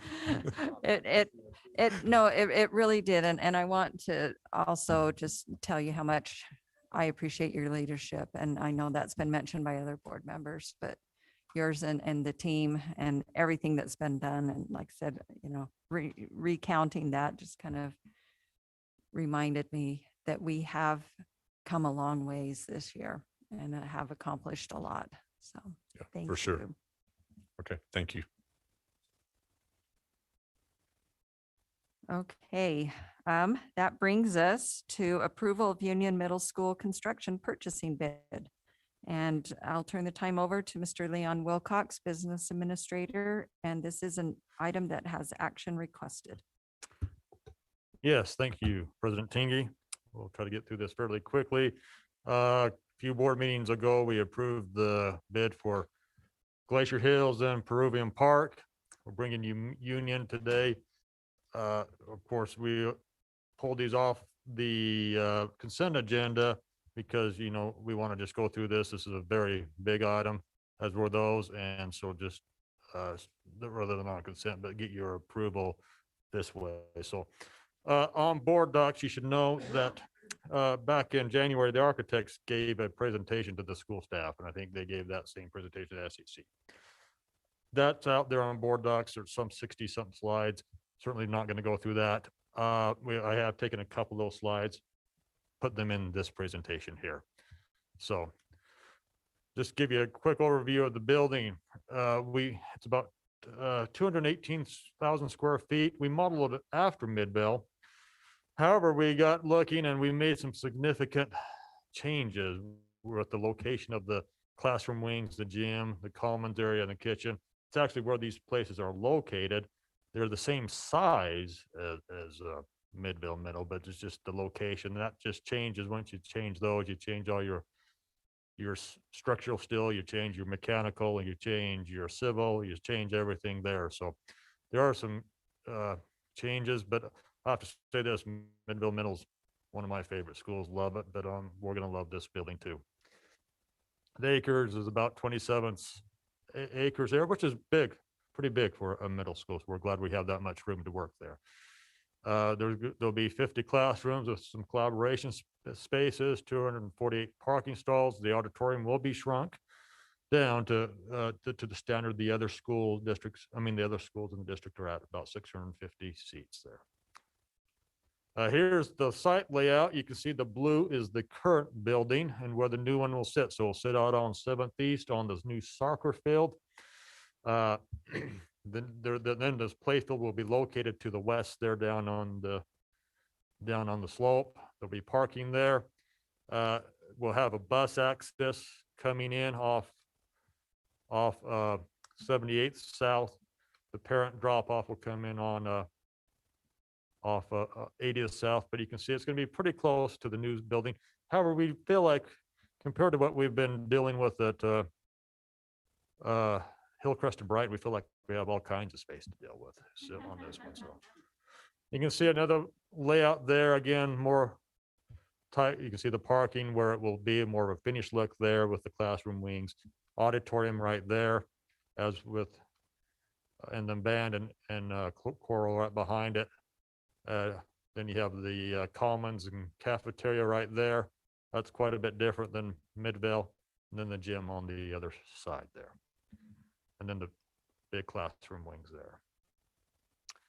there. Here's the couple next pictures are the exterior, how it will look when finished, following their little blue and gold exterior there.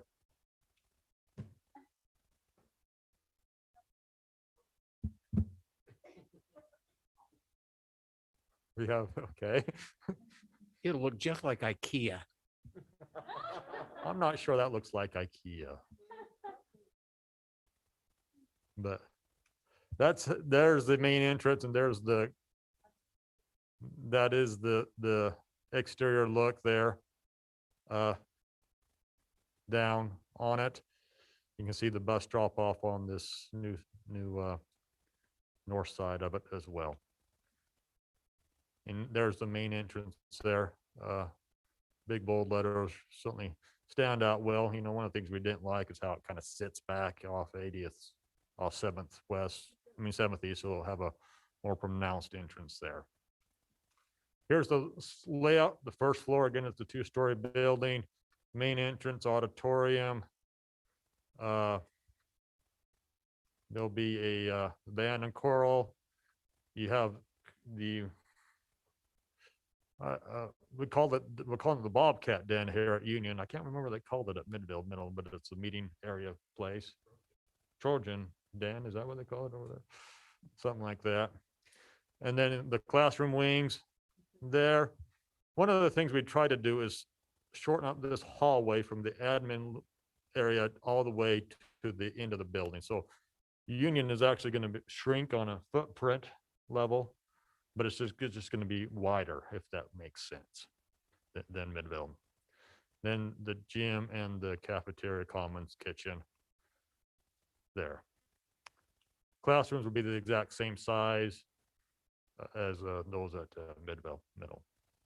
Here's an upstairs view, media center above the office.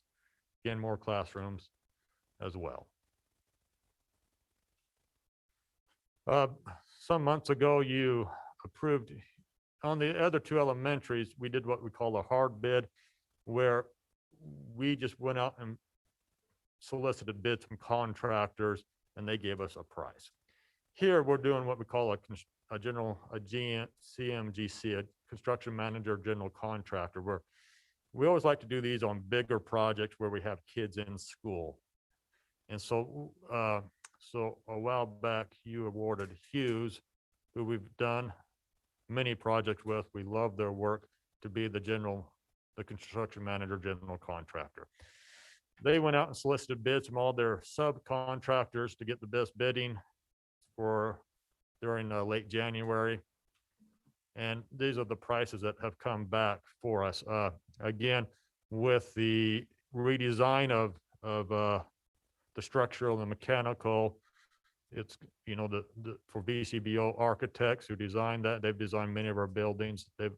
We have a great relationship with them, enjoy their work. There you can see the budget for them. We're actually going to approve their contract as well in the motion. You can see Hughes.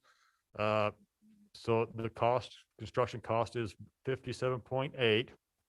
That does include a 4% or 2.2 contingency. That's our funds. That's allowed for unforeseen expenses there. So we have to all agree on that. And we've done that with the other projects. That equals out to about $265 a square foot, which we feel like is pretty reasonable in this market. We thought we were told early on it could get in the $280 a square foot. So we were pleased with $265. As you can see in the past last fall, we purchased the LDS seminary and the property out there as well, adjacent to that. That will allow that bus entrance, which we really like to separate the bus from the parent drop off. And then we'll order the furniture and equipment at a later date. All told, just under 62 million. So I have to take a deep breath with that. But that, yeah, they don't cost what they used to, as the saying says. Yeah. Here's the schedule. We'll begin in April. Our groundbreaking is on the 22nd of April. It's a Thursday. Construction on the building will be completed and it take a little over 2 years, about 27 months. It will be completed by the August of 2023 for that school year. Then we will demolish the old building starting in June of 23 when school gets out, and then we'll put in the parking lot and the play fields, somewhat similar to what we're doing at Brighton and Hillcrest. We got to wait till school gets out, then knock down the old building. So we will be working there on site until pretty much the end of 2023 on site there. Okay, so, but the building, we do expect to be moving in the building in the fall of 2023, but finishing up the site work by the end of that calendar year. Just for your information, we did look at what it would take to move the school down to the Crescent View building for that second year, looking at schedule and looking at possible savings. Of course, the first year, the 2 elementaries will be occupying it. It's not our recommendation to pursue that. The school did not want to do that as we talked with the principal and her staff. We also agree that there could be about a $500,000 savings. We want to put that out there. But we know it's going to cost at least $300,000 plus to bus all the students down there for 1 year. And then by the time you get that building, move it from an elementary building to a middle school building, those are additional costs. And so between the community, the school, and us as the administration, we're not recommending that they will stay on site there for the full 2 years in the current building for the next 2 years as well. So here's the possible board motion. I'll just leave that up there, and if I have to take any questions, comments. Okay, board comments? Mr. Millerberg. I would like to make a motion. Would it be okay if I did it without blue and yellow paint, though? You don't. You're not answering that one, Leon. Blue and yellow paint? Yeah, could we deduct the cost of blue and yellow paint from that? So we like to think it's blue and gold, isn't it? Oh.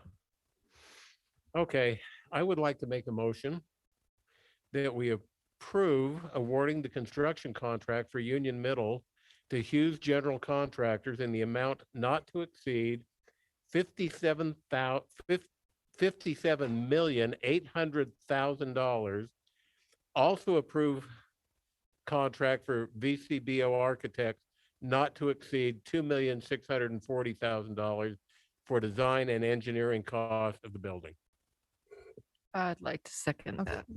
All right, we have a motion and a second.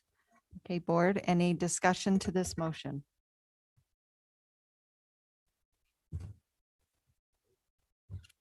Okay, I don't see any discussion, but I just have to say, this is exciting. This is. I can say, yes, we're Yes. thrilled about this. We're so proud because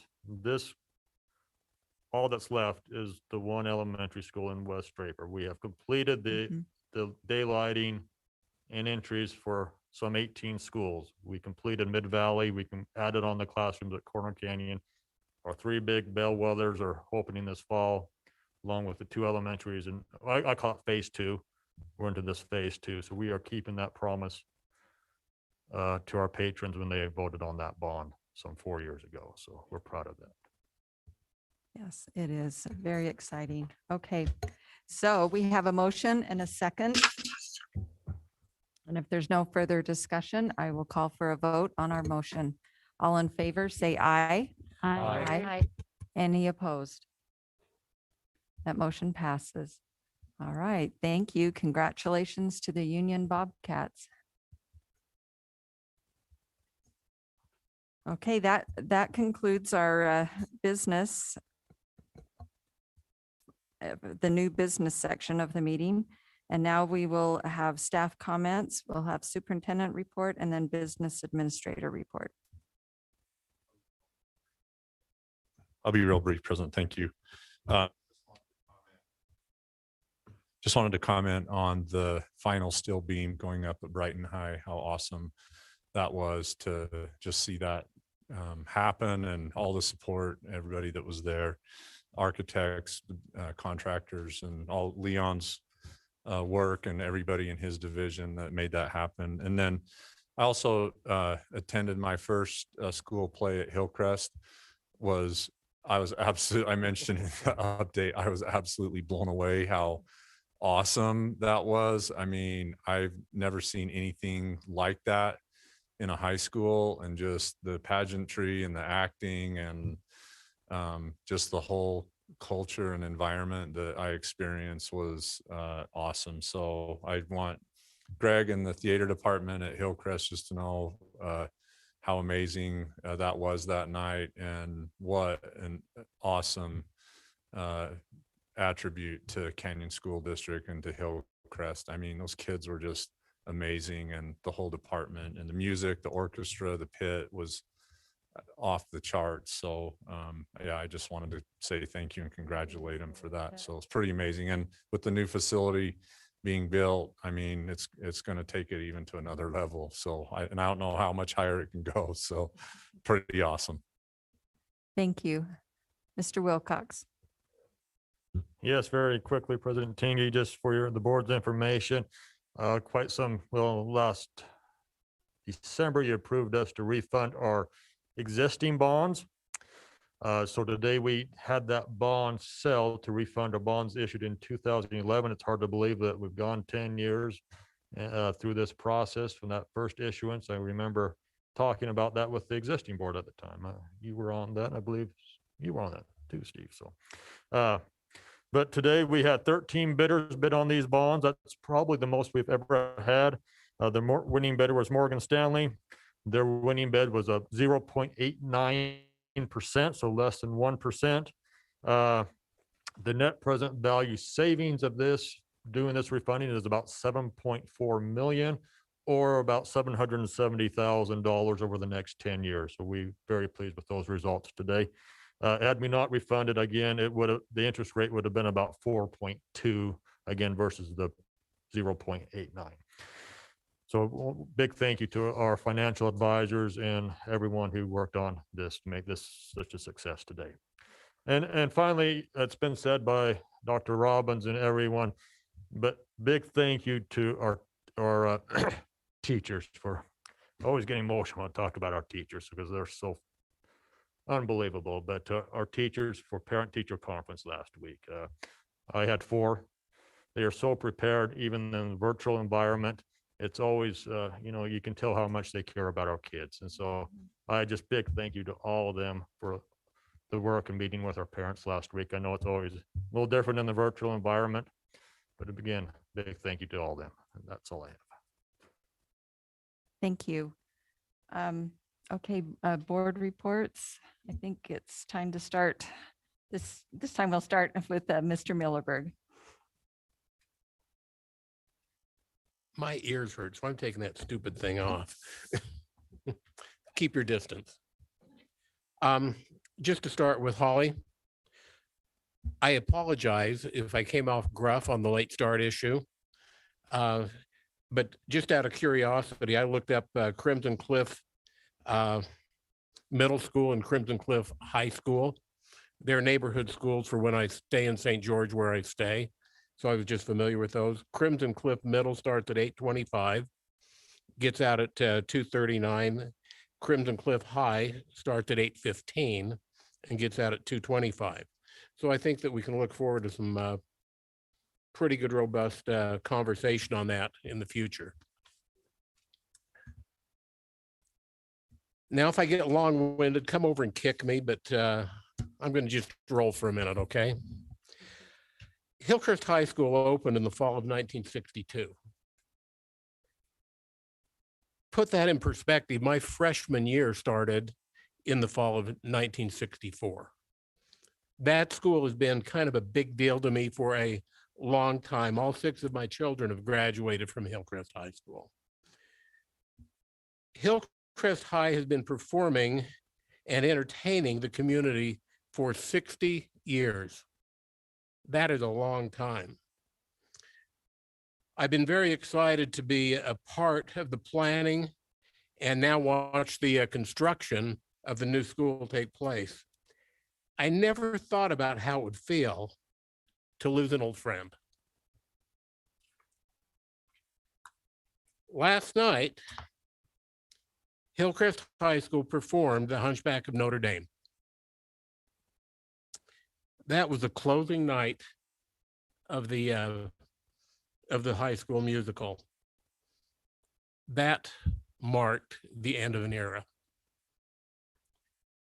After the standing ovation, I took a deep breath, stood up, and looked around and thought back on all the different experiences I had in that auditorium for the last 60 years.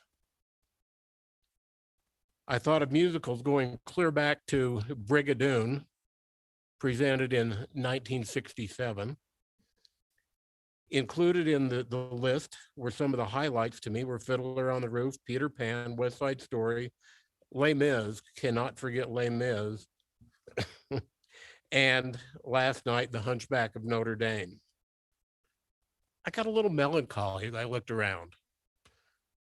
But don't worry, I got over it. I am so excited to see what will happen next year with the performing arts program at Hillcrest High School when they're in the new auditorium with the cabaret stage. I think there's no limit to what the performing arts people can do at Hillcrest. Thank you. Thank you. Mrs. Schill? So I just also want to say the topping off at Brighton was great. It was the very last beam, and everyone was there, all the construction workers, just everyone, like the superintendent said, and we all signed the beam and then watched them put it up, and it was painted orange. That was special. It was really fun. It was just a great event and very exciting too. Also, Nancy and I had a town hall, and we did appreciate those who attended. And also, if you weren't able to attend, just please feel free to email us with any of your concerns or questions. We would love to hear from you. And then also, I just want to end with, we had USBA Day on the Hill, and the Lieutenant Governor spoke, and I really just appreciated her thoughts and her support of education. And I'm excited for this governor and the Lieutenant Governor.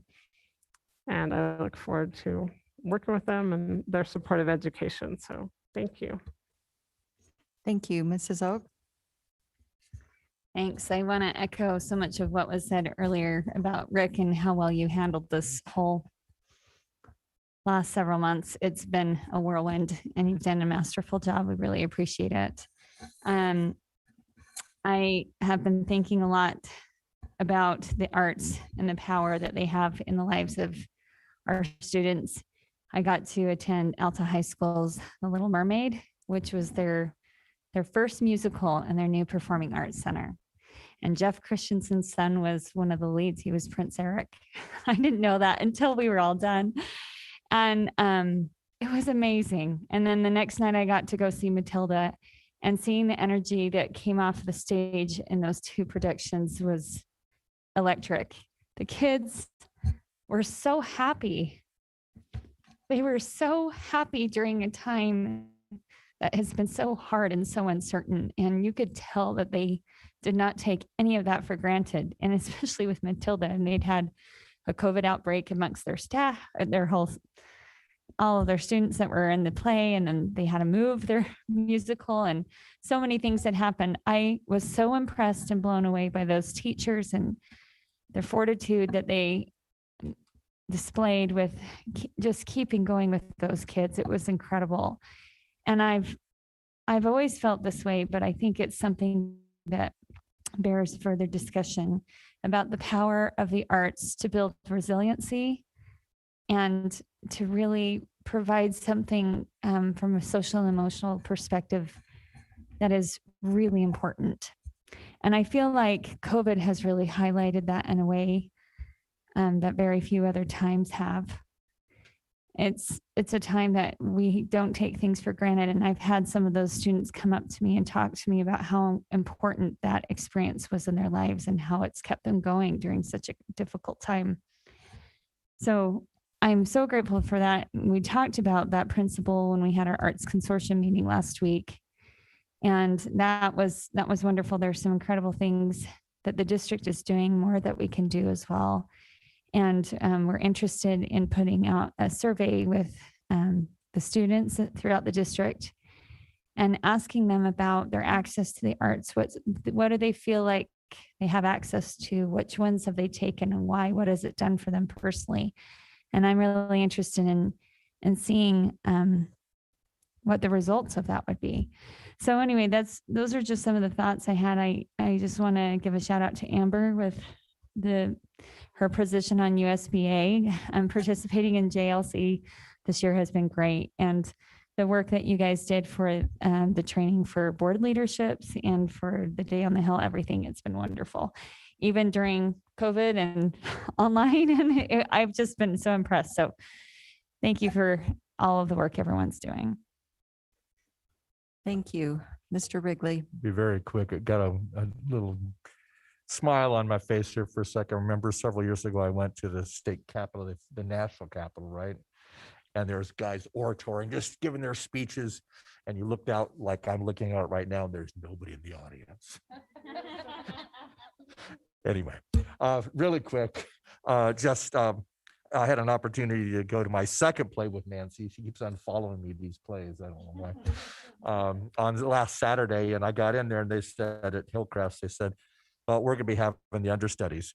And I'm going, oh no. I mean, I really wanted the last thing. I'm having the understudies. My gosh, if they were the understudies, I don't know who the other kids were. It was just amazing. Even their understudy cast was just fantastic. And for a short period of time, for that hour and a half, I felt normal again. Until ever so often the kids came on with their masks. But I mean, it was really a nice feeling to say, is this what normal is? So anyway, so I thank them for that opportunity to feel normal. And with that, I'm going to close. Thank you. Mrs. Nybauer. I wanted to express my congratulations to Hillcrest High. I can't stop hearing about it from everyone. So no, it was phenomenal. I wanted to express some gratitude. Gratitude to BJ and our superintendent, Dr. Robbins, for their work on the SHARP survey. I know we have a great infographic going out to parents. I've actually had a lot of parents contacting me about it. There was a Alpine School District mother that posted something online, and it was just so great when my constituents were calling me that I could say, you can go to your email right now and click on the link and look at those questions. And so I'm just so grateful that our district was proactive about that. And the parents were all very happy that they had that access and that things were explained that way. So grateful for that. I want to say congratulations to Corner Canyon's basketball team. Tonight, they just won their quarterfinals. They'll advance to the semis against Davis on Thursday. My boys have been keeping me updated, so I'm excited for Corner Canyon. On that note, I want to express my appreciation to Principal Jensen. We've had some good conversations. I know many of you have been getting emails from Corner Canyon about graduation, and he is going to have a survey for all the seniors to select their preferences with their options and kind of outline what those options are because of COVID regulations. So he's been great. I just also wanted to actually thank our teachers and our parents that have been emailing in, and some students regarding the 4 or 5 day week. I just think it's really wonderful to hear everyone's perspectives. I think that's part of the process that helps us make the best decisions. And I'm really grateful for that participation and grateful that to learn from their perspectives. And that's it. Thank you. Nancy, I think from now Mrs. on, Arnold. I just want to be last, even after you, because then I can just say thank you all for thanking everyone. And then I don't have to say thank you to all the other people that I need to say thank you to, but thank you anyway. Okay, and I will do another round of thank yous to everything that's been said. And I agree with the musicals. I was able to attend the Corner Canyon one and the Hillcrest one, and it really was delightful, and it was really wonderful. And I won't take any more time to add anything else, but just thank you all and have a good rest of what's left of the evening, I guess. And we'll look forward to a meeting in 2 weeks. And thank you, board, for all the great work.